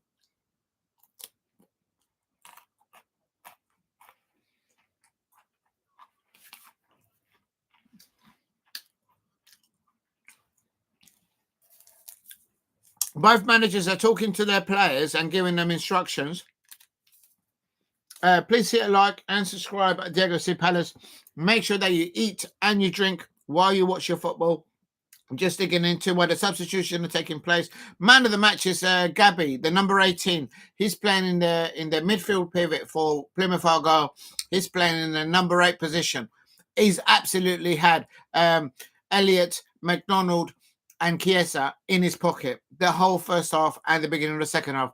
That's the reason why Plymouth Argyle are winning 1-0 against Liverpool. Real talk.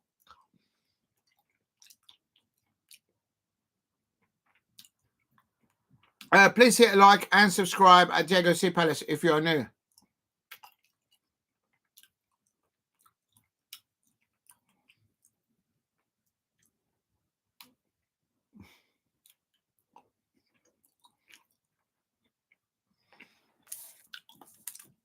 I still think Liverpool will win this somehow. I always say, we also have Manchester United got through with a dodgy decision.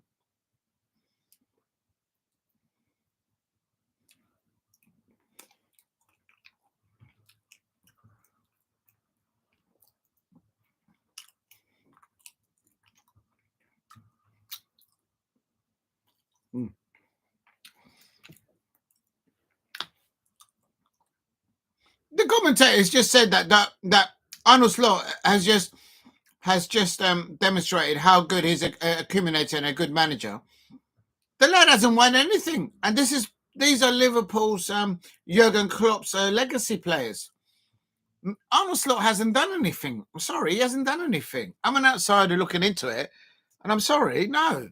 He's not had to deal with injuries. He's not had to deal with going into a transfer window and getting in a player, well, because 2 or 3 players want to go. He's not had to deal with those situations. So I don't know what you're talking about. He's just stepped into Liverpool and he's had everything on a silver plate.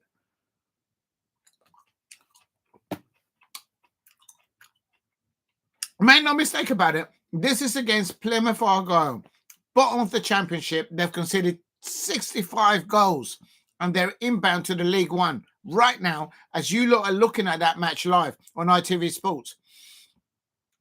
Big up to ITV Sports, because I tell you something, there is no way that you can blame it not just on the Liverpool players on this one. This is Arnold Slot making the decision of not taking the players that are listed just before in the squad to be available for this fixture.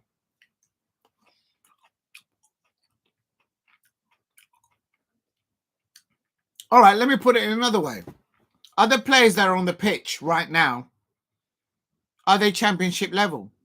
Because at the moment, Plymouth Argyle can't get a result in the championship. They're literally League One players.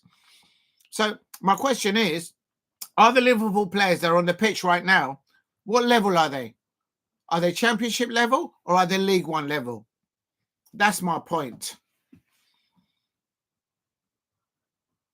Please keep hitting the likes and subscribe at Diego C. Palace. I'm just being fair with my comments. I don't think I've been over the top. It's real talk. I still think Liverpool will win this, though.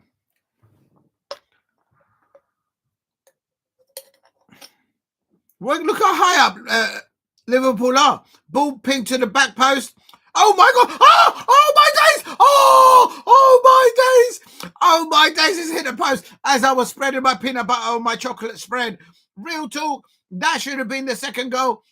Look, poor defending. 1 free header there in the back post. And then, look how terrible Darwin Núñez there. He allowed the player to... Oh, my days. Had Kelleher not got a toe onto that, that would have been the second goal by Plymouth Argyle. Goal scorer nearly doubled his efforts there. Yes, you're up. Big up to you, Steve RSC. It is Steve RSC saying almost 2. Absolutely. I'm on 61 minutes. Please hit a like and subscribe at Diego C. Palace. Help me get to 2,000 subscribers. And if you're new, please subscribe at Diego C. Palace.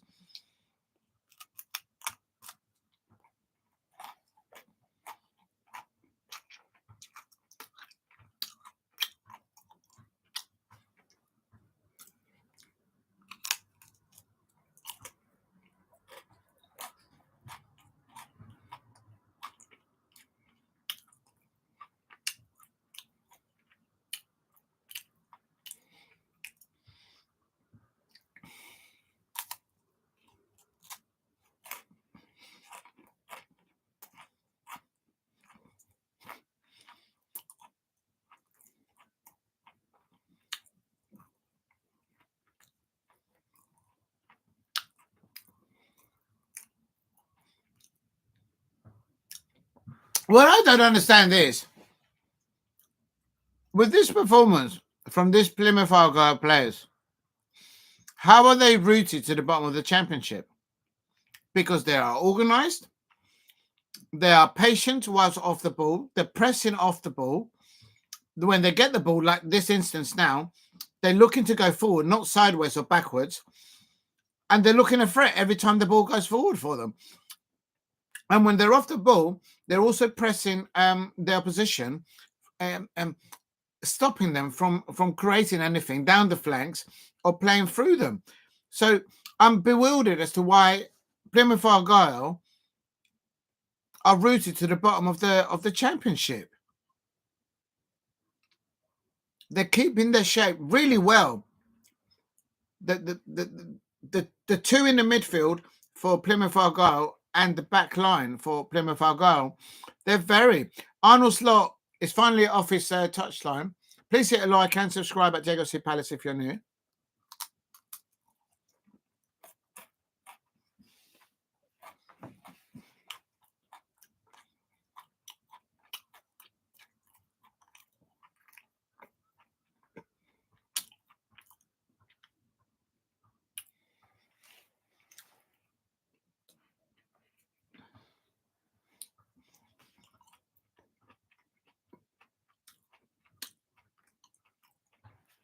The commentators just echoed what I've just said. Plymouth Argyle have not been able to stop anyone from scoring, but they're stopping Liverpool. Are these players that Liverpool got in the fringes, are they first league level? Because literally Plymouth at the moment, I don't understand it, but they are heading to the League One. I can't understand how they're buried to the bottom of the championship. We've conceded over 65 goals.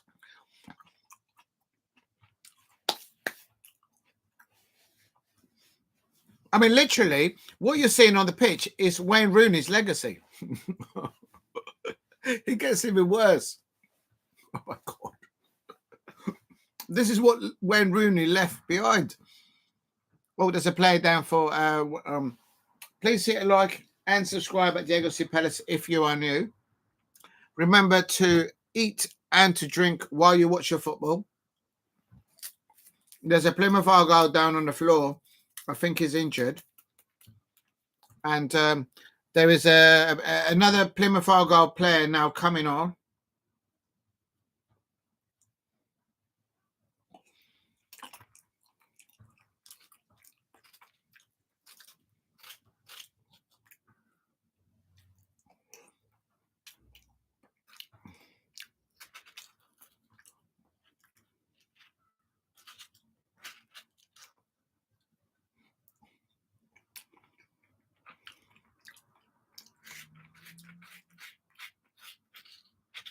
How Harvey Elliott could complain about that handball.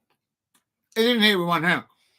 Harvey Elliott hit the ball with both hands up here like that, and then he double dribbled. And then he's complaining about being a penalty. Do me a favour. Please hit a like and subscribe at Diego C. Palace. There's a substitution taking place for Plymouth Argyle. I've said it before and I've said it again, and I'm not bantering. I'm just being real about it. Arnold Slot has not been tested, having to dig into squad depth, bringing players into the club in the transfer window. He's not been tested in dealing with injuries in his Liverpool. He's been there, a la carte, been given us a silver platter of players, top European players. He's not had to do nothing. Absolute nothing. This is where he's earning his corn. Trent is injured, mate. All right, big up to you, Damo. Salt and wound comes. Salt and wound comes to my home for Wayne. Salt and wound. Salt and wound. Listen. This is Wayne Rooney's legacy, and this is what you're watching here. These are the French players of Jurgen Klopp. Legacy as well, but Arnold Slot is now being tested. He left out. Make no mistake about it, the Liverpool players didn't decide not to turn up today. They were told by Arnold Slot the following players: Schloberschlein, McAllister, Gravenspurch, Ibrahim Konate, Virgil van Dijk, Mo Salah. This is on Arnold Slot.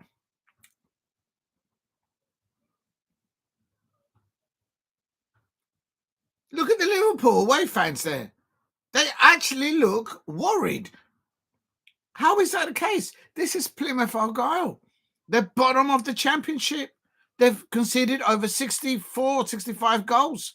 The commentator on ITV Sports just said they can't keep anyone from stop scoring them against them this season. Literally, they're League One team right now.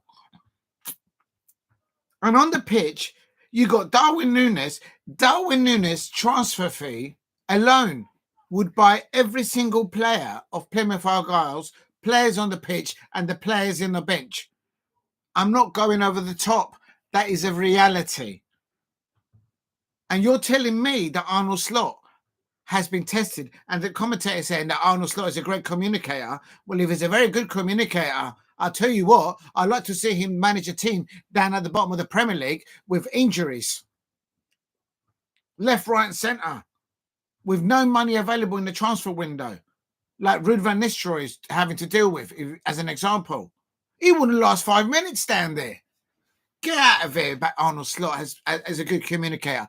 Do me a favour. What world do these people live in? He's not done what Oliver Glasner's done at Crystal Palace. Oliver Glasner has gone in, put in a new style of football. He's had to deal with injured players. He's had to deal with selling the likes of Michael Olise, Joachim Andersen. He's had to deal with players not being consistently available for him. At the same time, he's introduced a new style of player at a different football club. And we're going up places now. Arnold Slot's not had to do that in the Premier League. So don't tell me that he's done anything at a Premier League. Do me a favour. Steve RSC, Manchester United think, what? Manchester United will think FA Cup there to win. Again, Manchester United are not winning the FA Cup this season. No chance. But fair play to you, Steve, for saying that. Manchester United will think FA Cup there to win again. We beat Arsenal, Chelsea. Outlooks like Liverpool can go out and City in good form. Manchester United beat them this season away. I can't see Manchester United winning a silverware. They might get that European competition, but I was at Old Trafford, Steve, and I'm not doing banter here. They were terrible. Every man on that pitch for Manchester United was way off it. Our Crystal Palace players took them to pieces in every position. And I can't see Manchester United winning any silverware. They could win that. They should put everything on that European competition they're in, and maybe that one. Remember that last season, Eric Ten Hag had a different style of play, and Ruben Amorim is still trying to introduce that new style at Manchester United, and it doesn't happen overnight. So I don't see Manchester United win the FA Cup. No way. If they've got chances of winning the FA Cup, my Crystal Palace has already got one hand on the cup then. Real talk. Please hit like and subscribe at JLC Palace. But respect to you, Steve RSC, for your comment. Big up to Shay Arsenal. Thank you very much, Shay Arsenal. Please help me get to 10 likes as well. Shay Arsenal says, remember to hit the like button and subscribe if you are new here. Shay Arsenal, whomever you are, bless you out there for helping me do that. How do I pin the damn thing? Pin message. There you are. Thank you for doing that, Shay Arsenal. As I've said before, I don't think you understand how much that means. So thank you very much. Make sure that you eat and you drink while you watch your football. Double substitution coming on by the League One incoming side, Plymouth Argyle, who have conceded over 65 goals this season in the championship. They are rooted to the championship, and they are absolutely showing Liverpool, Arnold Slot, a new one tonight in the FA Cup. Real talk. Liverpool going to win the league in FL final and can win the UCL. Well, they're not going to win with picking these players. Win UCL, feel quadruple, be gone if they lose. Yeah, absolutely. But this is on Arnold Slot. Ball coming in. There's a goal. There's the equaliser. Oh, that's the first time that I've seen Liverpool get behind the Plymouth Argyle left back, behind the lines, and cross it into the penalty area. And look how he steps in. He goes past the Plymouth Argyle left back, crosses it in, And oh, look how the Plymouth Argyle defenders throw their bodies to protect their goalkeeper.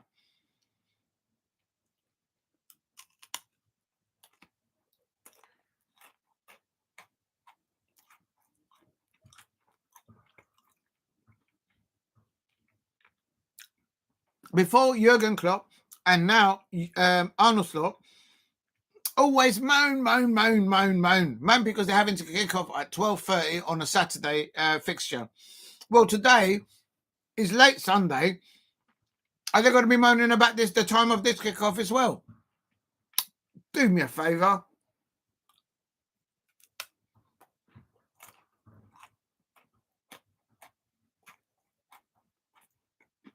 This is better from Liverpool. This is better. Left-hand side, pinned to the back post. Long ball. Liverpool playing a long ball across the field. Can't believe I just said that on the Liverpool side. That's top of the Premier League and top of the UCL. And here they are, the pressing levels now in the penalty area. Cutting it in. I like this player here for Liverpool. What's his name? McConnell. Yeah, he looks a good player there. I like this McConnell player. I like he's letting his head or his shoulders go down. He's digging in there for his side.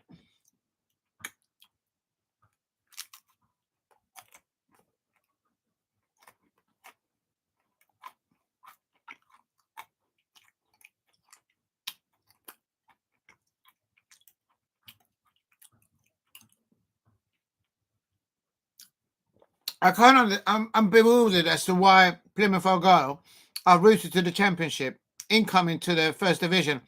They are very well organised. They are disciplined off the ball. They're not doing any harsh challenges, and they look the complete outfit out there. Plymouth bottom of the Championship was no idea, but was poor when Wayne Rooney was there as a coach. Well, this is Wayne Rooney's legacy. Liverpool fans out there, Naomi there, trainer and Naomi. He looks a good prospect, but he's been, I wouldn't say found out. Now another youngster coming on, Trent Kone-Doherty. Make no mistake about it, these youngsters, the one that's just come off and the one that's just come off for Liverpool, if you look at their physical stature, they're playing against men right now. Make no mistake about it. I'm sure there will be good Liverpool football prospects, but they're playing against men now, and they're 1-0 down. This is on Arnold Slot. He didn't take Ibrahim Konate. He didn't take Sloboshlai. He didn't take McAllister. He didn't take Gravenberch. He didn't take Mo Salah. He didn't take Trent Alexander-Arnold. And here's Liverpool. Jota, this is better from Liverpool. Jota through the lines. Good defending there. And I'll tell you something. This is on Arnold Slot.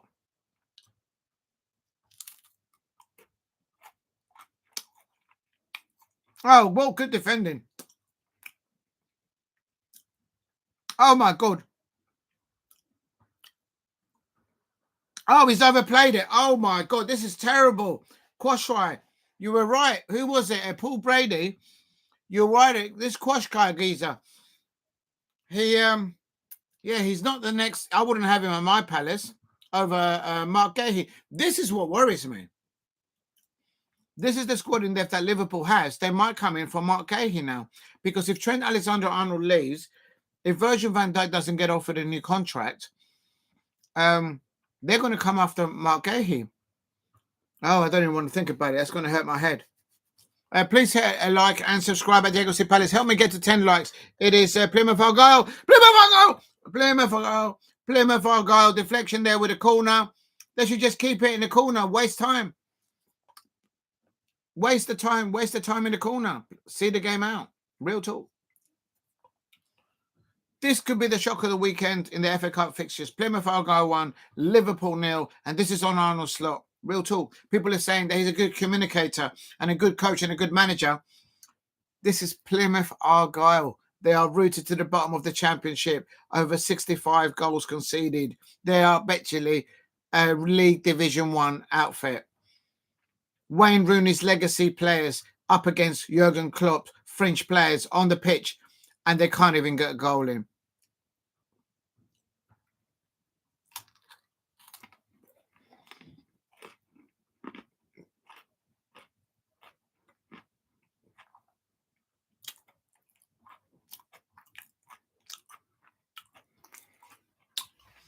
How is that a foul?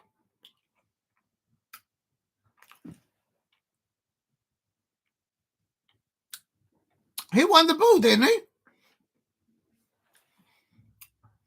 Jota goes down like a salmon. Did he get the ball? Did he get the ball? Oh, no, he didn't get the ball. I take it back. I take it back. Make sure that you eat and you drink while you watch your football. I'm running out of salt. Anyone got any salt? Oh, I found some.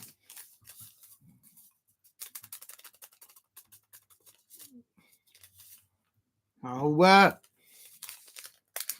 there's a free kick here now on 78 minutes. I'm bewildered of how Plymouth Argyle could be rooted to the bottom of the championship. And this Liverpool side, Arnold Slot there. See, Darwin Núñez came on. There we go, keeper. Darwin Núñez came on for Liverpool. Has there been any impact? No. I would not have him at my Crystal Palace over Jean-Philippe Mateta and Eddie Nketiah. And Eddie Nketiah's got a busted ankle at the moment because he injured himself during training. Has anyone seen my spoon? Where's my spoon? Did anyone know where I put my spoon? Oh, there it is. Make sure that you eat and drink while you watch your football. Liverpool not playing well enough. No excuses. They're not playing well. They're not even turned up.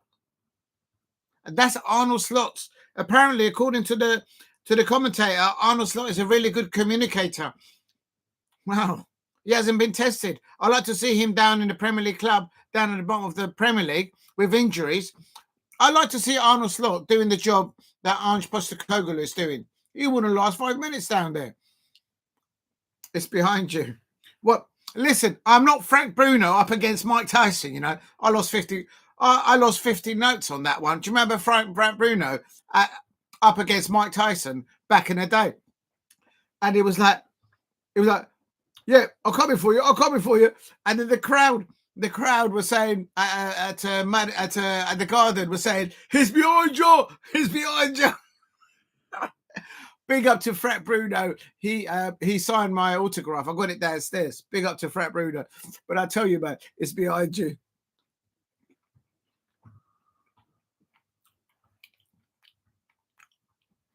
I'll tell you what, this is really cheering up my weekend because yesterday the Leeds fans bottled it and let Millwall go into the cup.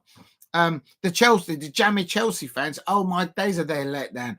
Oh my days. They've got a manager of Enzo Maresca is like skinning teeth and like, yeah, I've got loads to choose from. Well, you're out of both cups now, Enzo Maresca, as I will focus on the Premier League and in the European competition. You talk to the real Chelsea fans out there that expect their club to win every single trophy every season. They're the real ones out there. Enzo Maresca does not understand Chelsea. Real talk. Big up to Damo116 is behind me. Corner to Liverpool. This is where they've got to be careful now.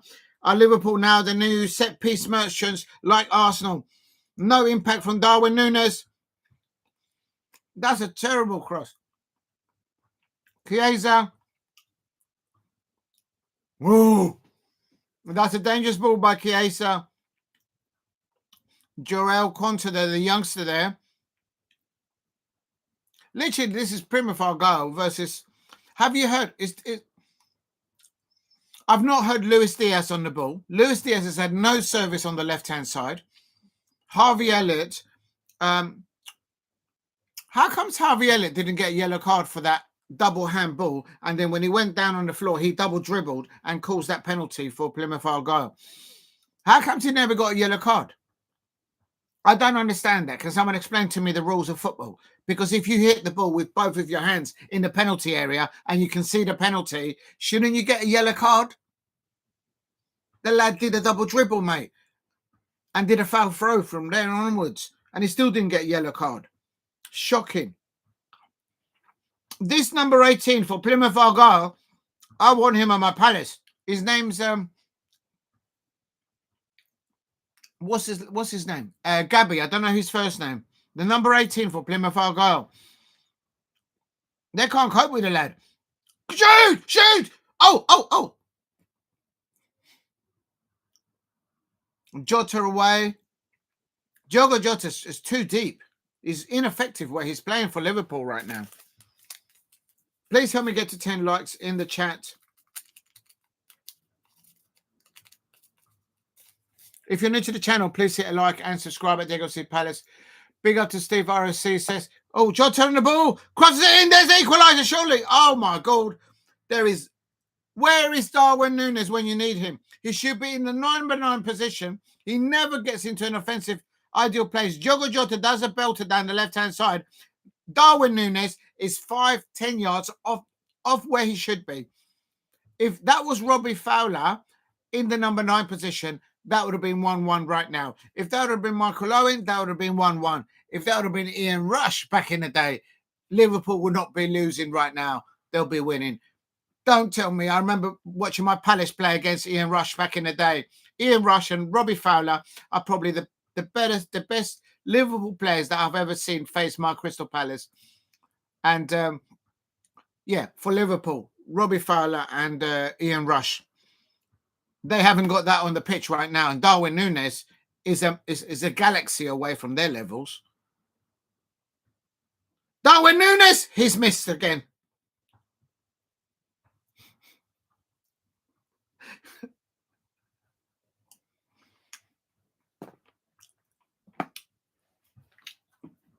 Do you know what Darwin Núñez is? He's just a pretty face on the pitch. That's what he is, Sam. I keep losing things. Oh, it's over there. Please hit a like and subscribe at Diego C. Palace. How many get to 10 likes? This is Plymouth Argyle. Plymouth Argyle, bottom of the championship. They have conceded more than 65 goals this season. They're literally a League One side right now. This is the legacy of Wayne Rooney, and they are absolutely chopping up Liverpool. This is Arnold Slot. I said he hadn't been tested, and he's been tested today because he's never been tested with injured players. He's never been tested. I'm talking about Arnold Slot. He's never been tested of having to go in the transfer window and play with injured players and having to bring people in to replace them, like, say, Ange Postecoglou. He hasn't been tested, Arnold Slot. Today he's been tested. He left behind Ibrahim Konate. He left Mo Salah. He left Trent Alexander-Arnold. He left McAllister. He left Gravensburg. He left Szoboszlai. That's the ones I can think of as a Crystal Palace fan. This is all on Arnold Slot. And people out there, like the commentator, saying Arnold Slot is a good communicator, good manager. Of what? The lad hasn't been tested. Liverpool fans, you're the real ones out there. You know your manager hasn't been tested. He's gone into a job at Liverpool. They're all the legacy of Jurgen Klopp. Arnold Slot's landed at Liverpool, and people are walking around here with him with silver a la carte food, canapes. He's just having to pick his team from the silver plate. Do me a favour. The lad hasn't been tested. You only got a 1-0 goal win at my Palace because the referee failed to see Virgil van Dijk pulling on Mark Gahey's arm in the penalty area. He didn't give us a foul, never gave us a penalty. And as always, the Liverpool fans always get the refereeing decisions at Selhurst Park. Simicast with a good corner there, I can't deny. Please hit a like and subscribe at Diego C. Palace if you're new. Just keeping it real. And if that upsets you, it is what it is. I'm not joking. Liverpool on the way out of the FA Cup. And this is on Arnold Slot. This ain't on the players. This is on Arnold Slot. Darwin Núñez, this is his level. League One. There's the equaliser coming. Oh, what a...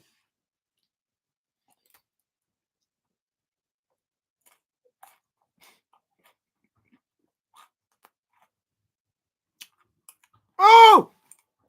Back pass. Oh!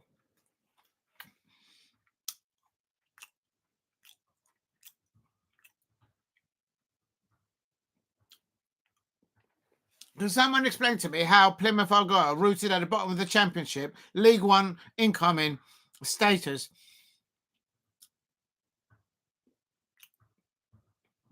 have just taken Arnold's slot and made him look like Mr. Blobby on his touchline? Can someone explain to me that? Because the way they are off the ball, trying to win the ball back, they're patient, they're not making mistakes.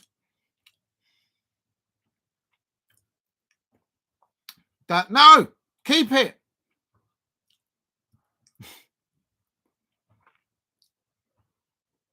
Let's see what happens. Big up. If Plymouth win, must give them confidence in avoiding relegation. I think they're already down. They're already down. Oh, here's Liverpool! Oh my God! How did they not equalise? How did they not equalise? How did Liverpool not equalise? Oh my days! Ball in, long ball over the top, header away by the centre half. A bit more composure from the youngster, McDonald. Oh, we just couldn't direct it. That's unlucky for the youngster. I don't think the lad is even shaved. I don't think he's even shaved before. These young Liverpool players are playing up against men, and that's what's happening. Men that are used to playing it in and out and being battered in the Championship. And that... please hit a like and subscribe at Diego Palace. We're about to see one of the biggest upset in the FA Cup history. 9 minutes of added time. Where did they get the 9 minutes from? This fourth official, is he got a season ticket at Anfield or something? Real talk. Please hit a like and subscribe at Diego Palace. Help me get to 10 likes, and if you can, subscribe at Diego Palace. And if you can, help me get to 2,000 subscribers. Make sure they eat. Luis Diaz. This is the first time I've spoken about Luis Diaz in the second half. There it is. There it is. Is this going to penalties? Is this going to extra time? And really good composure from Plymouth Argyle, even once off the ball.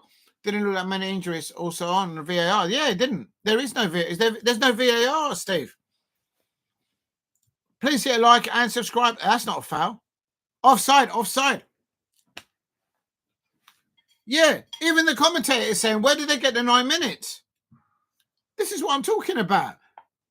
This is what I'm talking about. Why is it always Arsenal fans, Liverpool fans, and Manchester United fans in the cup competitions? They always get the decisions. Look at the Manchester United. 4 Manchester United players offside. Not 1, not 2, not 3, but 4. It wasn't even a toenail. Ruud van Nistelrooy was like, I couldn't happen. And that's my point. They get the decisions in cup competitions. Look at that offside goal in the League Cup against Crystal Palace. Arsenal, Gabriel Jesus. The ITV Sports commentator on the day, he said that's offside. That's offside. No one's doing anything about it. That's still offside. And the goal was given. That's an example. And Liverpool at Selhurst Park pulling the arm of Mark Gahey on the penalty area, and we don't even get a foul or a penalty. It's an outrage. But please enjoy your food while you eat. And here is Plymouth Argyle. Just keep the ball and take it to the corner. Oh, what composure on the ball by Plymouth Argyle. The Liverpool players can't even get the ball off them. They can't even get out their own half. They're 1-0 down. They're about to exit the FA Cup. And there's a second goal. Oh my days. How did they not score the second goal there? What a ball in from the right-hand side.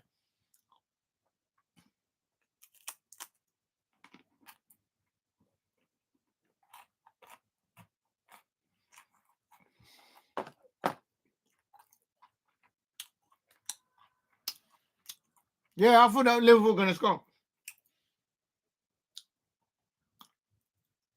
That hit the backside of Harvey Elliott, I think. And there's a long ball by Liverpool. That's all they're doing now, Liverpool. Just long balls in from the back. Oh! And a save there. That's just kept Plymouth Argyle in the cup. The goalkeeper should get man of the match.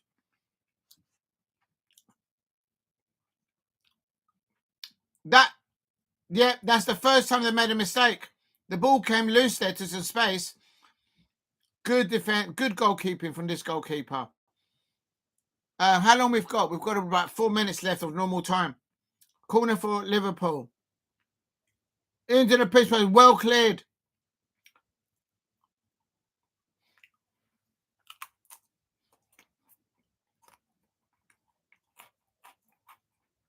Oh, Chiesa's lost the ball.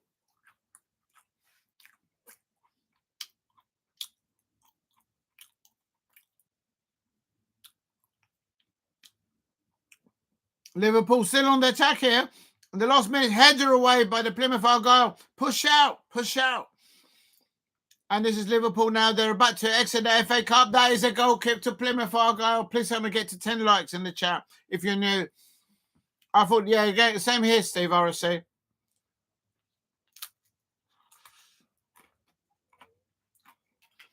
Fully stretched, and he saved it.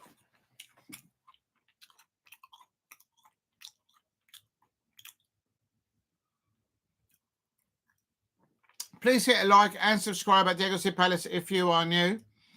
Help me get to 10 likes if you can in the chat. Massive thank you to get me to 6 likes. That's amazing. Thank you very much.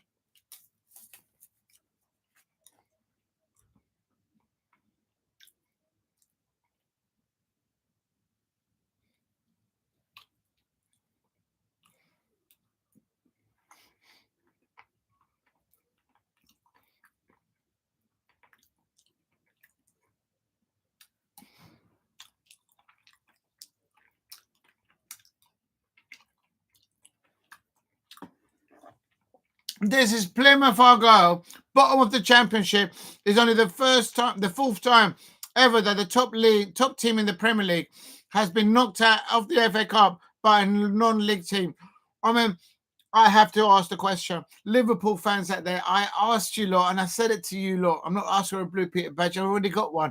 Real talk. Billy Baxter gave it to me back in the day with Mark Curry and Juventus and the dog Bonnie and all that lot. Listen, let me tell you something. Arnold Slot has not been tested. And here's Liverpool in the last minute in the penalty area. Oh, Chiesa's just overworking it as usual. Arnold Slot has not been tested with injuries and looking to look at the squad in depth and making things progress. He wouldn't last 5 minutes at Tottenham Hotspur. Arnold Slot wouldn't last 5 minutes at Leicester City. He wouldn't last 5 minutes down at Wolverhampton Wanderers. He wouldn't last 5 minutes down at Southampton. He has not been tested. He's been tested today by Plymouth Argyle, who are bottom of the championship. They have conceded over 65 minutes. They have kept a clean sheet, Plymouth Argyle. This is Liverpool. This Chiesa has been absolutely pony. Absolute pony from Chiesa. Why is he still on the pitch for Liverpool? That's it. This is Arnold Slot. He's on his way out of the FA Cup. And the manager of Plymouth Argyle has just a nice little smile there. It's happened. The chairman of Plymouth Argyle is about to celebrate a famous victory against Liverpool. I have to say this, Liverpool fans, are you going to win the Champions League? Are you going to win the Premier League? When the squad in depth, when your manager has miscalculated this type of fixture, this is against Plymouth Argyle, who are bottom of the championship with over 65 goals conceded this season. They can't keep a clean sheet. And today, they've completely done a number on Arnold Slot because the lad has never been tested. He's been tested today. And today, Arnold Slot has been found wanting. But he's a good communicator, a good coach. He doesn't know. He wouldn't last 5 minutes in any club down in the bottom of the Premier League table. Do me a favour. Do me a favour.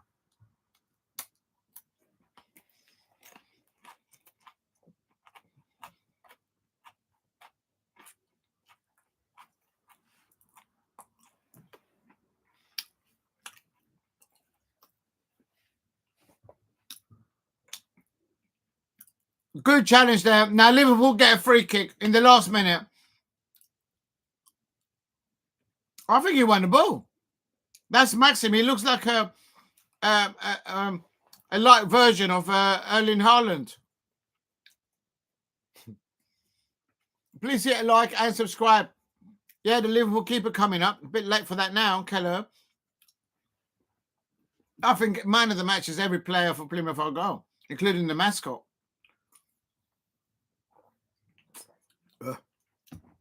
Please hit a like and subscribe at JLC Palace. A free kick here in the last minute of this extra time. My player of the match, I'm going to give it to this number 18 from Plymouth Argyle, Gabby. I know he didn't score, but I'm giving it to Gabby. He played in the number 8 position for Plymouth Argyle. He's been absolutely brilliant. I'll take him on my Palace. A ball into the back post. Header away, header to the back post, there it is, and the goalkeeper saves it. Oh my God, the drama of the FA Cup. Liverpool cannot get it over the line. Arnold Slot has been tested. What a saver. You might have to give man of the match to this goalkeeper. He used a quick feet for a tall goalkeeper. He's like that, making himself big.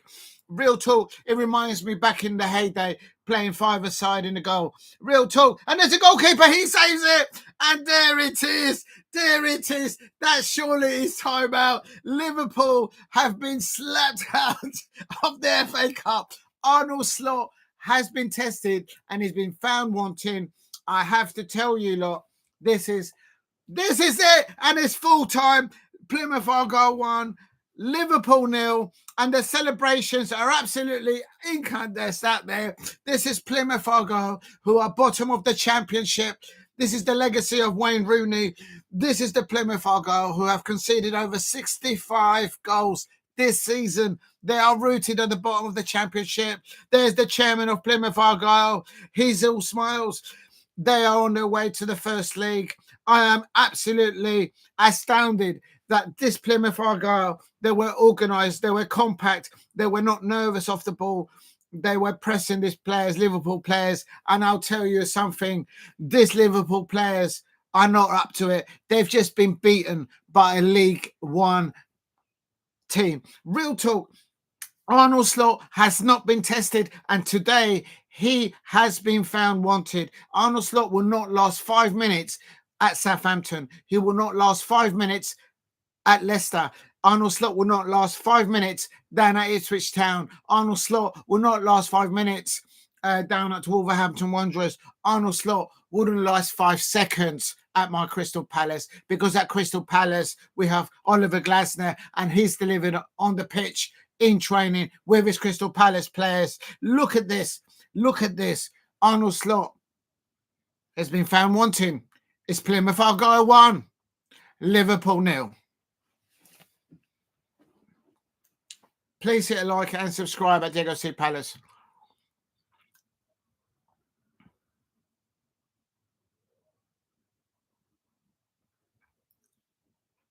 I didn't predict Liverpool to lose today, I have to say. But I am absolutely perplexed as to how Plymouth Argyle are bottom.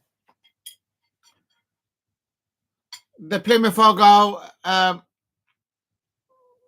Callum Wright there, he's saying that the players stuck together. Penalty taker.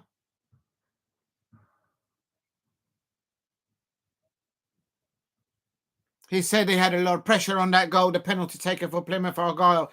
I'll tell you something. I'm not going barking about it a lot, but I said it before this fixture, not as banter as a Crystal Palace, because really, my Crystal Palace can't banter the Liverpool fans. We've not won the Champions Leagues and the titles that they've won.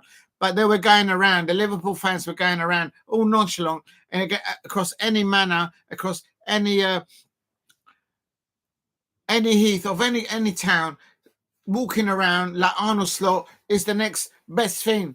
He hasn't been tested. He hasn't been tested with injuries. He hasn't been tested with players wanting out and he's having to go in the transfer market and getting players in. He's never been tested to build anything in the Premier League. Arnold Slot has not been tested. Oliver Glasner has been tested at Crystal Palace. The manager of Ipswich, the manager of Wolverhampton Wanderers, the manager of Leicester City, they've been tested and they're delivering something there and there. Liverpool, Arnold Slot, he's gone into Liverpool and there is people walking around with silver-plated, platter with canapes there. That's what he's had to do, and he's had to pick the canapes of the Liverpool players. He selected Arnold Slot today. Decided, because he thinks he knows what he's doing. He's decided to deselect Mo Salah, Trent Alexander-Arnold, McAllister, Gravenberch, Ibrahim Konate, Virgil van Dijk, Szoboszlai. Who else? Trent Alexander-Arnold. That's 7 players. He decided to deselect them from today's fixture. He's been tested. He's made a decision, and he's been found wanting. This is Plymouth Argyle. They couldn't keep a clean sheet. They couldn't stop sides from scoring against them. And this is a Liverpool side which included Kelleher in goal, McDonald, Quashka, Gomez and Timitas at the back, and midfield of Endo, Nyoni and Elliott, Diogo Jota up top, Luis Diaz on the left, and Chiesa on the right-hand side. They've all been found wanted, and that's all down on Arnold Slot. And they nicked 3 points at my Soho Sports, and they know that. They know that. The Liverpool fans know that. The real ones, they know that. Well, now they've been found out.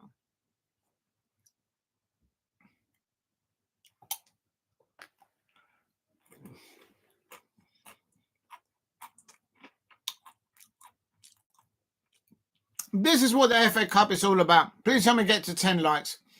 Rangers nil. Queen's Park. Even Rangers are losing today. Queen's Park are beating Rangers. Seems to be their shock of days. Absolutely the shock of all times.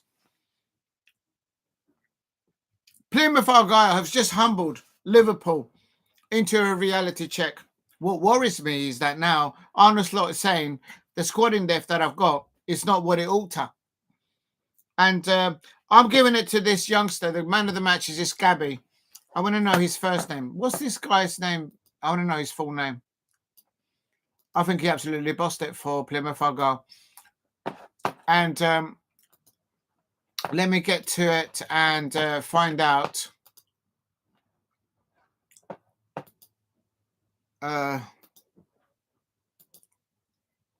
Gabby, Darko. His name's Darko Gabby. Where's he from? He's an English professional football player. Well, I'll take him at my Palace. I like the way he played today. He absolutely bossed that midfield. He was their best number. He was the best number 8 on that pitch in that number 8 position. Absolutely bossed it.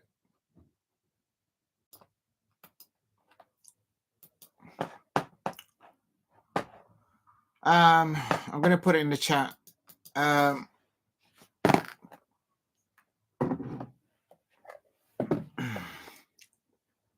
Let me just put that in the chat. Please keep helping it. Please help me get to 10 likes. My man of the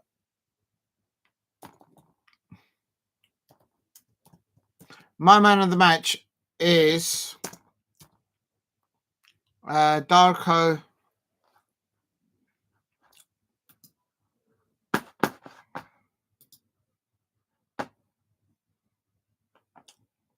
There you go. That's my man of the match. Darko Gabby. He's played for... he's only 20 years old. Well, he played... Oh, he's from Catford. Big up! He's from South London. There you go. There you go. He's from South London. What did I tell you? What did I tell you? He's from South London. A lad from South London, from Catford. Big up. He's from Catford. He's only 20 years old. And he's completely destroyed the Liverpool midfield. And he's from Catford. Oh, how have we not got him? Let me have a look at his profile. Oh my God, he's only worth 1.8 mil euros. He's only worth around he's only worth about 1.5 mil. He's played for England centre midfield. Yeah, I knew he played in the number 8 position today. He can play for Ghana. There you go. The Jollof rice from Ghana. He's been brought up on the Jollof rice from Ghana. And he's on loan from Leeds United. There you go. He's on loan from Leeds United. And Darko Gabi. That's a name I'm going to remember for some time because he's the one. He was instrumental. Oh, he's pictured there in Manchester City colours. Has he played for Manchester City? Okay, so he's played for Manchester City under 21s there, so he's come through the Manchester City Academy there. So I would expect Patrick Vieira will know about him. And he's played for Millwall Youths because he's from Catford. Oh, here we go. What an amazing FA Cup fixtures this weekend.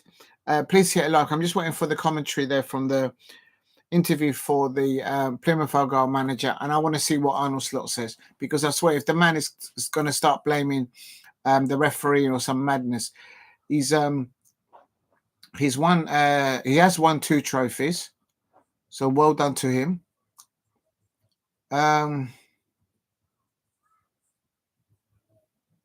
Yeah, he's a defensive attacking midfielder. He did both roles today. I'm giving man of the match to Darko Gabi. He's come through by the looks of it. He came from Millwall because he's from Catford, but he then went up to Manchester City, and now he's on loan from Leeds to Plymouth Argyle. And I'm surprised Manchester City don't call him back. Absolutely. Right. If you're new to the channel, please subscribe at Diego C. Palace if you are new. What an amazing... Liverpool are out of the cup. Liverpool are out of the cup, and that's all on Arnold Slot against Plymouth Argyle. Well, no one wants to play Plymouth Argyle in the FA Cup now. Oh, I hope they get a good payday, Plymouth Argyle, because they could do with some money down there. I mean, they received the... There we go. Let's just going to listen to... There's the manager. There's the owner of Plymouth Argyle. The Plymouth Argyle fans are just... There's the father. The goal scorer is picking up his son. And the Plymouth Argyle manager... And they've just chopped up Liverpool. Please hit a like and subscribe at Diego C. Palace. Help me get to 10 likes. This is the goalkeeper being interviewed. The goalkeeper for Plymouth Argyle saying he didn't expect that. He was he saved the ball from Jota. You could give man of the match to the Plymouth Argyle keeper. You have to say.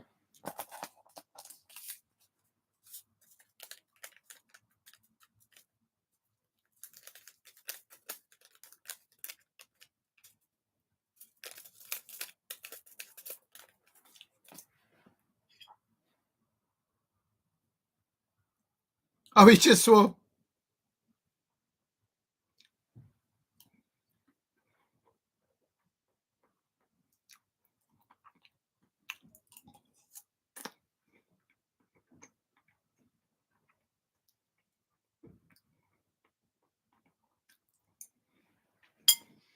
The Plymouth Argyle players have been interviewed. I think one of them has just come on TV and actually swore.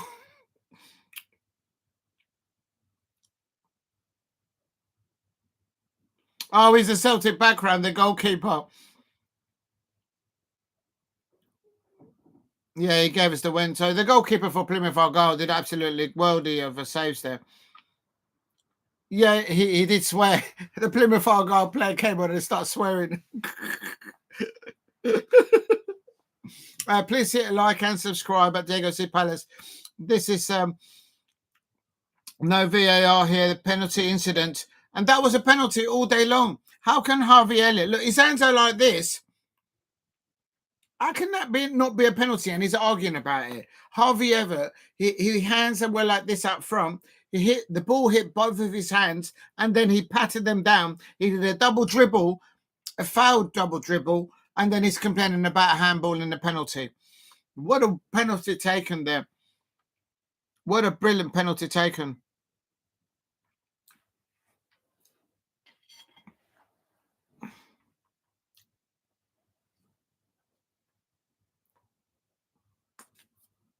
Did you see when Darwin Núñez came on, there was no impact? Zero impact to their attacking threat. Absolutely not. It's Robbie Fowler been interviewed.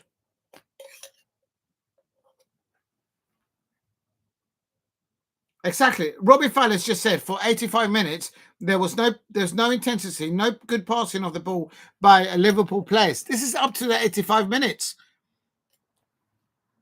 There was no intensity. That's what I was saying.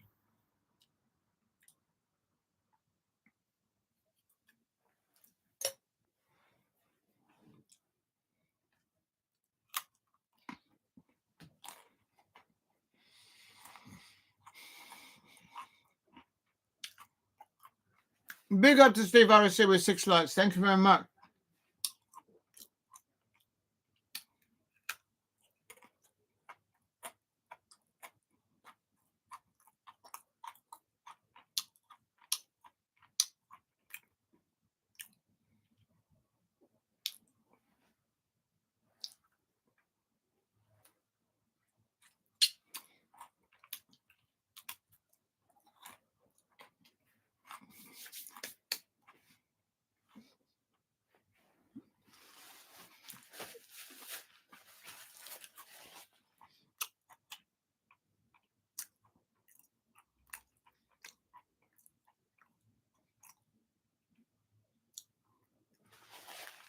Right, I'm not listening to that anymore. Listen, real talk. The Plymouth Argyle didn't win that FA Cup fixture on a dodgy liner decision, number one. Plymouth Argyle did not win that because Liverpool were off their game. Liverpool were not good enough. The players that were on that pitch were playing up against a Plymouth Argyle side that are right now rooted to the bottom of the Championship. They have conceded over 65 goals this season. Over 65 goals this season. They are rooted to the bottom of the Championship. They are inbound to the League One. Liverpool players, they're on the pitch today, even the ones that came on as substitute, Darwin Núñez. Darwin Núñez alone transfer fee could purchase the entire Plymouth Argyle squad. Just think on that. And he came on and he had no impact whatsoever. That's Darwin Núñez. I wouldn't have him on my Palace. Never, never. I'll tell you something. This is a Liverpool side that were up against a Plymouth Argyle side that have just installed a new manager. These are Wayne Rooney's legacy players that was there. Real talk. The player of the match for me is the young, I think he's a 20-year-old. He was born in Catford. He started through the Millwall Academy and then went up from there to Manchester City. But now he's on loan from Leeds out to Plymouth Argyle. The 20-year-old Darko Gyabi. He's an attacking, defensive and attacking midfielder. He played in the number 8 position. And he caught my eye in the first half. I didn't know his name. Didn't know what number he was on, but he caught my eye. And I tell you something, this lad, you can tell he's come through the Manchester City Academy. So many great players have come through that Manchester City Academy. So for me, Liverpool have been tested. The fans, no. Their players, not really. It's their manager. Because the Liverpool fans have been going around saying that Arne Slot is the next best thing since sliced bread. Well, Arne Slot has not been tested with injuries. Go and ask that to Ange Postecoglou. Arne Slot has not been tested with poor transfer windows, getting players in when they've got not enough quality there. Go and ask Ruud van Nistelrooy. Arne Slot has not been tested in making any decisions until tonight. And tonight he decided not to take Ibrahim Konate. He didn't take Mo Salah. He didn't take Trent Alexander-Arnold. He didn't take Szoboszlai. He didn't take Gravenberch. He didn't take McAllister. He didn't take who else? Trent Alexander, Mo Salah. He didn't take Virgil van Dijk. That's on Arne Slot. Liverpool fans, your manager has been tested today and he decided to deselect all these players and he thought because he's the next best manager in the Premier League that's not been tested upon anything.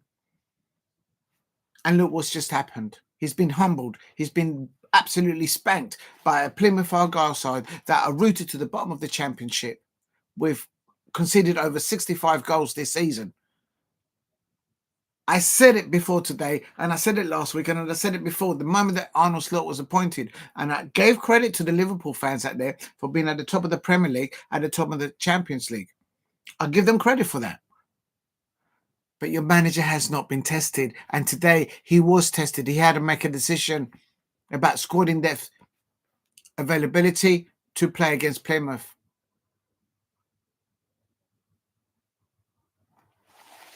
The worry now is, now he understands that these players that he picked on to play against Plymouth Argyle, and he thought that he could get a result out of them against Plymouth Argyle. He's now going to go and say, is he going to now up levels from these players that have let him down?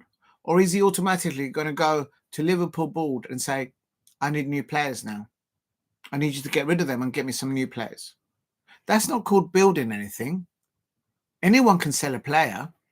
Anyone can get rid of a player. Anyone can deselect a player. What takes something is someone like Jurgen Klopp, who built year after year after year after he came in. If you look at when Jurgen Klopp went to Liverpool, I think it was about 2 seasons and a half inwards into his managerial role at Liverpool, if I'm not mistaken, that he started to get that squad that started to then challenge for the Premier League, for the Champions Leagues, for whatnot. It took him 2.5 years. But right now, since Arne Slot came in, the Liverpool fans have been going, Arne Slot, he's the best manager around.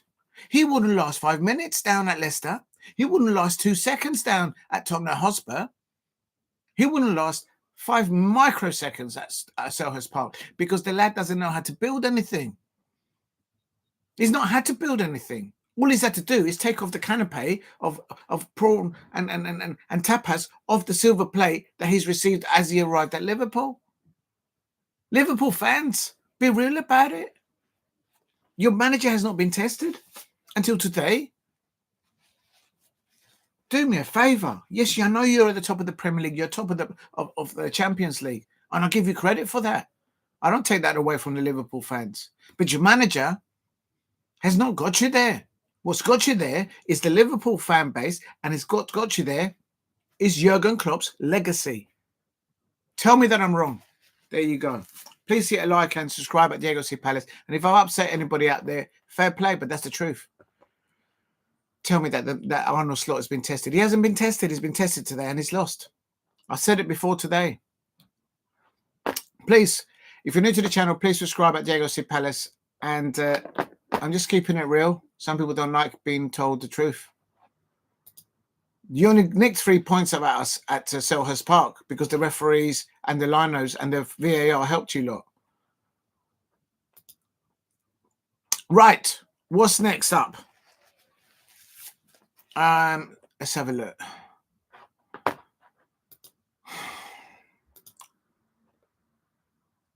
Aston Villa. Oh my God, he's going to kick off now. Aston Villa versus Tottenham Hotspur.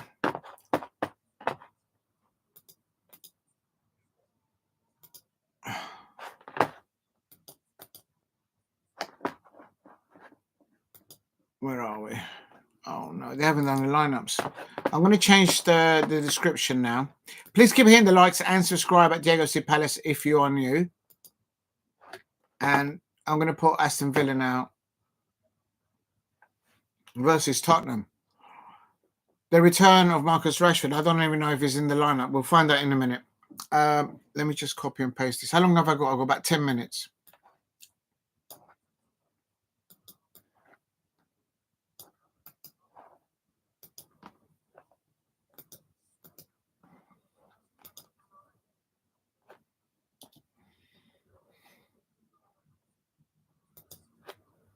Right, there we go. Plymouth Argyle versus Liverpool. I've done that one. Now I'm going to go on to Aston Villa. Oh, I need to get the capitals.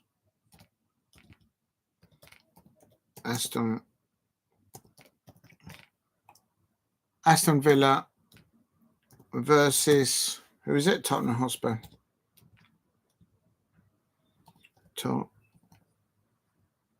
Tottenham Hotspur.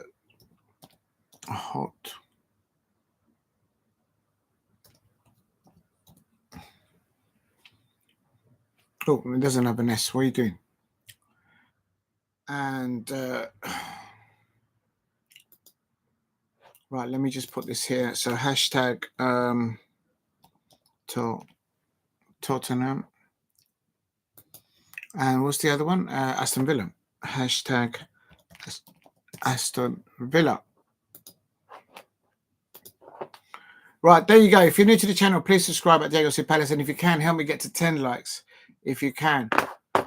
And here we go. Let's get to...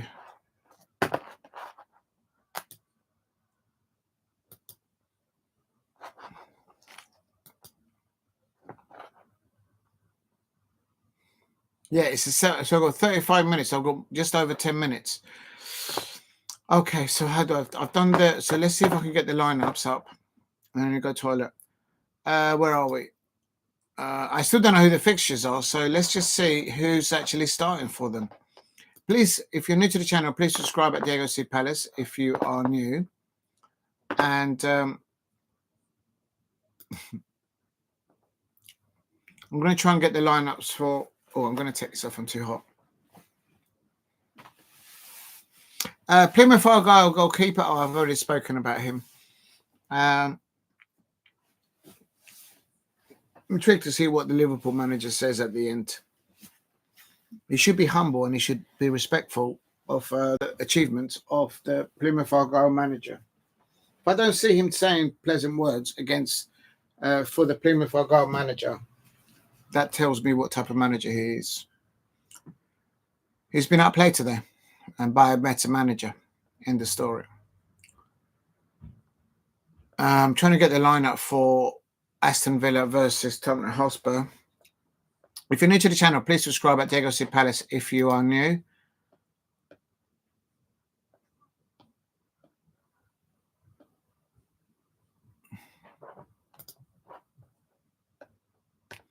I can't find... There it is. I found it. Aston Villa. Rashford is on the bench. Rashford is on the bench for Aston Villa. And let's have a look.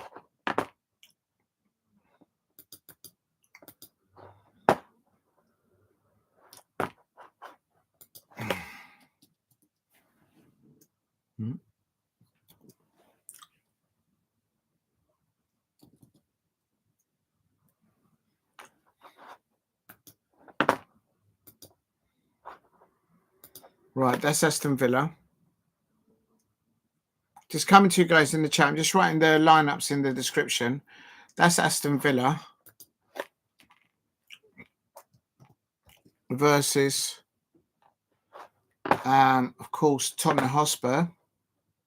You know what? I can't remember how much. I think I did go for an Aston Villa prediction win. I can't remember. I'll have to look at my little book. Just coming to people in the chat. I'm just typing this in. Paste.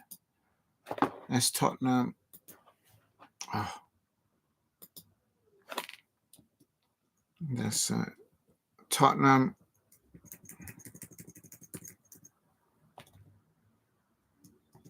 HOTSPUR. Oh, it's gone in capitals. I'm not writing it again. Tottenham HOTSPUR. Right, let's save that. Big up to everyone in the chat. Please help me get to 10 likes if you can in the chat. If you're new, please subscribe at Diego C Palace. Big up to Henry Smith. Boom, boom, boom. Mateta's in the room. And Liverpool asked me for a good UK holiday destination. I said you can't be Plymouth.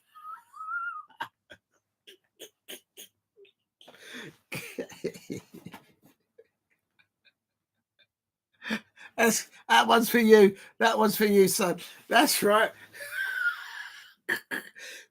They have Arnold Slot. Arnold Slot is the new Mr. Blobby. Oh, there's Arnold Slot been interviewed now. Hold on.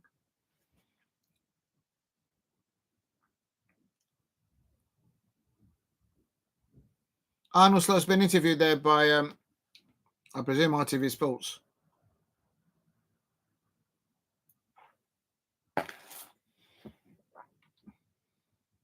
He's saying that his players work hard, but he just couldn't find opening. Oh, I missed it. I missed Arnold Slot there. I hope sincerely that Arnold Slot said something complimentary of his opposite number, the Plymouth Argyle manager, because he's tactically beaten him today. Right, Tottenham Hotspur. So I've done the. I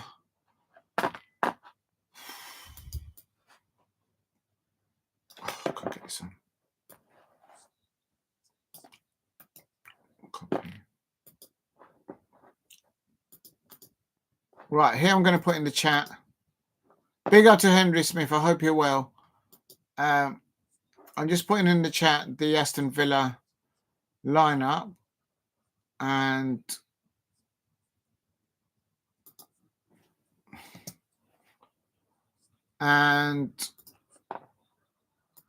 there it is, Aston Villa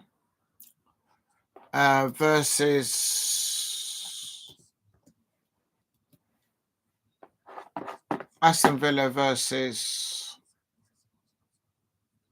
Tottenham Hotspur.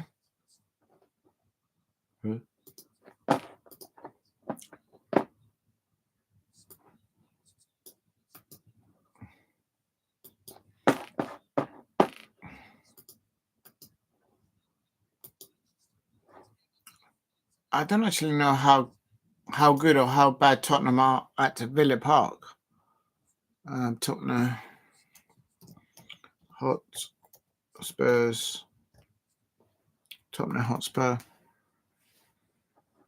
Oh, that's not how you spell Tottenham Hotspur. What are you doing, man? Oh, I misspelled Tottenham Hotspur. Sorry, people. I meant to take the S off, but it's gone. It's... Oh. Oh, how do I get that? I don't even know how to. Oh, here we are. Right, so then I should be able to delete this. Can I delete it? Yes, I have deleted it. Okay, so let's do it again. I don't like to spell the players wrong or the clubs wrong. I don't think you should do that. So I'm just correcting it. That's how you spell Tottenham Hotspur properly. And that's their subs. Right, there you go. Please hit a like and subscribe at Diego C. Palace. Look, make no mistake about it. Arnold Slot will eventually, I said it at the beginning of the season, he will eventually land either the Premier League or the Champions League for Liverpool. My point being before is that I don't think he's been tested with having injuries and having to go into the transfer market and bring players in. Like, for example, the manager from Plymouth Argyle. Today, he's been humbled and beaten by a Plymouth Argyle side that are rooted to the bottom of the Championship. They have conceded more than 65 goals. They're literally a League One club right now. They're dropping like a stone.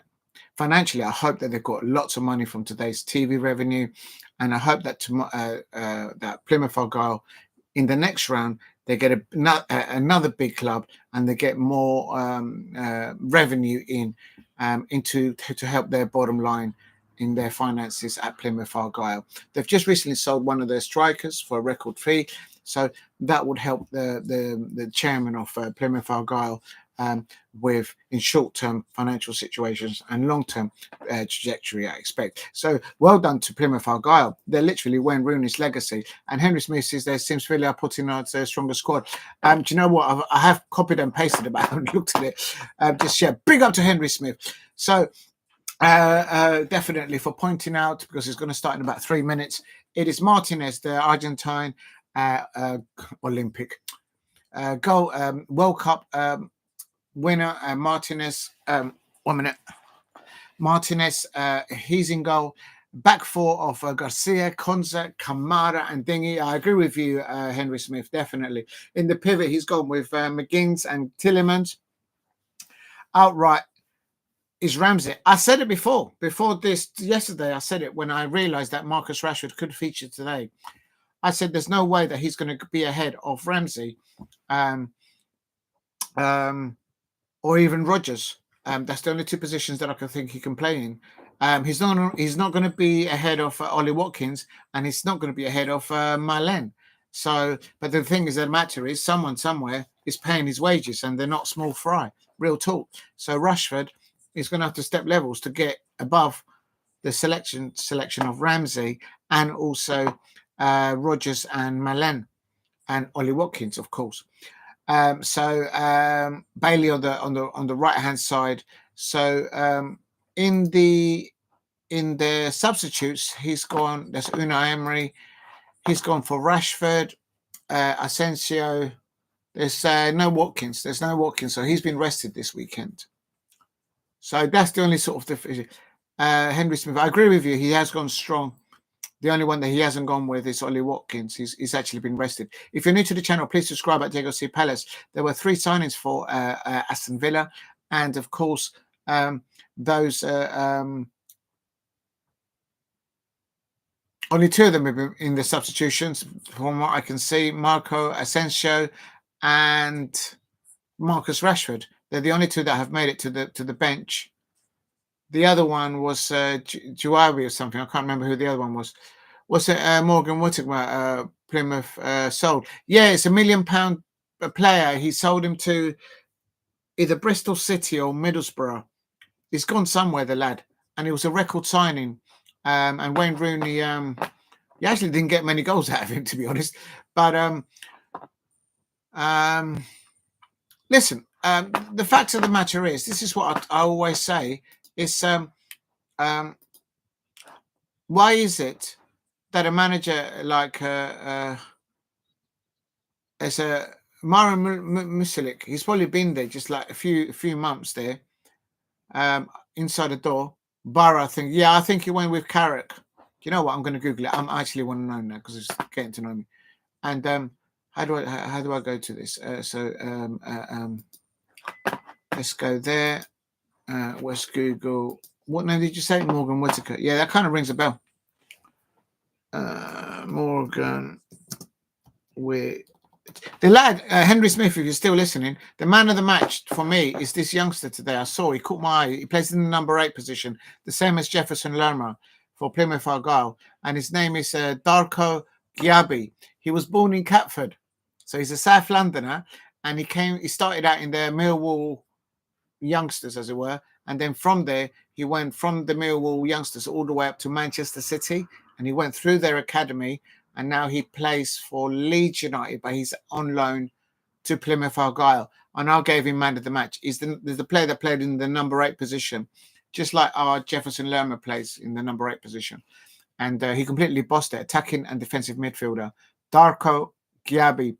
He's played for England under 21s, and he's played, but he's also eligible to play for Guyana, apparently.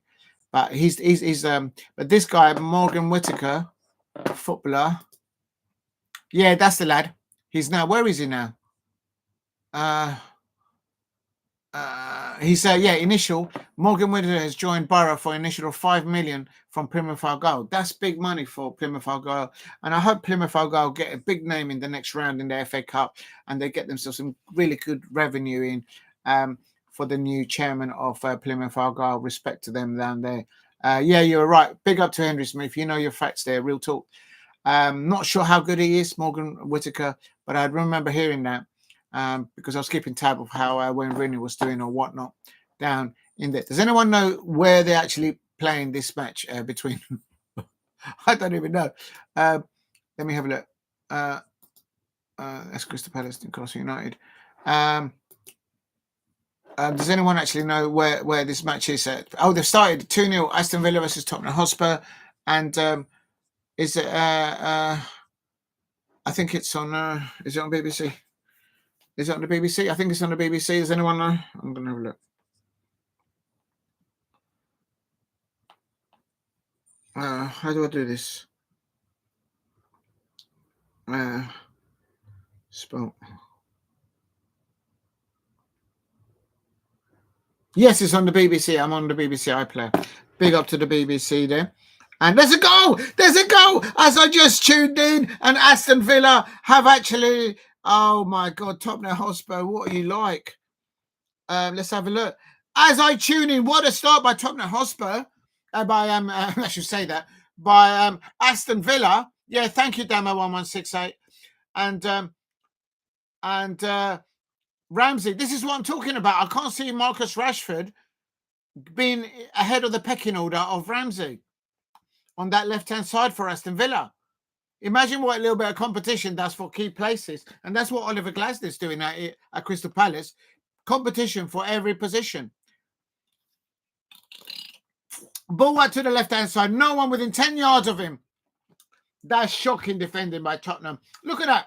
He's on the right-hand side, approaching the penalty area, and he doesn't have a player either 10 yards or side of him. That's not the goalkeeper's fault. The goalkeeper had no protection from the defenders or the midfielder. Look at that. There's not a player within 10 yards. Maybe the keeper could have done something better. And Unai Emery is there. Marcus Rashford is off the bench of Aston Villa and is celebrating there with the Aston Villa players. Manchester United fans, look away, look away, look away. Keeper mucked it up. We can say that again, Henry Smith, real talk. Make sure that you eat and you drink while you... big up to Damo116, guys. Thank you very much for the BBC iPlayer. Yes, you're right. I'm on there. I have paid my TV license. That's why I've got it. I nearly showed it, but I don't think I'm allowed to do that.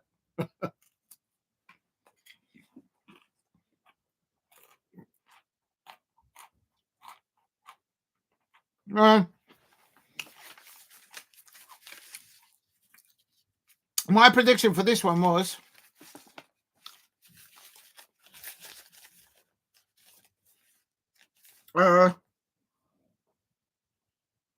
there, look.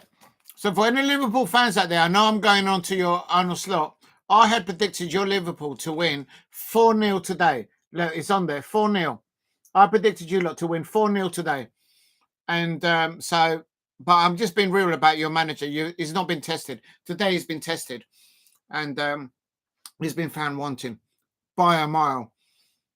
I've got this one to be Aston Villa 2, Tottenham HOTSPUR 0. That's my predictions for this one. I don't know what other you lot people predictions are. I've got Villa to win 2-0 for this one. But the way things are going, they might go into double figures. Like real talk. Tottenham HOTSPUR. Let's have a look at the Tottenham HOTSPUR lineup while we're here. Please subscribe at Diego C. Palace if you are new. Help me get to 10 likes if you can in the chat. And Bergvall and Benacore in the pivot there. Aston Villa. Oh, Tottenham are just terrible. And they've gone with their new signing, Tell, on the left-hand side, Tottenham HOTSPUR, but he's not had a touch of the ball yet, I don't think. And Ramsey, Rogers, Malen there up top for Aston Villa. Please hit a like and subscribe at Diego C. Palace. It is Aston Villa 1, Tottenham HOTSPUR 0.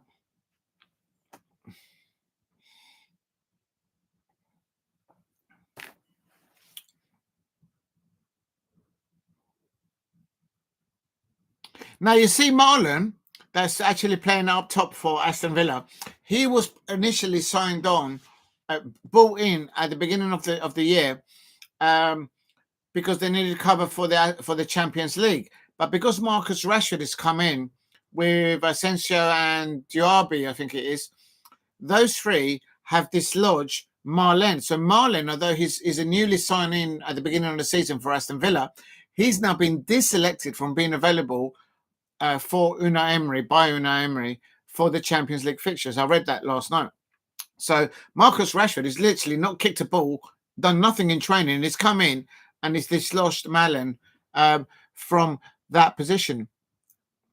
So that's why he's starting tonight, I expect. He's got to have the Unai Emery must have said to him, I've got to give you match time. Do you know what I mean? There's one thing deselecting him. There's another thing.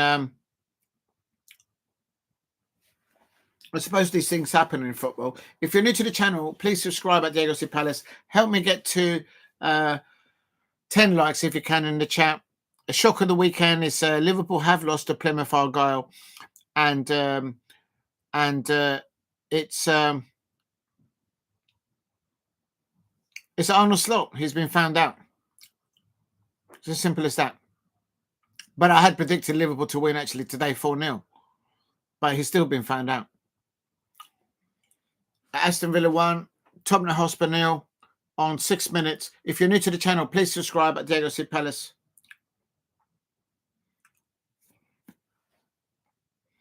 Ted on the ball.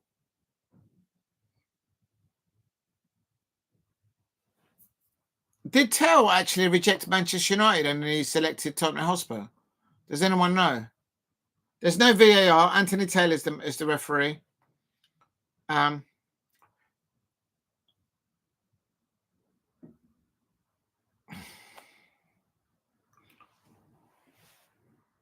think it's Matthias Tell. Mind you, a lot of players are rejecting Manchester United. No, but it's true. I'm not laughing. I'm just saying. It's not my fault. Look at me. I could be wrong though.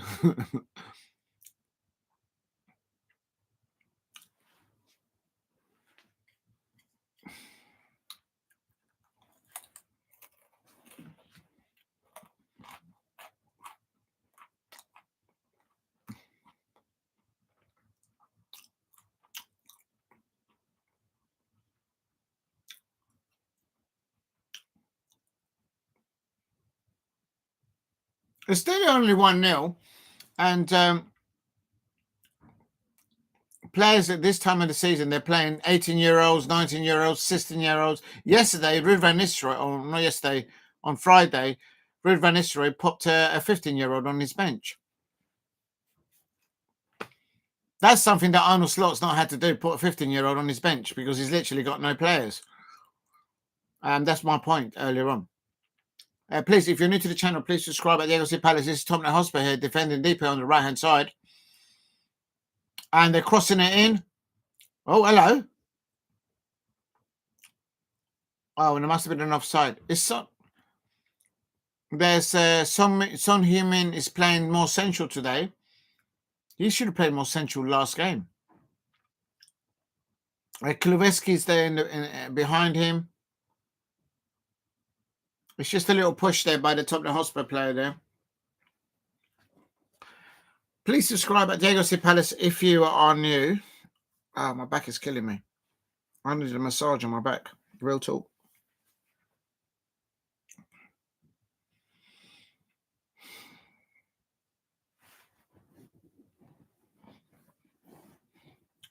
Bergvall. Apparently, Tottenham Hotspur's Bergvall has just turned 19. Oh my God, these players have only had a shave, like literally.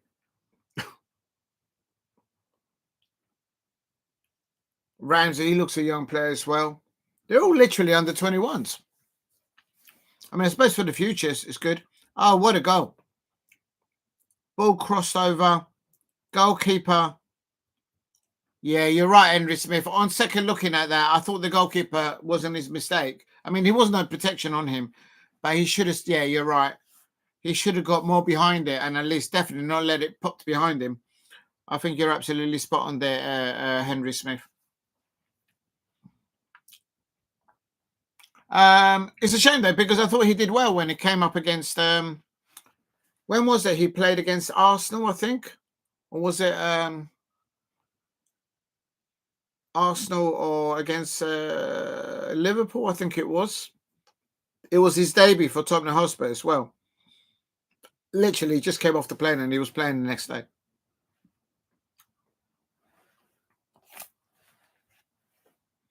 Sometimes a very, very early goal can be a disguise. And but the thing is, I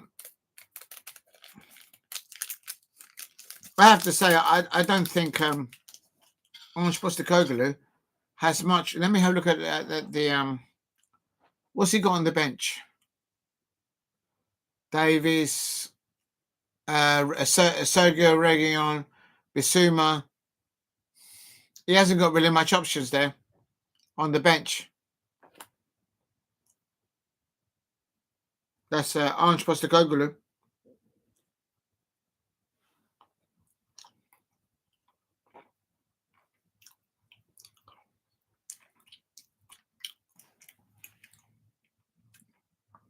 That's Tielemans there on the ball. How's that not a foul? McGinn on the ball.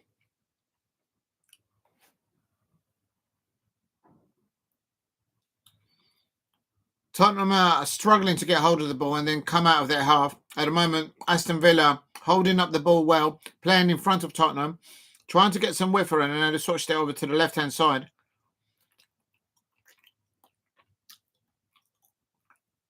Now they're moving it.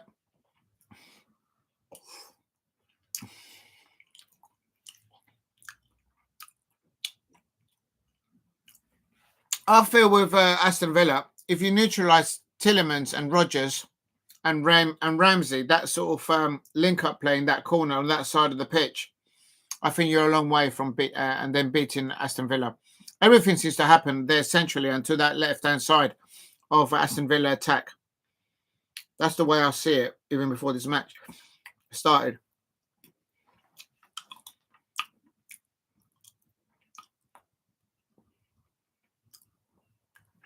Please hit a like and subscribe at Diego Palace if you're new. Help me get to 2,000 subscribers if you could.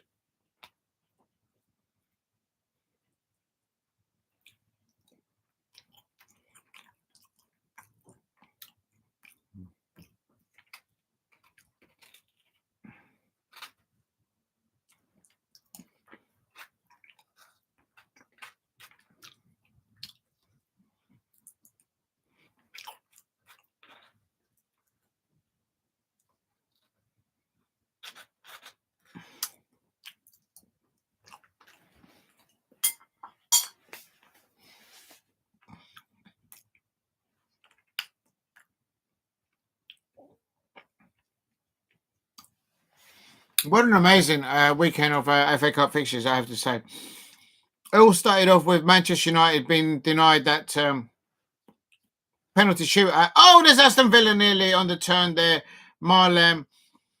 If Malen can score a hat-trick goals, he's telling Unai Emery, why have you deselected me in the Champions League over Marcus Rashford? Oh, the goalkeeper of Tottenham nearly letting the ball go through his legs. Please hit a like and subscribe at Diego Palace if you're new.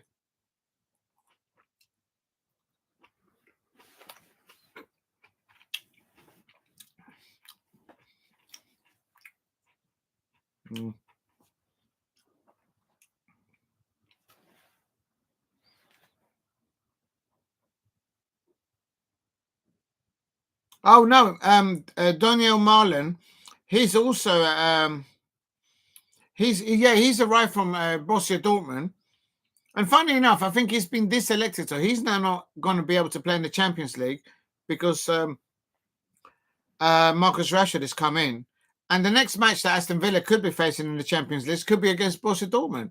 That's absolute madness. Oh, it's Aston Villa. Oh, that was on target. That was on target. That was a good attempt on goal by Bailey, the right winger there for Aston Villa, coming in his left-hand side foot, I think it was.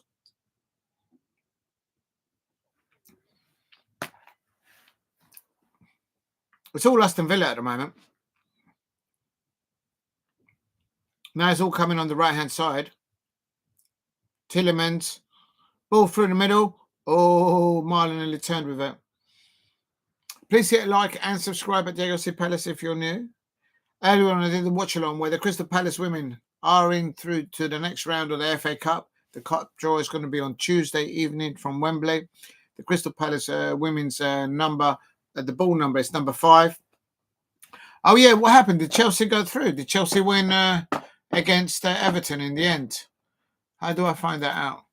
Please hit a like and subscribe at Diego Palace if you are new.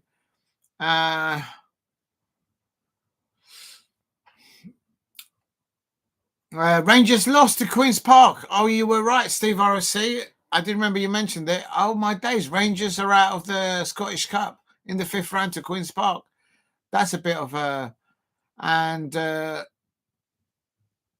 Chelsea won 4-1 against Everton. I knew that they would win. Oh, my God. Who scored for them? Baltimore. Oh, my God. Everyone's scoring down there. I knew they would win that. They conceded the first goal, but I knew Chelsea women will win that in the 5th round of the FA Cup. So literally, I want for my Crystal Palace women's team to face either Sunderland or I don't know. I don't know. I'm too scared. Sunderland. Sunderland. That's it. Sunderland. Nothing else. I think Aston Villa went through yesterday. Sunderland, Aston Villa. I know we're going to get Chelsea. I know we're going to get Chelsea again. We always get Chelsea in the FA Cup. Always. I give up. Please hit a like and subscribe at Diego C Palace if you are new. Let's put that away there. We don't need that anymore. Right. I've got the munchies at the moment. I don't know why. I'm going into the pepperoni. Pepperoni. Ah.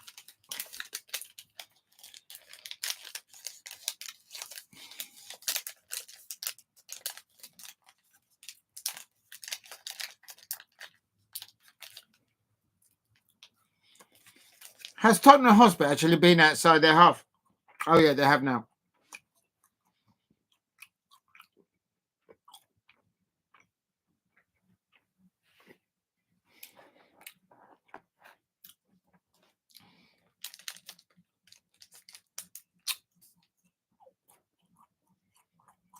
Tielemans going forward. He has a shot. Oh!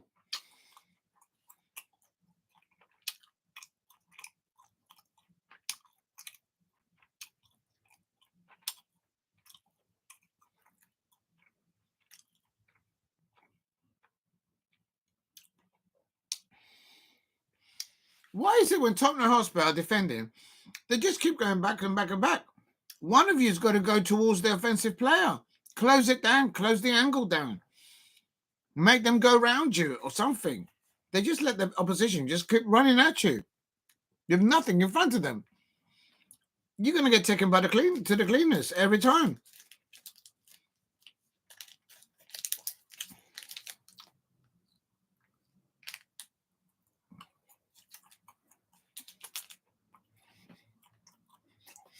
Big up to Goals Galore. Sorry, I'm eating at the moment.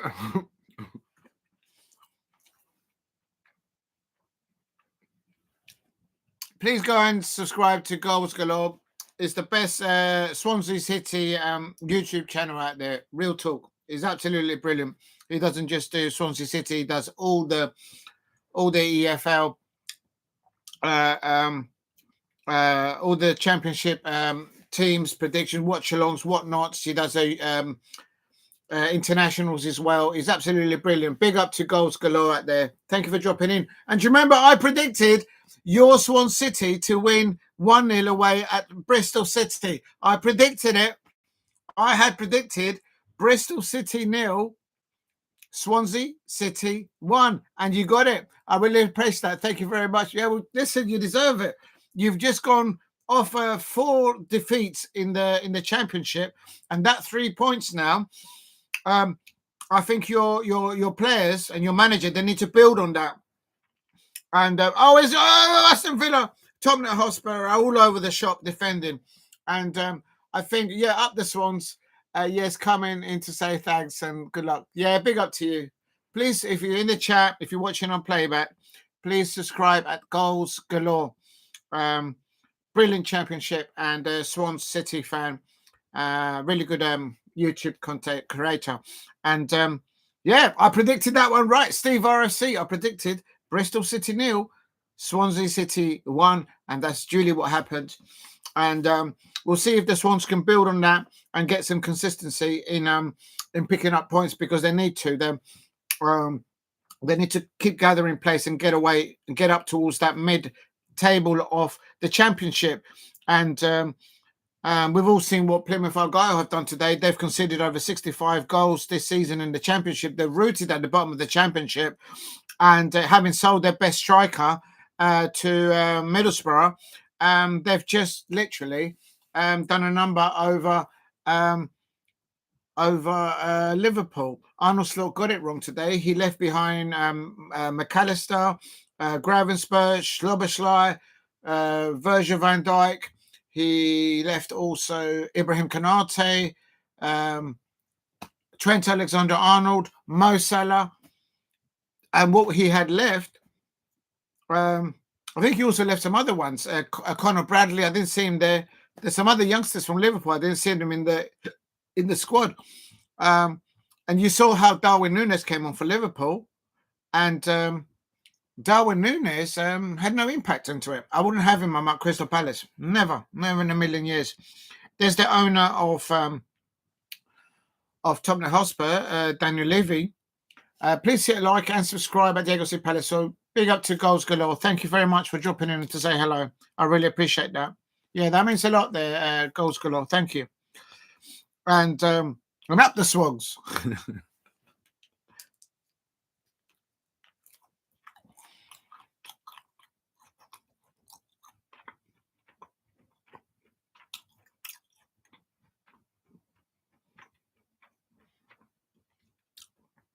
Right. I think the only thing that Tottenham can do here is keep pressing them on that left-hand side. And this is what they're trying to do, I think. Tau, was that a foul? Was that a foul on Aston Villa? Let's have a look. It's definitely cool. And the referee wants the ball, and the player doesn't want to give the ball back to the referee. Let's have a look. Let's have a look. I don't know, I don't know. Bailey goes over, but it wasn't like he went with his foot, like really on with studs. He went for the ball and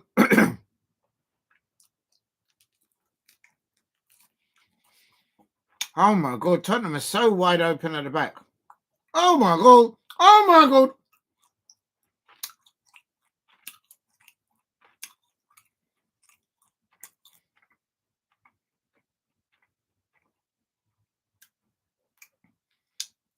Oh, that's a good ball through the lines there for Tottenham HOTSPUR. One touch, and there's an equaliser. Oh my days.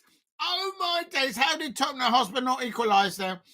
I swear that Tottenham HOTSPUR player, Hong-Min, he should have had his pepperami with his Weetabix this morning. He clearly didn't, because if he had, he would have scored. I would have scored that back in my head, though. Real talk. Look at the ball coming. You don't place it in front. You've got to do it at an angle. Oh, or you dink it over the keeper. I'm sorry. Son Heung-min should have the capability to score from there.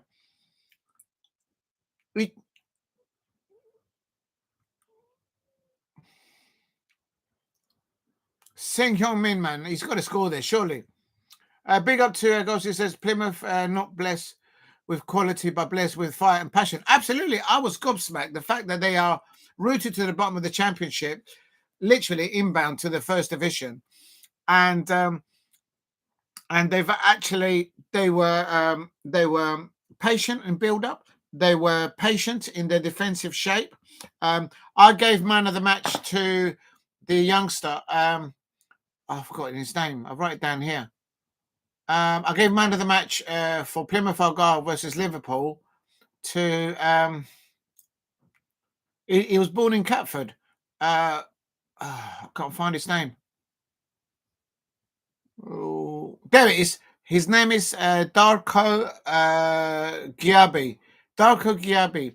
He played in the number 8 position for Plymouth Argyle. And he's an attacking defensive midfielder. Literally, he was playing all over the park today, literally. But I gave him man of the match today. He caught my eye in the first half and in the second half. Darko Gyabi, he was born in Catford. And he then went through Millwall.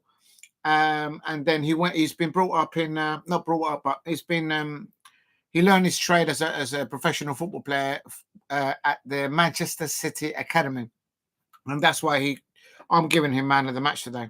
I'm not surprised to see that from the Manchester City Academy. They have produced very good players up there.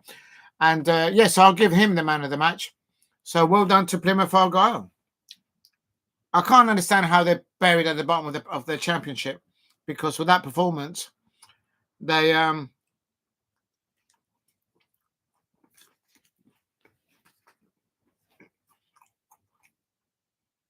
now substitution for Aston Villa.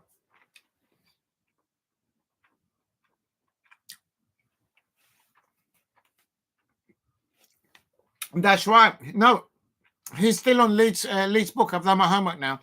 He's still a Leeds United player, but they loaned him out to Plymouth Argyle. And only because he's 20 years old. Obviously, maybe he's got competition there at Leeds United, and they're happy to get automatic promotion. But there's Marcus Rashford chewing on his chewing gum. I can't see Marcus Rashford getting ahead of Ramsey or Malen at the moment, or certainly Ollie Watkins. And there is, Gabby's a quality at Leeds previously as well. Oh, I've never seen him play for Leeds, but I know he's on his books. Yeah, he's loaned out to Plymouth ARGYLE at the moment. I made no mistake about it. I think if and it probably will happen, if Plymouth ARGYLE do go relegated into the first division, I wouldn't be surprised if someone comes in for the lad, Gabby there. But he was brought up in Catford. Big up to the Catford crew in South London. If you know, you know. I used to play snooker down there back in the day. I wonder if the snooker hall was still open down there. I shouldn't really say these things. But yeah, I used to play snooker down there back in my day. I think I managed to do up to about 54 on a break on snooker. That's about my levels. That was a long time ago. Please hit a like and subscribe at Diego Palace. Help me get to 10 likes if you could. And if you're new, please subscribe at Diego Palace. And today I did a watch along for the Crystal Palace women. I will rephrase that. For the amazing Crystal Palace women's squad. There they are in all their glory. And they are through to the next round of the FA Cup. And they beat Newcastle United 2-0. For me, they should have won 4-0 or 5-0. Real talk. And we gave a debut there for Alison Swaby, the Jamaican international, although she was born in the USA in Connecticut. And we won 2-0. And here's Aston Villa. Oh, absolutely dreadful. Oh, my God. How is Aston Villa not 2-0 up? How is Ramsey not scoring there? Do you know what, though? With Ramsey not scoring, with Malen not scoring, Marcus Rashford on the bench there for Aston Villa, he's going, I know how to score here. I know how to get the ball over the line here. And make no mistake about it, Unai Emery is not like Mikel Arteta, where he dismantled, where he threw Aubameyang, Pepe, Lacazette, Guendouzi. Who else did he throw underneath the bus down there? Smith Rowe, Eddie Nketiah. He's not like Arteta that stripped up a winning FA Cup team that won the FA Cup for Mikel Arteta, but that was Unai Emery's squad, right? Unai Emery will utilise Marcus Rashford to get the likes of Ramsey and Malen and Ollie Watkins to say, you know, I've got to look over my shoulder, son, here. Do you know what I mean? I've got Marcus Rashford on the bench. He's going to come on, and they're paying him big bubble. If I don't step up, they'll bring him on. Real talk. I think Rashford should have gone abroad. I think it was the money. I think also it kind of landed for him easily. Do you know what? With Marcus Rashford, I don't think it's a physical injury. There's something else in the background that we are not privy to. But I think there's still a player in him. And clearly, I always find that in clubs like Manchester United, Arsenal, Chelsea, Liverpool, not so much Liverpool, but certainly in these other clubs, when they get like a new contract, a paying increase, the moment they're earning like over £300,000 a week, their form just dips like a stone. Aubameyang at Arsenal, Ozil at Arsenal, Lukaku at Manchester United, Sanchez at Arsenal and at Manchester United. Who else can I think of? Tottenham HOTSPUR from a long way out. So I just think it's something to do with that. I kind of agree with you that Rashford should have went abroad, maybe to like a Bayern Munich. He tried to go to AC Milan, but on AC Milan, he's not going to get ahead of anyone on the left-hand side or up top. No chance. And in Barcelona, it's the same. He's not going to get ahead of any of them. So maybe this one fits.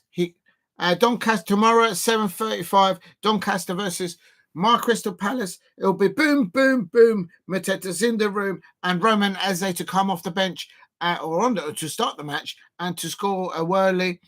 And this is they're so terrible, Tottenham on defending. Oh, isn't that ball seconds? That's another opportunity for Malen. I have to say this. It's still only 1-0. And this is FA Cup weekend. And you're only 1-0 up. It's all against you. But all it takes for a slight mistake there from Aston Villa and maybe a penalty or a set piece there. And if Tottenham Hotspur can get to half-time and it's 1-0, that'll be like a win for them, I expect. Will you be watching the Super Bowl tonight? I'm going to think I might stretch it for that because it's in the early hours, isn't it? Oh, fucking hell. I think it kicks off where it's actually based in the US. I think it's Central Time compared to GMTV time. Oh, there it is. I had it saved on the tab here.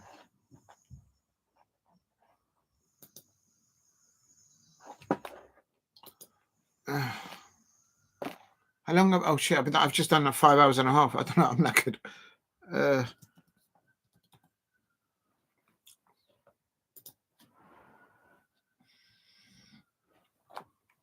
I mean, we're going to tune into see the Kansas Chiefs prevail. I would have preferred if the Patriots got there. I'm a Patriots fan. Sorry, Patriots. I'm a Patriots. I know. I'm ashamed of it. Somebody still has to do it.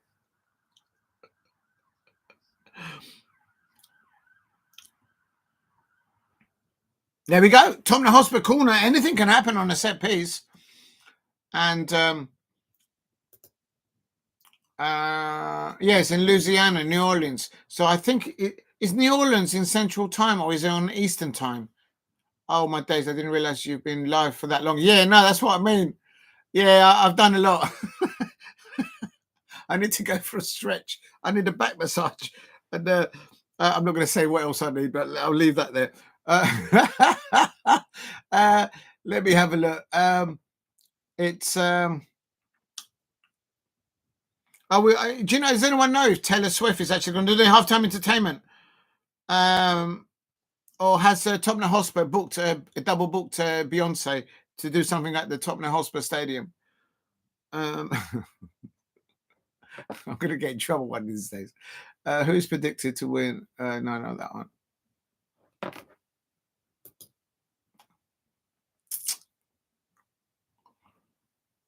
Oh.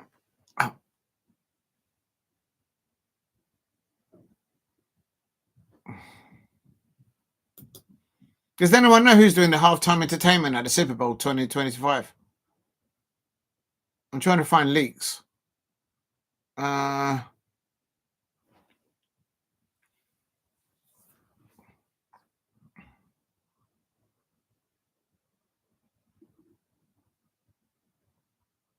Yeah, it's 11:30 kickoff. Yeah, no, I'm looking at it now. I looked at it. It's 11:30 kickoff. I might do some. I'll have to go and have a little rest, and then I'm getting old. I'm getting on a bit. Listen, son, you should try and be a Crystal Palace fan. Do you know what I mean?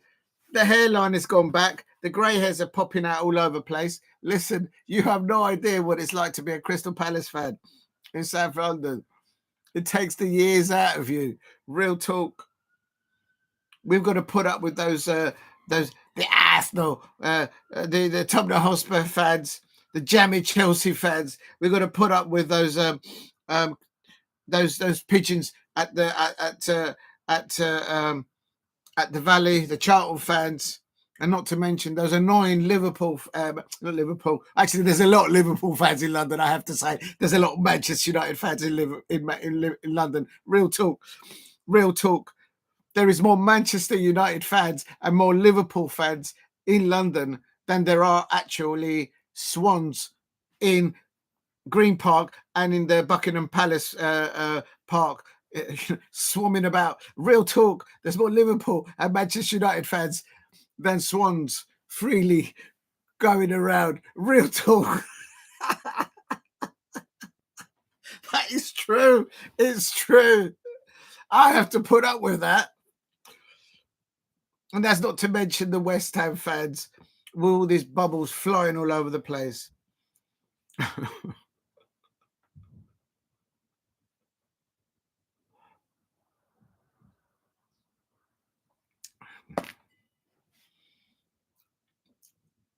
And you sometimes see the odd, I'm going to be careful what I say now, the Cardiff City Bluebirds fans, one or two potting around here and there. Real talk. I have to put up with that. That's what I love about Swaz. Everybody can be as a Swaz fan. It's just brilliant. Not Mary Glory Hunters. Listen, I'll tell you something, man. How can you not fall in love with the Swan? Majestic. And until you're sitting there minding your business in your lunch break, eating your sandwich, and then a swan comes over with one of the little baby swans, and then it all kicks off. You got to leg it. You got to really run for your lives. You get anywhere near swans and the little one that they look after, it kicks off. You literally got to put your sandwiches down and leg it, run for cover. Listen, don't get me going. I have to put up with that as a Crystal Palace fan. And that's not to mention the annoying seagulls. Do you know what I mean? I've been to your neck of the woods, the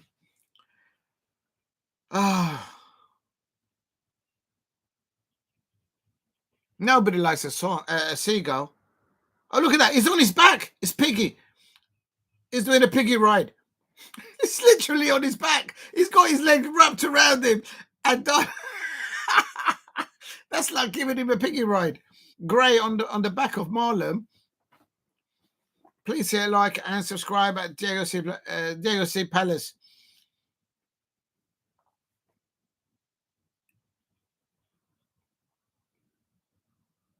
I don't know, it's only still 1-0 here. I don't know how anyone is seeing this match, but quite frankly, I wish to hurry up. I'm going to go and lay down. Please help me get to 10 likes if you can in the chat. And if you are new, please subscribe at Diego C. Palace. This morning, I did the watch along for the Crystal Palace women. They successfully won the FA Cup fixture against Newcastle United. They're into the next round. Will be drawn on Tuesday, I think in the evening or during the day from Wembley. And so good luck to Laura Kinsky and her staff and her players in that draw. The Crystal Palace women's team's number for that draw is number 5. So watch out for that one. It's wide open. Villa should be 3 or 4 up. Yes, on Mr. Sitter. Absolutely. And here we go. Oh, hello. Oh, Martinez. The thing is, Aston Villa have got a very good goalkeeper in Martinez. He is annoying as a goalkeeper. I hate it when Martinez comes down to Selhurst Park as against my Crystal Palace. He's annoying. He's a wind-up merchant. But he's won it all though. He's won the World Cup with Messi and all that jazz. So it is what it is. But I keep on it. It's only still 1-0, and does anyone know? Well, I know Aston Villa have been absolutely terrible recently. Not terrible, but they've not been. They've kind of dropped their form in the Premier League. But I'm going to quickly go and check. I'm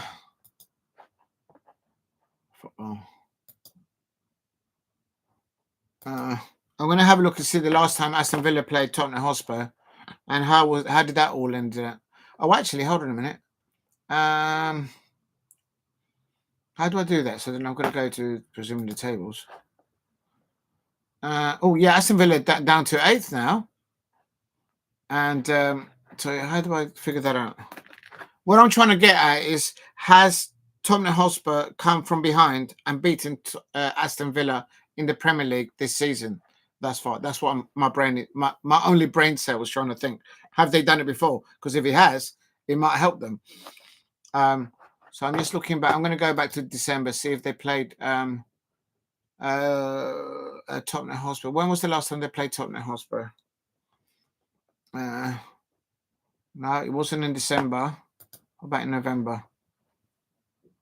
Ah, here we go. Oh, well, here we go. Look, Tottenham HOTSPUR 4, Aston Villa won in the 3rd of November. But mind you, they did have more players available. They had Maatsen available. Yeah, they just got so many players injured. So early on in the season, Tottenham Hotspur at the Tottenham Hotspur Stadium, they won 4-1. And at half time, Aston Villa were winning 1-0. There you go. That's my point. Earlier on in the season, at half time, it was Aston Villa 1, Tottenham Hotspur 0. And in the second half, Johnson, Solanke, and Maatsen, they scored 4 goals amongst them. And he ended Tottenham Hotspur 4, Aston Villa 1. But that wasn't at Villa Park, obviously. Okay, Johnson, Solanke, and Maatsen. Let's have a look at who actually featured today.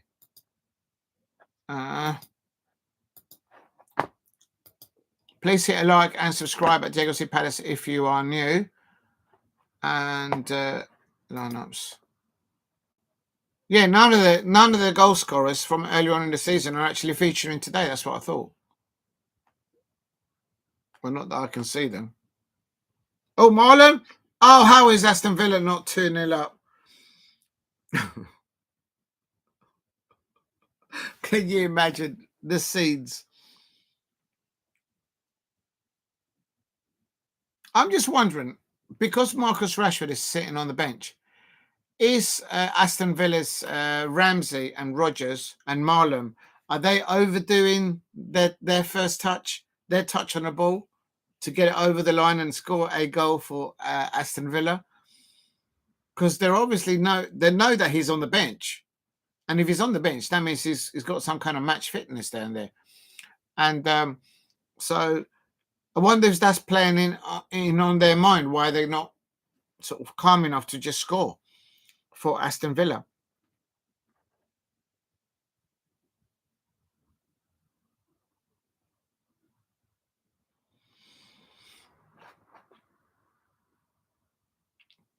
Well, as I said earlier on, at the beginning of the season, at the Tottenham Hotspur Stadium, at half-time, Aston Villa were winning 1-0 at the Tottenham Hotspur Stadium. But in the second half, Tottenham Hotspur scored 4 goals and they won 4-1.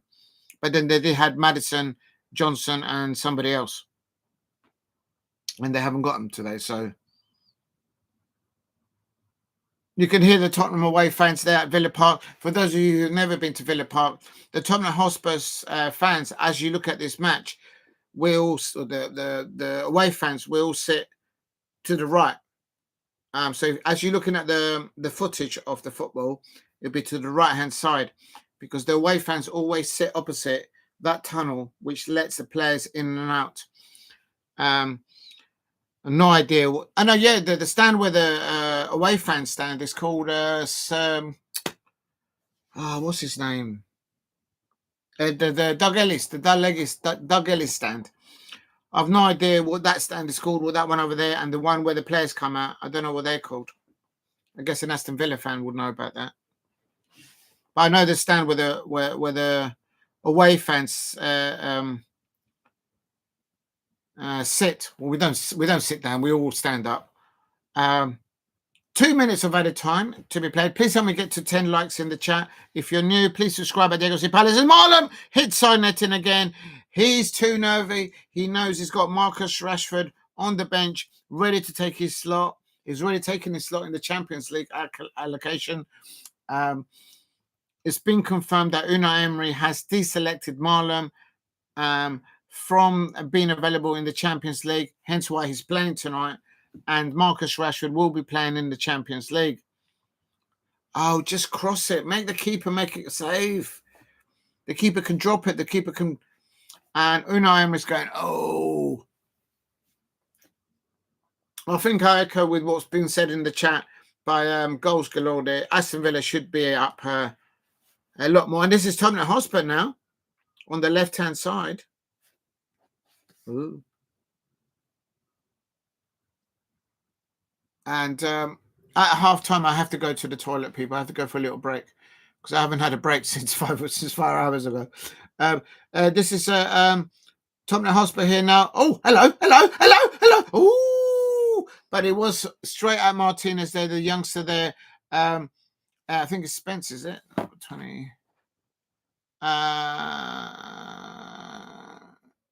Spence, yes, it is the left back for Tottenham HOTSPUR. If you're new to the channel, please subscribe at Legacy Palace. What an amazing FA Cup fixtures this weekend. It's starting on Friday, where Manchester United were denied, actually, Ruud van Nistelrooy, the Leicester side, to get to the penalty shootout on that Friday night kickoff, where there wasn't just one, but 4 Manchester United players physically offside, and the liner never put a flag up. Eventually, Maguire, who used to play for Leicester City, he scored that winning goal there. But here at Villa Park is ended at half-time. Aston Villa 1, Tottenham HOTSPUR 0. And as the chat's been saying, rightly saying, it's only 1-0 in it. And not enough from Son Heung-min. He missed a sitter, as somebody at Goals Galore said on the thing, and should have done better. I think I have to say, overall, who's the better manager going into the half? I know Aston Villa are leading 1-0. But Ange Postecoglou is probably thinking, do you know what? I've got a feeling that we're going to grab something in the second half. The thing is, what can he do? What can he bring on? He hasn't got Maatsen. He hasn't got Johnson. He hasn't got so many players there. And there's Defoe. How they could do with Defoe right now. They're Tottenham HOTSPUR fans. Jermaine Defoe.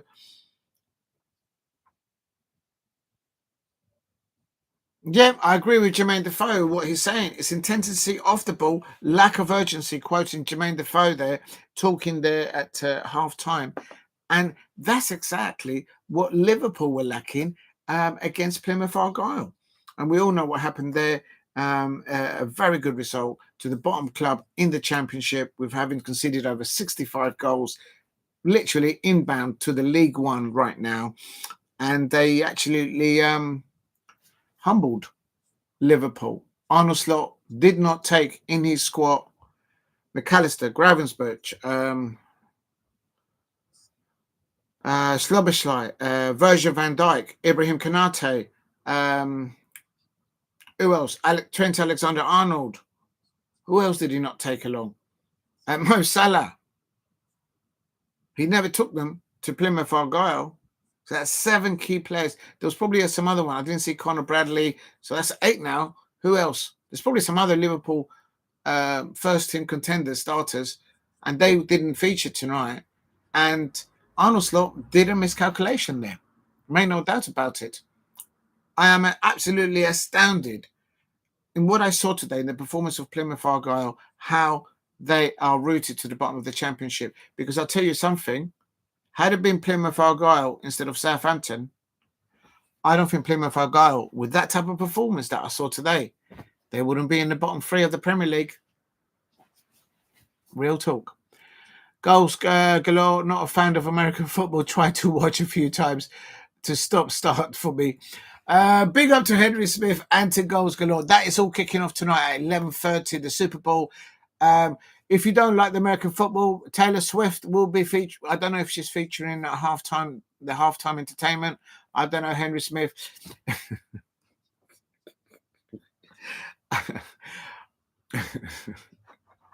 The moment that Taylor Swift started dating, you know who, at the Kansas Chief, their sales of merchandise just rocketed out the window, and it's just literally their box office and their merchandise, they couldn't keep up. But that's all tonight at 11:30. Right, I'm just going to go for a little toilet break. Let me just quickly write it down on the thing, and I'll be back in 5 minutes. I hate doing this because then I lose people that are watching, but I have no other way to do it. Please hit a like and subscribe at Diego C. Palace. And half time, it's Aston Villa 1-0 to HOTSPUR. And then I'll put on here, back in a moment for the second half. Toilet break. Toilet break.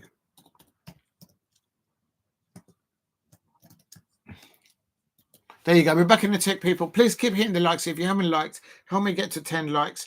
And it's only 1-0. So should we get this to go to penalties? Imagine if Tottenham HOTSPUR go through on penalties. Oh my God. Oh my G. Now Marcus Rashford will come on and score the winning goal to the displeasure of the Manchester United fans, I expect, or not. I don't know. Right. Does anyone know where the case is for the earplug? I need to charge these. Right, we're back in the tick. I can't even get out. My legs are gone to sleep. Oh my days.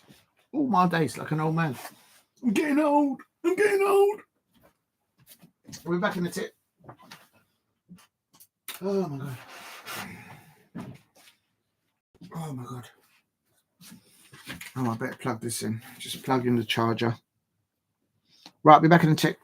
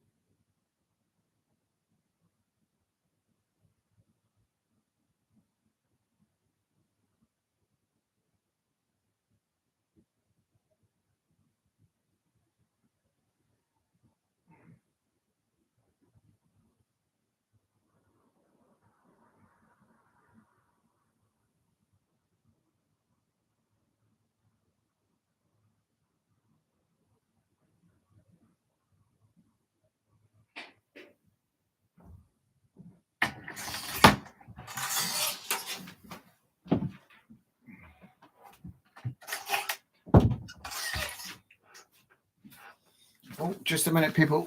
Let me just get my TV's gone on blink. I'm not sure what's happened there.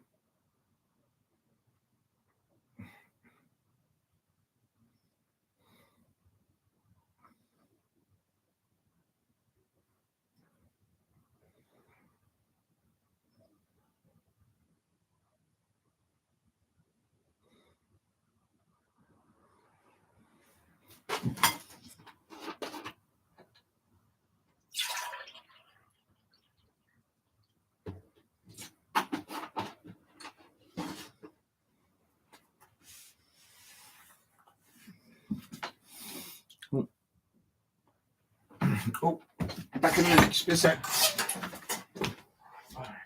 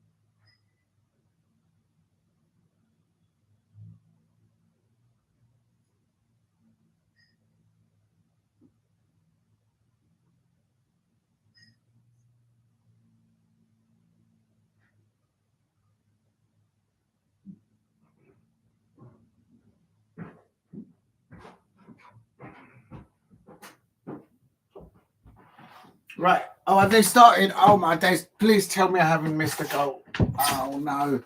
Don't tell me I've missed a Tottenham HOTSPUR goal. Unbelievable. Right, let's have a look. Has Tottenham equalised? Oh my God, here we go. Oh. I just had to go and get some nibbles. Please hit a like and subscribe at Diego C. Palace. I left the headphones set there. Oh my days. So we'll get up again. Oh my days. Oh my days. So here we go. Let's put this down.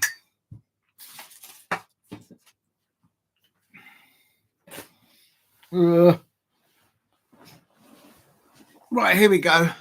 Oh my God, thank you very much. There's 7 of you there out there waiting, and thank you very much. I really appreciate that. Damo1168, question mark. I had to go for a little break. Big up to Mamo168. And it's still 1-0 to Aston Villa. And just heard that the Lego lorry. What? Oh, really?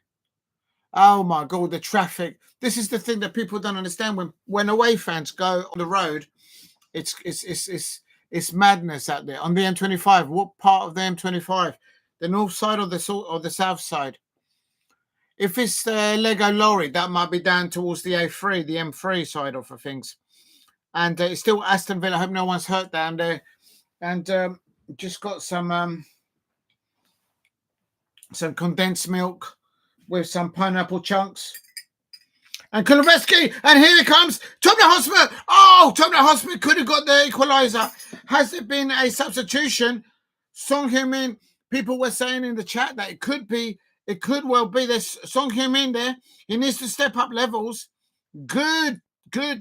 Great tackle there by the youngster from Aston Villa. And it's a corner to Tottenham HOTSPUR. Please help me get to 10 likes if you can in the chat. And if you can, help me get to 2,000 subscribers. Ball going, ping on the back post. No doing there.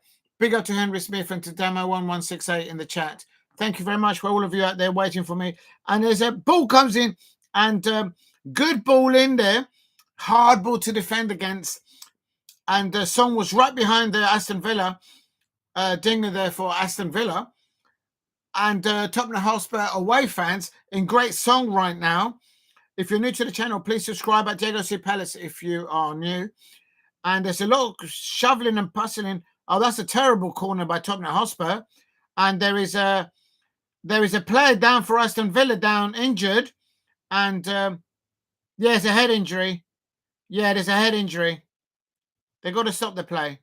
They've got to stop the play. The well-being of the player comes first. I'm not sure if the ball hit him in the face or another player hit him in the face.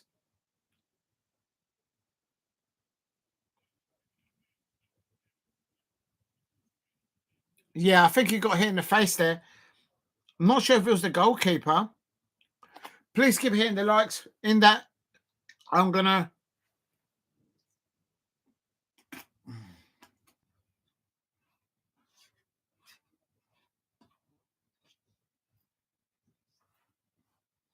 A little bit of condensed milk, just a little bit.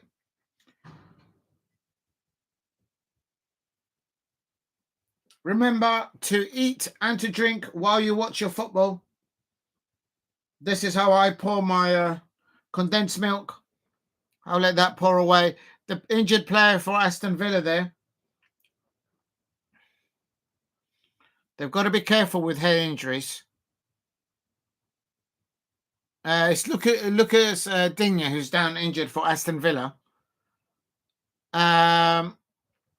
I think he was his own player that hit him, as per Alan Shearer commentating there.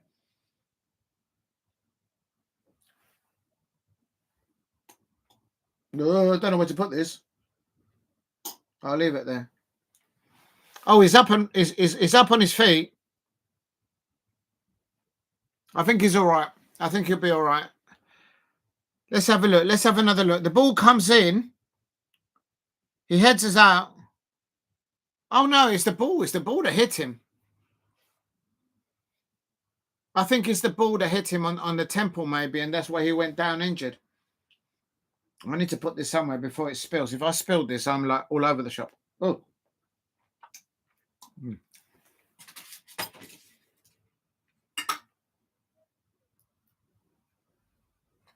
Yeah, I'll put it over there. It's safe over there. Please hit a like and subscribe. Cheers to everyone in there. Big up to Henry Smith. Look what I got here. If you remember these days. That's right. We're on our way to Wembley. That's right. Look at the pure legends there.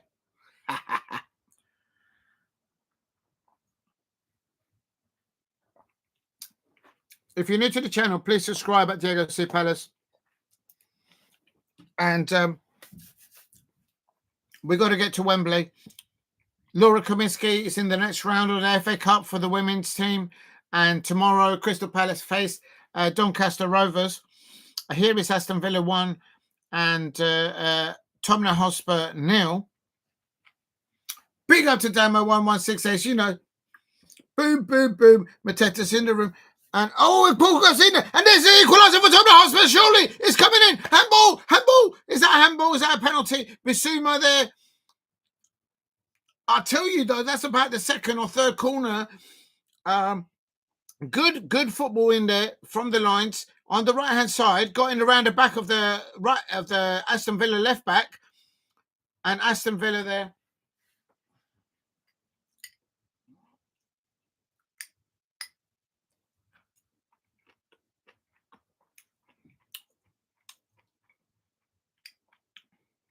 What's going on here? The referee's having a word with somebody there.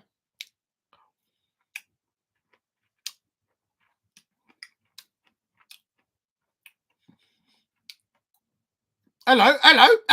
In the back post. No, HOTSPUR. Oh, why is there not somebody there for a second? No one is there for seconds for Tottenham HOTSPUR. They got to gamble. They got to take a chance.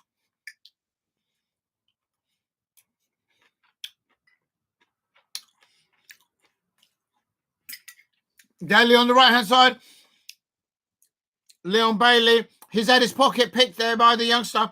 And now it's Tottenham HOTSPUR on the breakaway here now. Into in Aston Villa half. That's a foul, referee, surely. Wasn't that a foul on the Aston Villa player? Real talk. Please hit a like and subscribe at JOC Palace if you're new. Help me get to 10 likes. If you could, that'd be wonderful. And here we go. It's Aston Villa now. It's a little bit end-to-end now at the moment. Aston Villa now attacking on the right-hand side here. Oh, Garcia. Oh, good ball. It whipped into the penalty area, but Tottenham HOTSPUR defending. Were there any substitutions at half-time?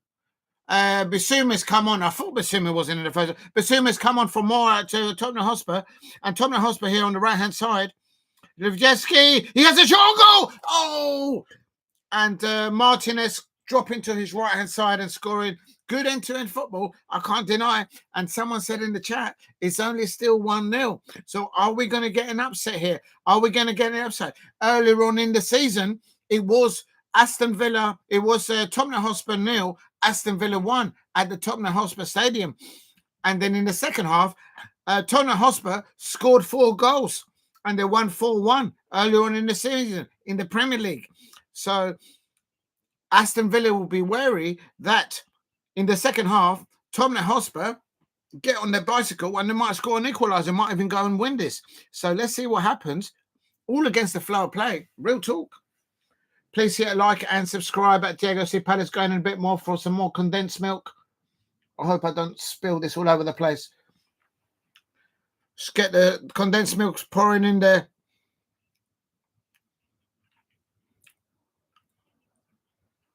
Oh, Tottenham HOTSPUR up in levels now. Aston Villa now gathering the ball.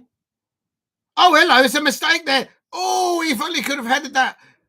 And Aston Villa making unforced errors there in their own half. Real talk. I'm sure this condensed milk is not very good for the old ticker, but there he goes.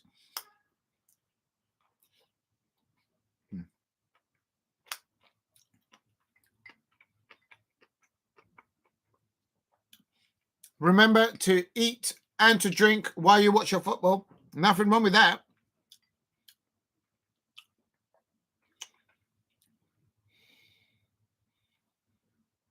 Oh, good turn there by Aston Villa there in the midfield area. Good ball through the ball. Oh, no, this is going to be a single. Oh, my God. How is Aston Villa not 2-0 up?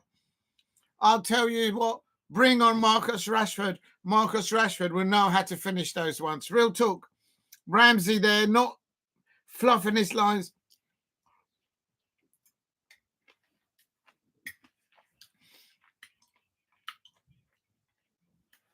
Ramsey could easily have had 2 goals in this game.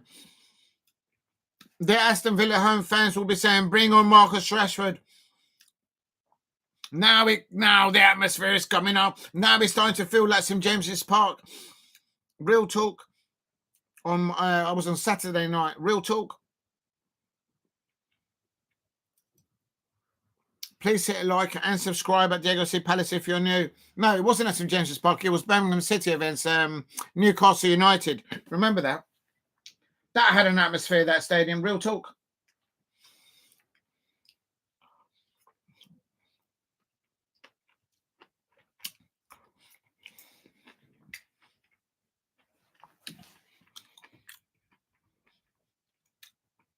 There seems to be a more urgency, more consistency in the Tottenham Hotspur attack.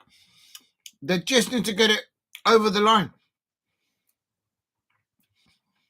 Tottenham Hotspur have come out with Tottenham Hotspur have had their condensed milk and their pineapple at half time. Real talk. And they've lost the ball there.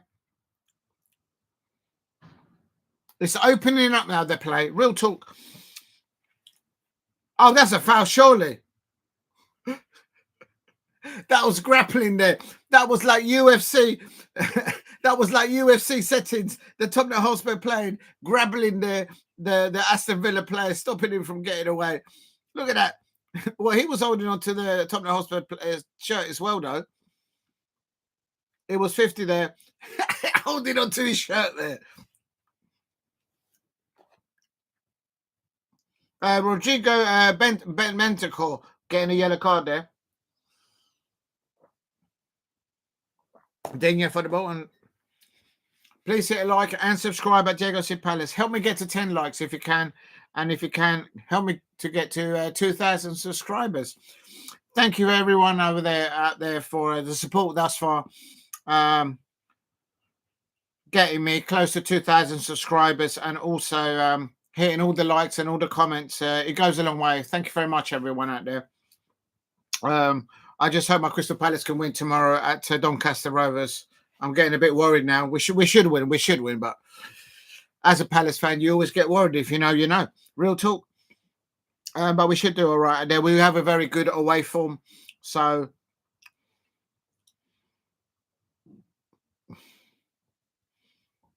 it's still only 1-0 in it.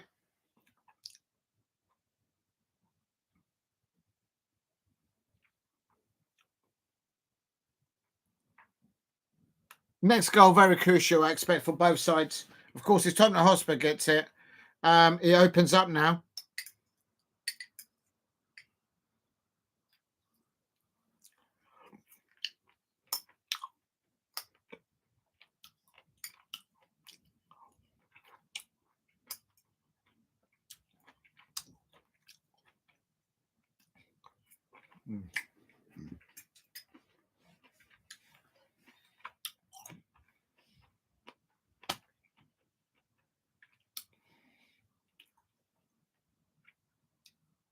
Was that a foul by the Tottenham player?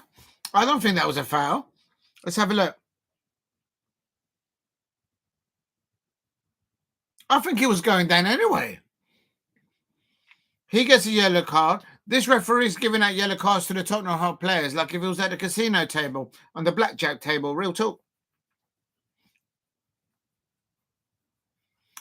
Please hit a like and subscribe at Diego C. Palace if you are new. Whoa, nearly dropped my food there.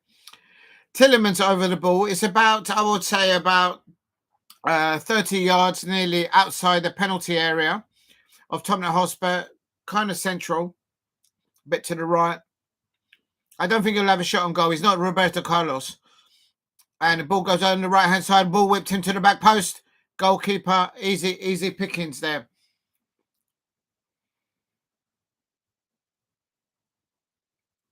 Oh.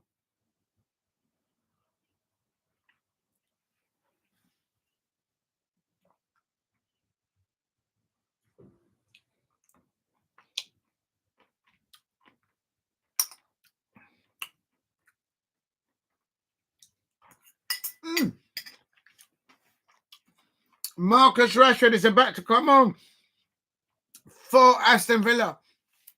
Is he going to score the second goal for Aston Villa? Manchester United fans, look away, look away, look away. Marcus Rashford is probably going to come on for Ramsey or for... there's a Tottenham Hotspur player there receiving... is he all right? No, they're going to carry on. If you're new to the channel, please subscribe at Diego C. Palace.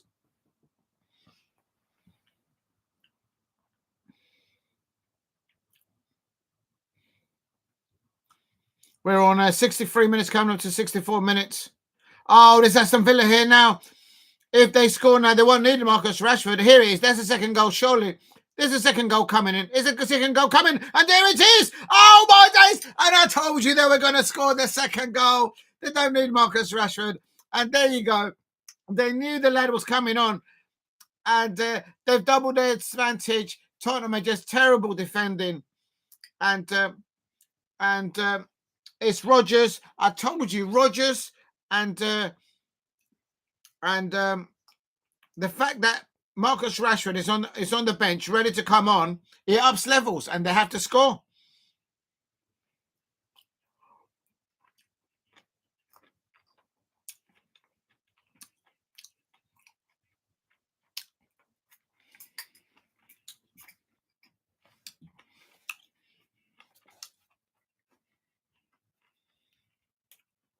That's just terrible defending there. Oh, he tried to save it.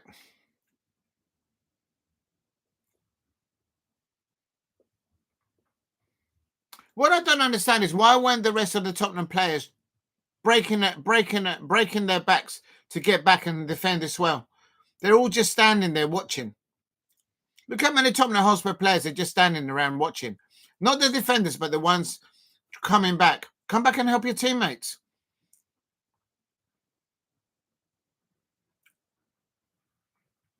There you go. Aston Villa winning 2-0. My prediction for this one was Aston Villa 2, Tottenham Hotspur 0. There you go. There you go. My prediction is coming through. Then Asensio and Marcus Rashford. Marcus Rashford in another shirt. I have to say, I think this could be the first time that Marcus Rashford... This could be the first time that Marcus Rashford actually plays in a different shirt. Let's see if he can get a smile while he plays on the pitch.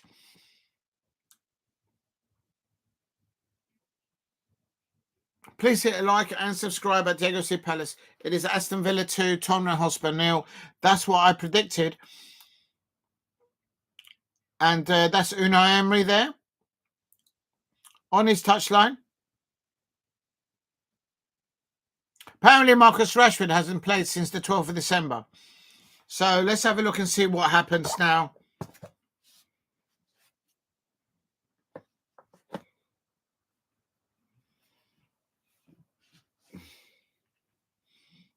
Oh, someone's gone down injured.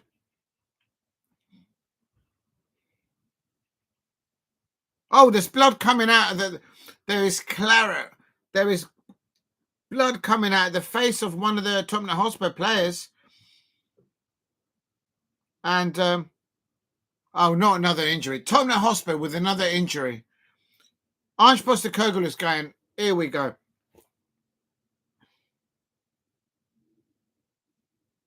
Marcus Rashford goes up and with an elbow hits the Tottenham Hotspur player, but as he was coming down, it's accidental. It's nothing malicious in it. The first action of Marcus Rashford as he comes on is to he's caught him and he's obviously cut him in the forehead. And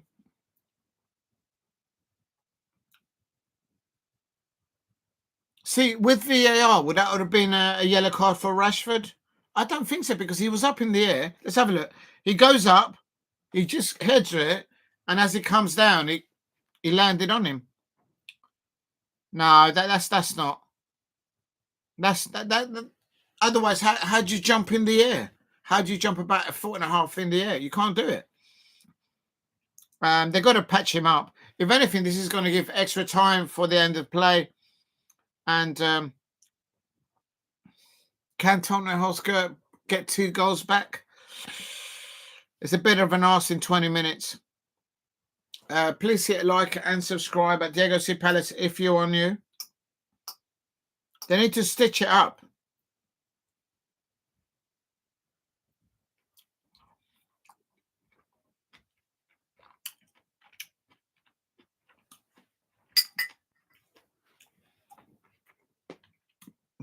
If you're new to the channel, please subscribe at Diego Palace. Help me get to 2,000 subscribers. I'm so close to it. And I can't do it without your help. And you guys have been absolutely amazing. So thank you very much for dropping the likes and the subscribes. Aston Villa 2, Tottenham Hotspur 0. And I just can't see Tottenham Hotspur getting 2 goals in this fixture. Real talk. I'm not sure anybody out there who might think they might be able to do it. Asensio on the ball. And this is going to be the 3rd goal, surely.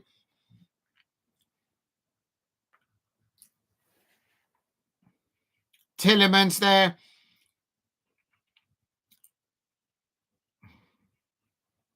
If you're new to the channel, please subscribe at Diego Palace.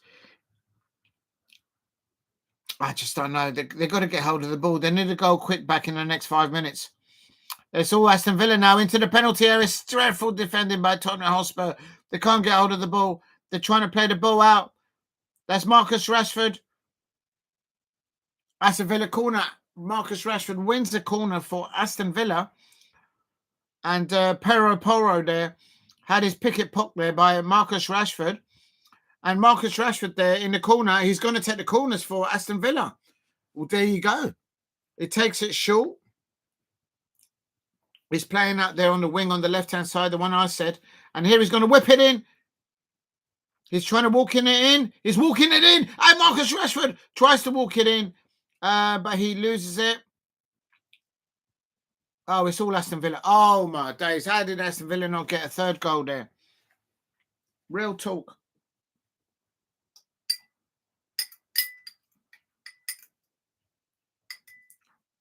This is very difficult to try and pick up a grape with condensed milk with a fork. I think I need a spoon. Anyone got a spoon?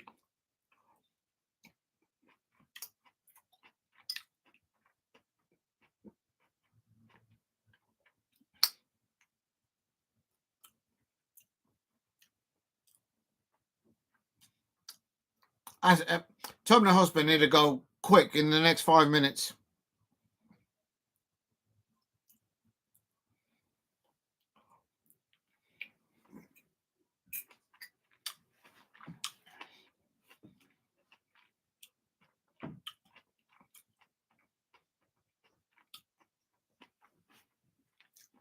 It's all Villa. Oh, my days.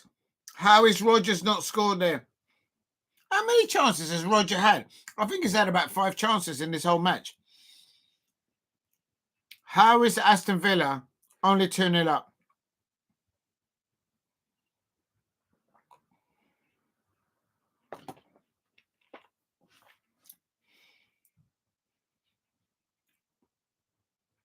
I tell you what, Aston Villa with Asensio and Marcus Rashford there now. Oh, side nettings.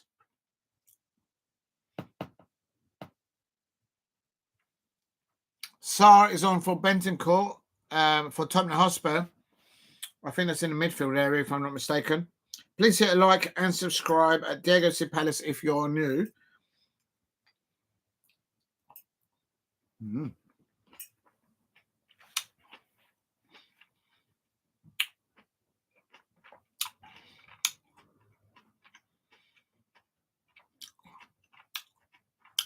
It's all Aston Villa right now. Tielemans on the ball.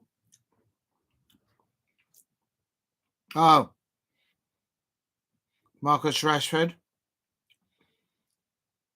It's so weird looking at Marcus Rashford in a nothing shirt. It is weird. But he's there. They're doing Olays now. The home crowd of Aston Villa at Villa Park. And they've just brought on Asensio and Marcus Rashford. Where were the January transfers for Tottenham Hotspur? Daniel Levy is in there at Villa Park. Marcus Rashford is just gone under. That's a penalty. How is that not a penalty? The ball actually hits the referee. That's a penalty on Marcus Rashford.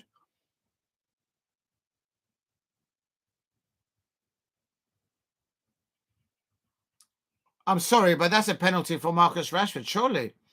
Let's have a look. Oh, no. There is a touch.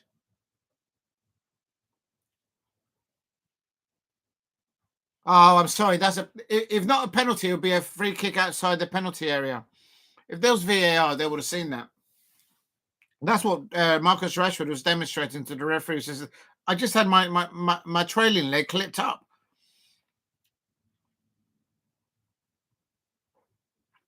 Very lively, very I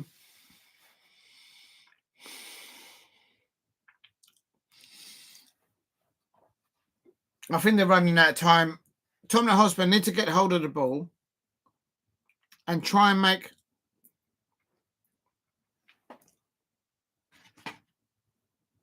I've got the spoon now.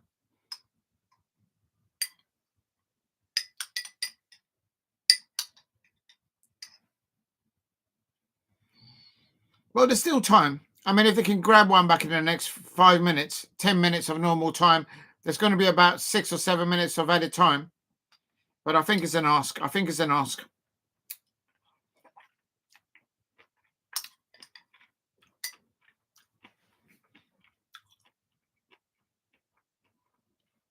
That second goal from Aston Villa has taken the complete sails out of any wind from Tottenham Hotspur. They started a lot brighter than this second half.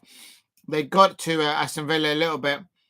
But on the breakout play here, oh my God, Tottenham are so bad. Oh my God. How are they still 2-0 up?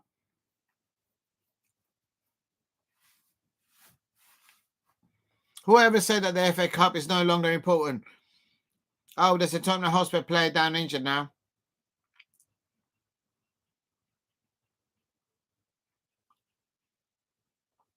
Let's have a look. Oh, he just got a knockdown on his leg.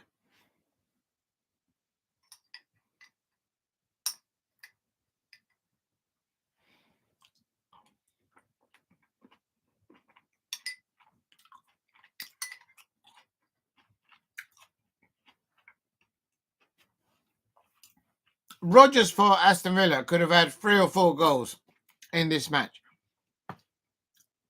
It could have been 6-0 now. Real talk. Aston Villa 2, Tottenham Hotspur 0. Earlier on, I did the watch-along for the Crystal Palace women versus Newcastle women, where Crystal Palace won 2-0. They're into the next round of the FA Cup. So well done to Laura Kinsky and her players. And, oh, that's a corner. That's a corner for Tottenham Hotspur on 76 minutes. See, they need a goal here now.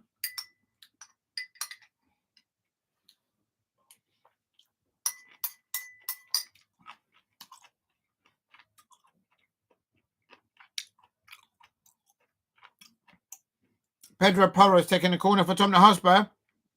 No one doing there. Can anyone get a shot off for Tottenham Hotspur? Here we go. Deflection. Oh, hello. He's missed the ball in the penalty area. He crosses the ball. Oh, how is that not the equaliser? From Danso, how did he not equalise? That was the moment for Tottenham Hotspur to get a goal back. If ever there was a moment, that probably was the moment. Let's have a look. The ball goes out wide from a deflection. The clearance from the Aston Villa player miss. It was a handball there, isn't it? Was that handball? Oh, no. Oh, we couldn't.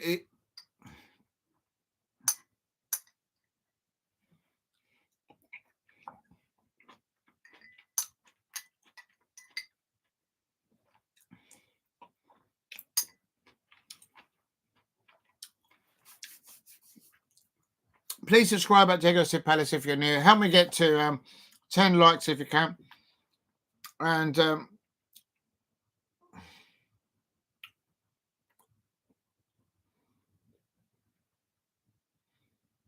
Tomorrow, it is going to be Doncaster versus Crystal Palace. Oh, and apparently during the one show, it's going to be the draw for the next round.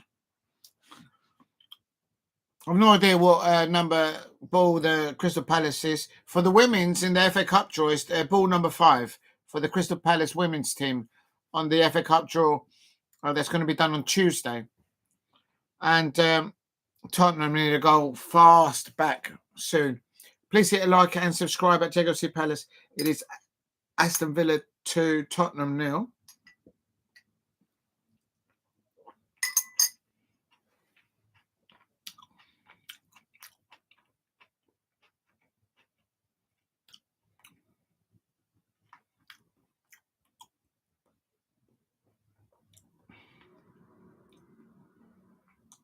It's just the injuries at Tottenham HOTSPUR. I've often said as an outsider looking into Tottenham, they've done brilliantly with the academy at Tottenham HOTSPUR. They've done brilliantly with the investment into the women's team in Tottenham HOTSPUR. They've done brilliant to build that stadium at Tottenham HOTSPUR, a multifunction venue. But in the first team of the senior side, in the men's side, someone's taken their eye off the ball, or they just hired one type of scouts. They've had Jose Mourinho, Nuno Santos. Who else have they had? Conte. And now they've got Ange Postecoglou, but they've had so many injuries as well.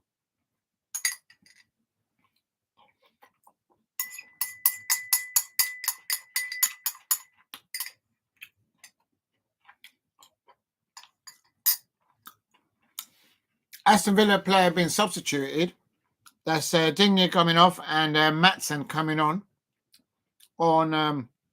80 minutes. So 10 minutes quickly. Aston Villa need to just see it out, and Tottenham HOTSPUR need to get a goal back quickly. This is the new Asensio, the new loanee from for Aston Villa.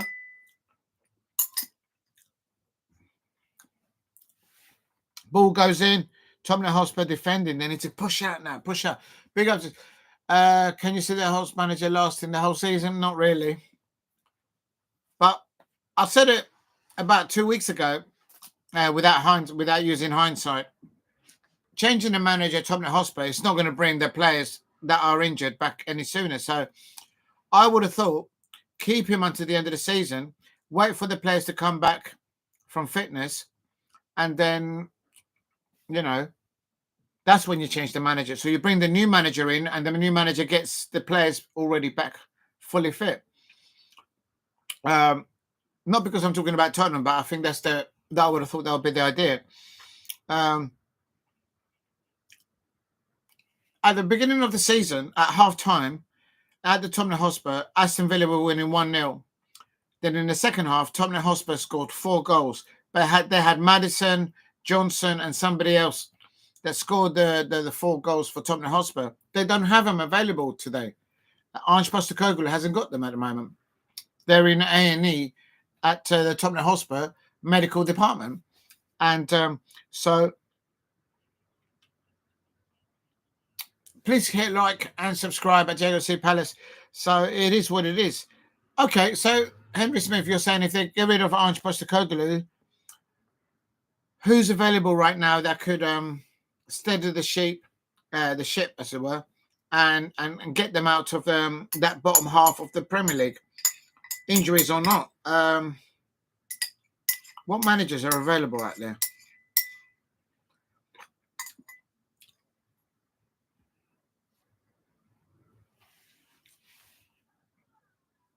Graham Potter's already gone to West Ham. They better not come in for my Oliver Glasner. I'll lose my nut. Please keep hitting the likes and subscribe. This is it, Henry Smith. Who would replace Ange Postecoglou right now?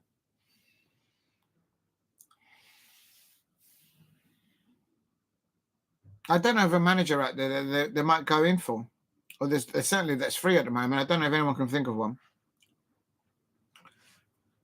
Yeah, exactly. Hands off OG, definitely. Oh, you know what? I hope I just jinxed it. I'm touching a bit of wood now. If I've just jinxed it, you can blame me, Henry Smith. You can ban me from Selhurst Park. So, get out of my pub. Get out of my club. Imagine. Oh, no. I don't even want to think about it. I'm just thinking out wide here. I just can't think of a manager that could replace him right now. And again, it's not going to allow the Tottenham HOTSPUR players that are injured to return. I just can't see it happening.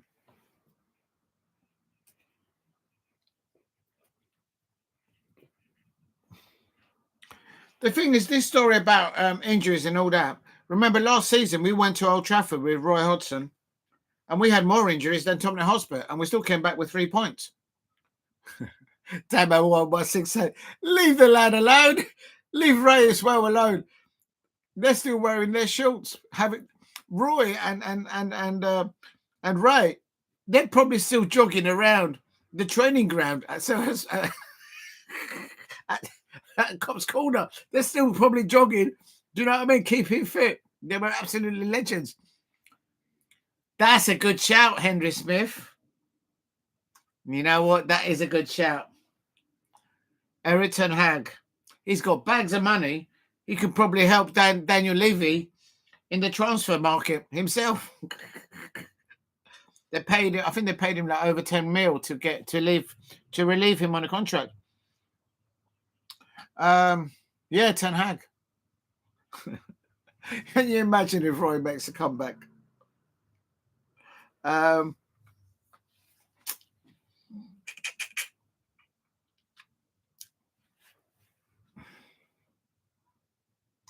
There'll probably be a load of European managers that they might look at.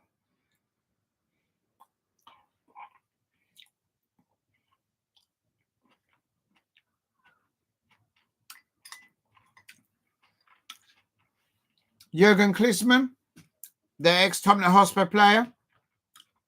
Is he available, Jurgen Klinsmann? Or maybe he's retired, I don't know. Oh, Tottenham HOTSPUR! Oh, nearly. Oh, if they could have got a goal back just then, anything could have happened. But I think it's too late tonight. Erik ten Hag. That's a good shout.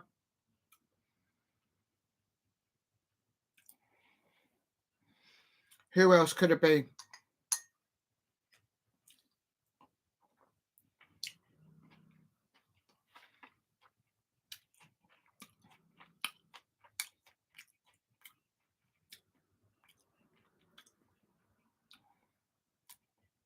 I'm trying to think. Oh, Sol Campbell, maybe. He's got his manager's badges. I'm not sure if the Tottenham fans would want that. Oh, well, that's a nice turn there by the Tottenham HOTSPUR player. Good turn. 1 touch, 2 touch. Go in there. Go down. Oh, it's rubbish, mate.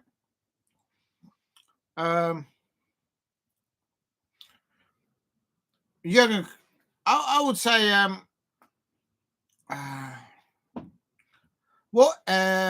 Gus Poyet, he used to play for Tottenham, didn't he? Don't know what he's doing and things right now. Oh, that's too far. That sums up Tottenham HOTSPUR this season.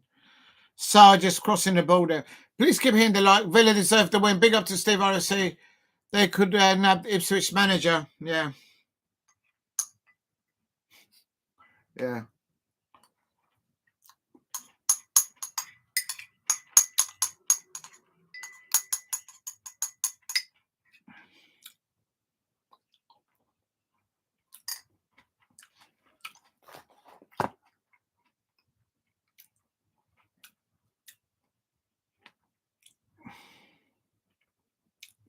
Rodgers has been given the man of the match. But for me,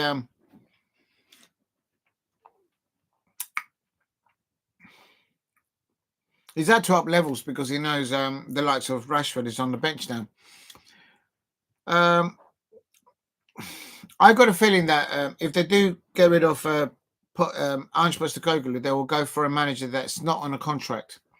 Klopp, you know what? I was thinking about that. Jurgen Klopp, Henry Smith, you and me are on the same wavelength. I was thinking about it and I was going to mention it, but I already ticked off the Liverpool fans already tonight, and I've probably lost a few subscribers. But I was just being real about them, about Arnold Slot. I don't think, yeah.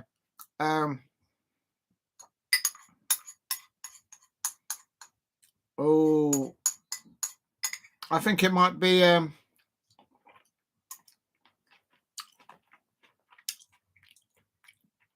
Marcus Rashford is down injured. Oh, no, it's accidental. Marcus Rashford has just hurt his leg. Yeah, but he did go for the ball. It's just that he hit the ball away. So it is really a Marcus Rashford foul. Please hit a like and subscribe at Diego C. Palace. I think Eric Ten Hag might not be a bad thing. Is he ready to come back to a relegate? Tottenham Hotspur in a relegation? No, I think what it is that. Right, stop eating. I'm going to end up like Mr. Blobby. Henry Smith, Klopp.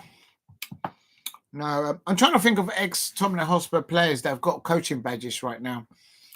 Who was the other one that is it? Sherwood, Tim Sherwood. Would they consider him? I don't know. Bring back Harry Redknapp.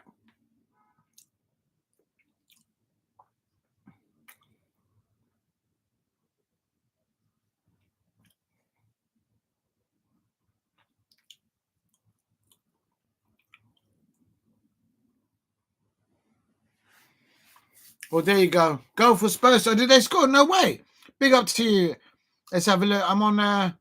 Ball goes into the back post. Oh, yes. Yes, there you go. Tottenham Hotspur have scored. And so Marcus Rashford introduction has not made any impact. The substitute, the new player for Tottenham Hotspur, Sarr has got one goal in. And here we go.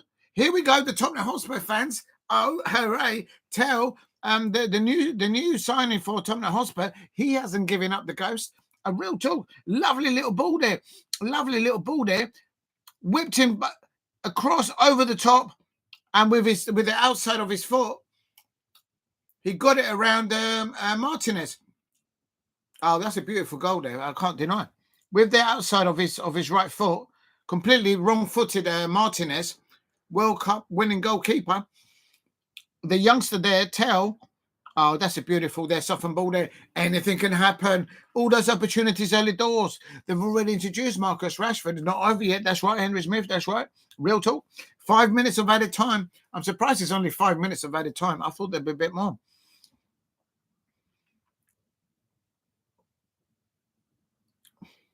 I'm touching a bit of wood. I hope they don't come in for Oliver Glasner. Oh, my God. I can just imagine my meltdown. Oh, my God. If they put enough notes on the table, will Chief Parish blink? Oh, my God. I don't want to think about it. You know, money talks, you know what I mean? Okay, here we go. Tottenham Hotspur in the last few minutes. They've got about 3 minutes of added time. They're into the last 2 minutes, and the keeper saves the ball there. Villa are panicking at the back.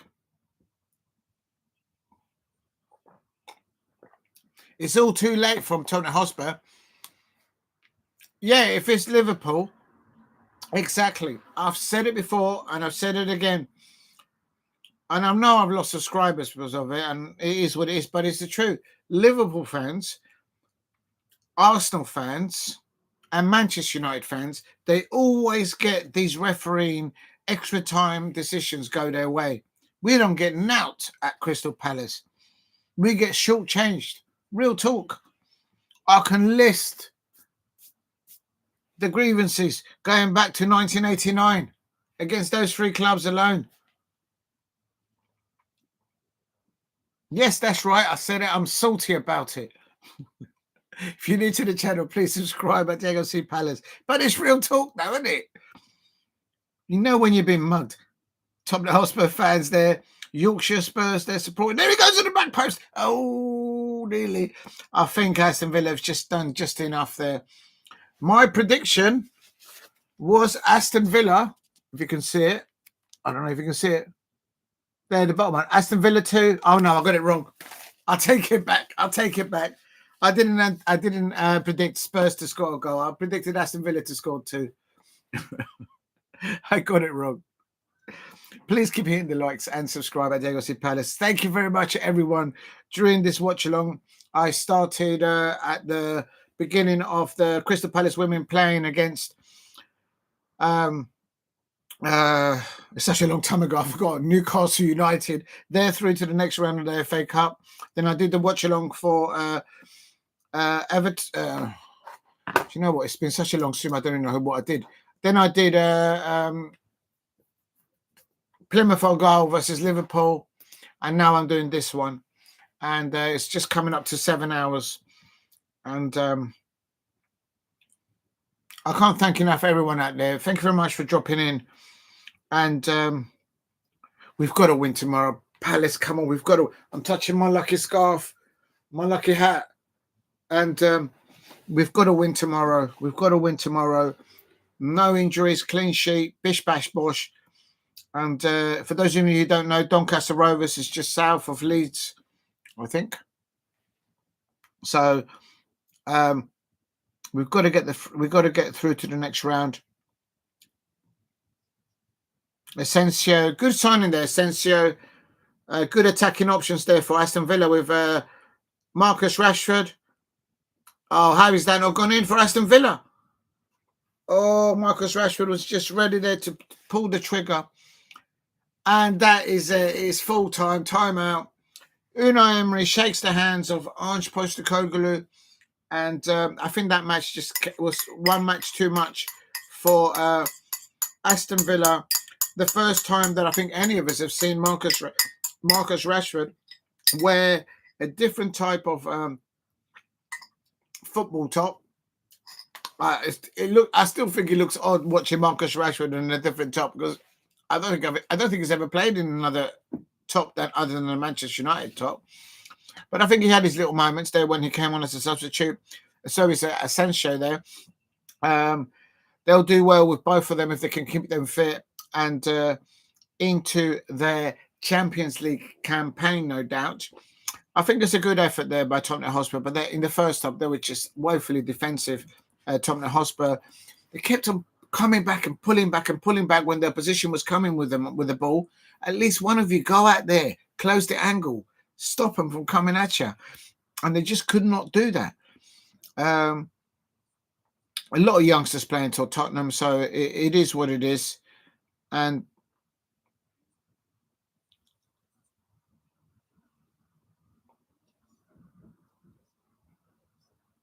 apparently this is the first time that Aston Villa are through to the next round of this part of the FA Cup for over a decade. Oh, Western's time up. I'm telling you. Big up to Damo1168. Oof. Shut up. I'll tell you something. We better win tomorrow. Oh my God, I'm getting a headache. I'm getting panicked now. We should be all right tomorrow. I think that's good dealings there in the transfer window for Unai Emery, getting those free signings. And it does mean that he has had to demote other players that they've signed at the beginning of the season, being eligible for the Champions League. But make no mistake about it. Aston Villa, Unai Emery, they're wanting to get as far as they can in the Champions League, I expect, and also to climb up the Premier League table, because at the moment, if I look at it, they're not in the top 6. They're 8th. While Crystal Palace are on 30 points, and we are only 4 points off Brighton. When the schedules came out at the beginning of the season, I said in my prediction, we need to finish above Brighton, and we're nearly there. It would have helped if the Manchester United fans had not bottled it against Brighton. And we would have been only 1 point off them. But it is what it is. Big up to the Manchester United fans out there. That is true. That's what I asked from them. Oh my God, they broke my heart. Why couldn't they just beat Brighton? I'm not happy this weekend because Brighton and Millwall are into the next round of the FA Cup draw. And it's not good enough.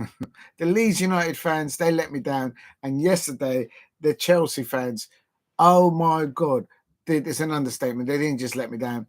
It was just absolutely terrible. Trevor Chaballard there did what he could.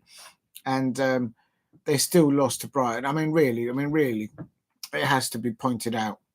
But today we saw the shock of the FA Cup fixtures. We saw a fixture today of monumental implications, profound implications. And why do I say that? It's because everyone was saying that Arne Slot was the next best thing of sliced bread of management in Europe. And for me, I'm sure he's a good coach. I'm sure he's a good manager. But as I said before, he hasn't been tested with injuries and having to go into the transfer market and bring in players and sorting it out, as it were. Jurgen Klopp was formidable at that. And what Arne Slot's got is a Jurgen Klopp legacy there.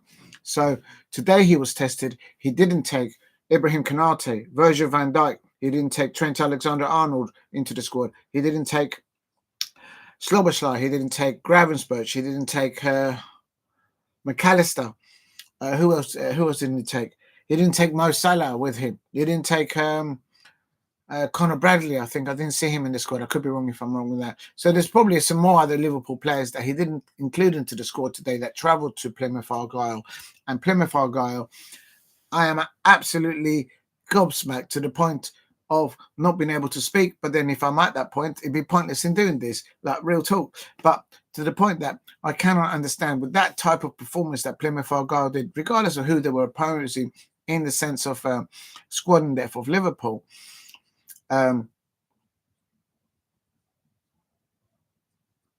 They were compact, they were organised, and they deserved their victory of 1-0 over Liverpool. Did you not see that, everyone out there, what I've been saying about Darwin Núñez of Liverpool? I'm sure he's a good lad, he's a poster boy and all that jazz. But when he came on for Liverpool against Plymouth Argyle of the bottom of the Championship, having conceded 65 goals, they've actually conceded more goals if you include the cup competitions. And Darwin Núñez comes on for Liverpool against Plymouth Argyle, and he has absolutely naught of an impact on that match. That's why I wouldn't have Darwin Núñez over Jean-Philippe Mateta or Eddie Nketiah, and he's got a busted ankle. No way. Real talk. So well done, Plymouth Argyle. That's the shock of the weekend. Let's hope my Crystal Palace ain't the other shock tomorrow. 9 changes, a slot made. Right, so I've mentioned about 7 or 8, so I don't know who the others are. I'm sure the Liverpool fans would know who they are. So it's a difficult day for Liverpool fans, but they need to start asking questions of Arne Slot's ability to deal with the squad in depth. He cannot say that he's got injuries because he hasn't got that. That's what I'm saying. Arne Slot, I don't think he will last long as a manager in any football club in the bottom 3, bottom 6 of the Premier League table. He wouldn't last 5 seconds down there. And that's the point I'm trying to land. The lad hasn't been tested. He's been tested today and he's been found wanted. Right, I'm going to quickly classification results, and then I'm knocking it on the head. It's over 7 hours. Massive thank you. I'll go into the chat in a minute. Quickly, FA Cup, 4th round, full-time classification results on Sunday the 9th of February. Blackburn Rovers 0, Wolverhampton Wanderers 2. Plymouth Argyle 1, Liverpool 0, Aston Villa 2, Tottenham HOTSPUR 1. Scottish Cup 5th round, Aberdeen 3, Dunfermline Athletic 0. Rangers 0, Queen's Park 1. Oh my days. That's in the Scottish Cup 5th round. Championship, Bristol City 0, Swansea City 1. I had predicted that actually earlier on. that the Swans have won away at Bristol City in the Championship. In the Women's FA Cup 5th round at Bogarde, I think it's called, Women's FA Cup 5th round, Rugby Borough 0, Liverpool 2. Congratulations to Rugby Borough. They held Liverpool to best part of that match, to the last 80 minutes at 0-0, although that was a weak and a Liverpool side there. But it ended Rugby Borough 0, Liverpool 2, Crystal Palace 2, Newcastle United 0. Crystal Palace women should have scored at least 4 goals. Real talk. We hit the crossbar, we hit the post. We had some really good opportunities, but well done to Laura Kinsky and her players. Well done to all the new signings for Crystal Palace women's side. And they also did really well today against Newcastle United. Crystal Palace 2, Newcastle United 0. Arsenal 2, London City Lionesses 0, Manchester City 3, Leicester City 1, Plymouth 0, Sunderland 2, and Chelsea 4, Everton 1. And I think that's all I'm going to mention on those ones. Oh my days. Barcelona kicks off at 8 p.m. I am too tired to do it, people. Sorry. I need to go for a little rest. Oh, I would have liked to have done that. Oh, shall I stay up? No, I'll keel over. Hold on a minute.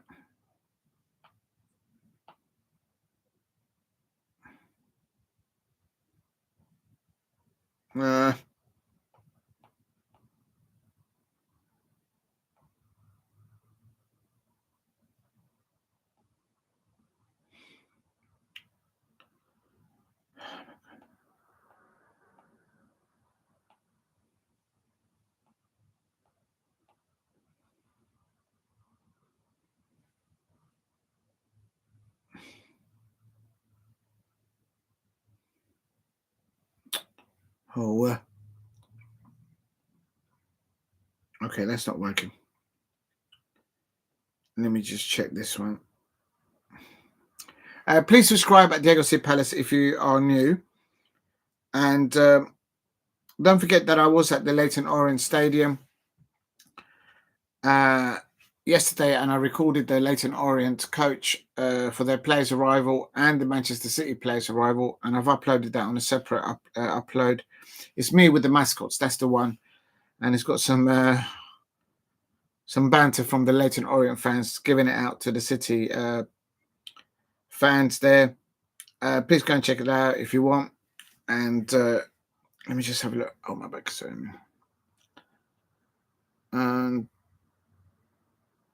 Yeah, that's not bad. Right. 9 changes slot, mate. Big up to you, Henry Smith, and to Damo1168. Yes, Sevilla versus Barcelona. And no, I'm going to take a break. I'm not going to do that watch along because I've done 7 hours. But that should be a good match there. Is that a cup or the actual? No, that's La Liga. So they're playing for points there. Barcelona are on 45 points, so they need that win because Atletico Madrid drew with Real Madrid. So Barcelona need that win to go up to 48 points and be on a scratching distance from Atletico Madrid and Real Madrid to make it a 3-horse race. Real talk. Where is Sevilla anyway? Oh, Sevilla are mid-table. They're on 28 points. They've drawn the last 2 games. So, who is their manager? Garcia, Pimenta. Don't know. You live and learn. And Serie A, Roma 1-0. Claudio Ranieri's side can't stop winning in Serie A. Let's see where they are. We'll see where Claudio Ranieri is. He's up to 9th place on 34 points. I wonder if the old goat can get up into the European places. 34. 9 points off. He might pull it off. He hasn't lost. He keeps winning, drawing, win, drawing. If he can keep consistency towards the end, he might just sneak up there into the European places. He might be given manager of the season. But Conte is still at the top with Napoli with Scott McTominay and the likes of Lukaku up with 54 points at the top of there. Is they still playing tonight? Yeah, Napoli's playing at 19:45. Oh, I can't do it, man. There's still more football. But I need a rest, bro. For Napoli, McTominay starting there. Lukaku starts. Politano, David Nunes. That's a good side there by Conte, I can't deny. And he's got a decent bench as well.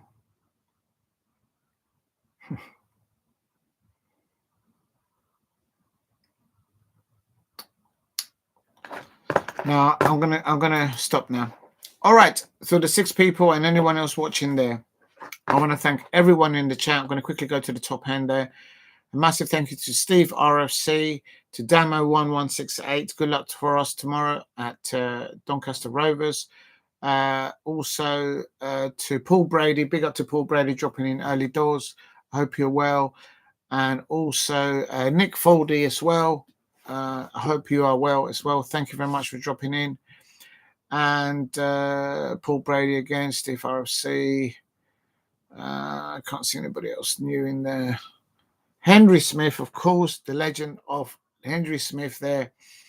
And Goals Galore. Go and check out Goals Galore. He's a young man. He does content creation on Swansea City. Swans, anything in the Championship. And he does do international football as well. He's absolutely brilliant. He's a content creator just like me, fighting his way there. But he's a good lad down there in South Wales. Swansea City fan. Goals Galore. Go and check him out. Definitely give him a sub.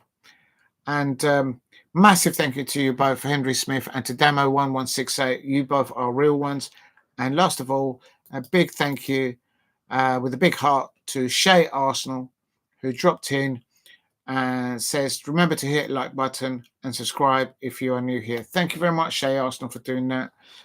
Whomever you are, I don't think you understand how big that is to me to receive that from somebody outside there. So thank you very much, Shay Arsenal. Right, that's it. What an amazing weekend. Tomorrow it all finishes with Doncaster Rovers versus Crystal Palace. My prediction there is Doncaster Rovers 1. We're gonna let one in. Crystal Palace 3. There it is. It's all written, so I'm not flip-flopping. My prediction tomorrow night: Doncaster Rovers 1, Crystal Palace 3. Hopefully, we can get those into the next round of the FA Cup, just like the women has done today. Well done, Laura Kaminsky today, winning over Newcastle United. Everyone in the chat, anyone watching on playback, please set the notification bell on at Diego C. Palace. Please subscribe at Diego C. Palace. And please drop a like if you can. And catch you up on the next one. Stay safe out there. And up the Palace. We're on our way to Wembley. Come on. Let's get to Wembley. Thank you for watching and take care.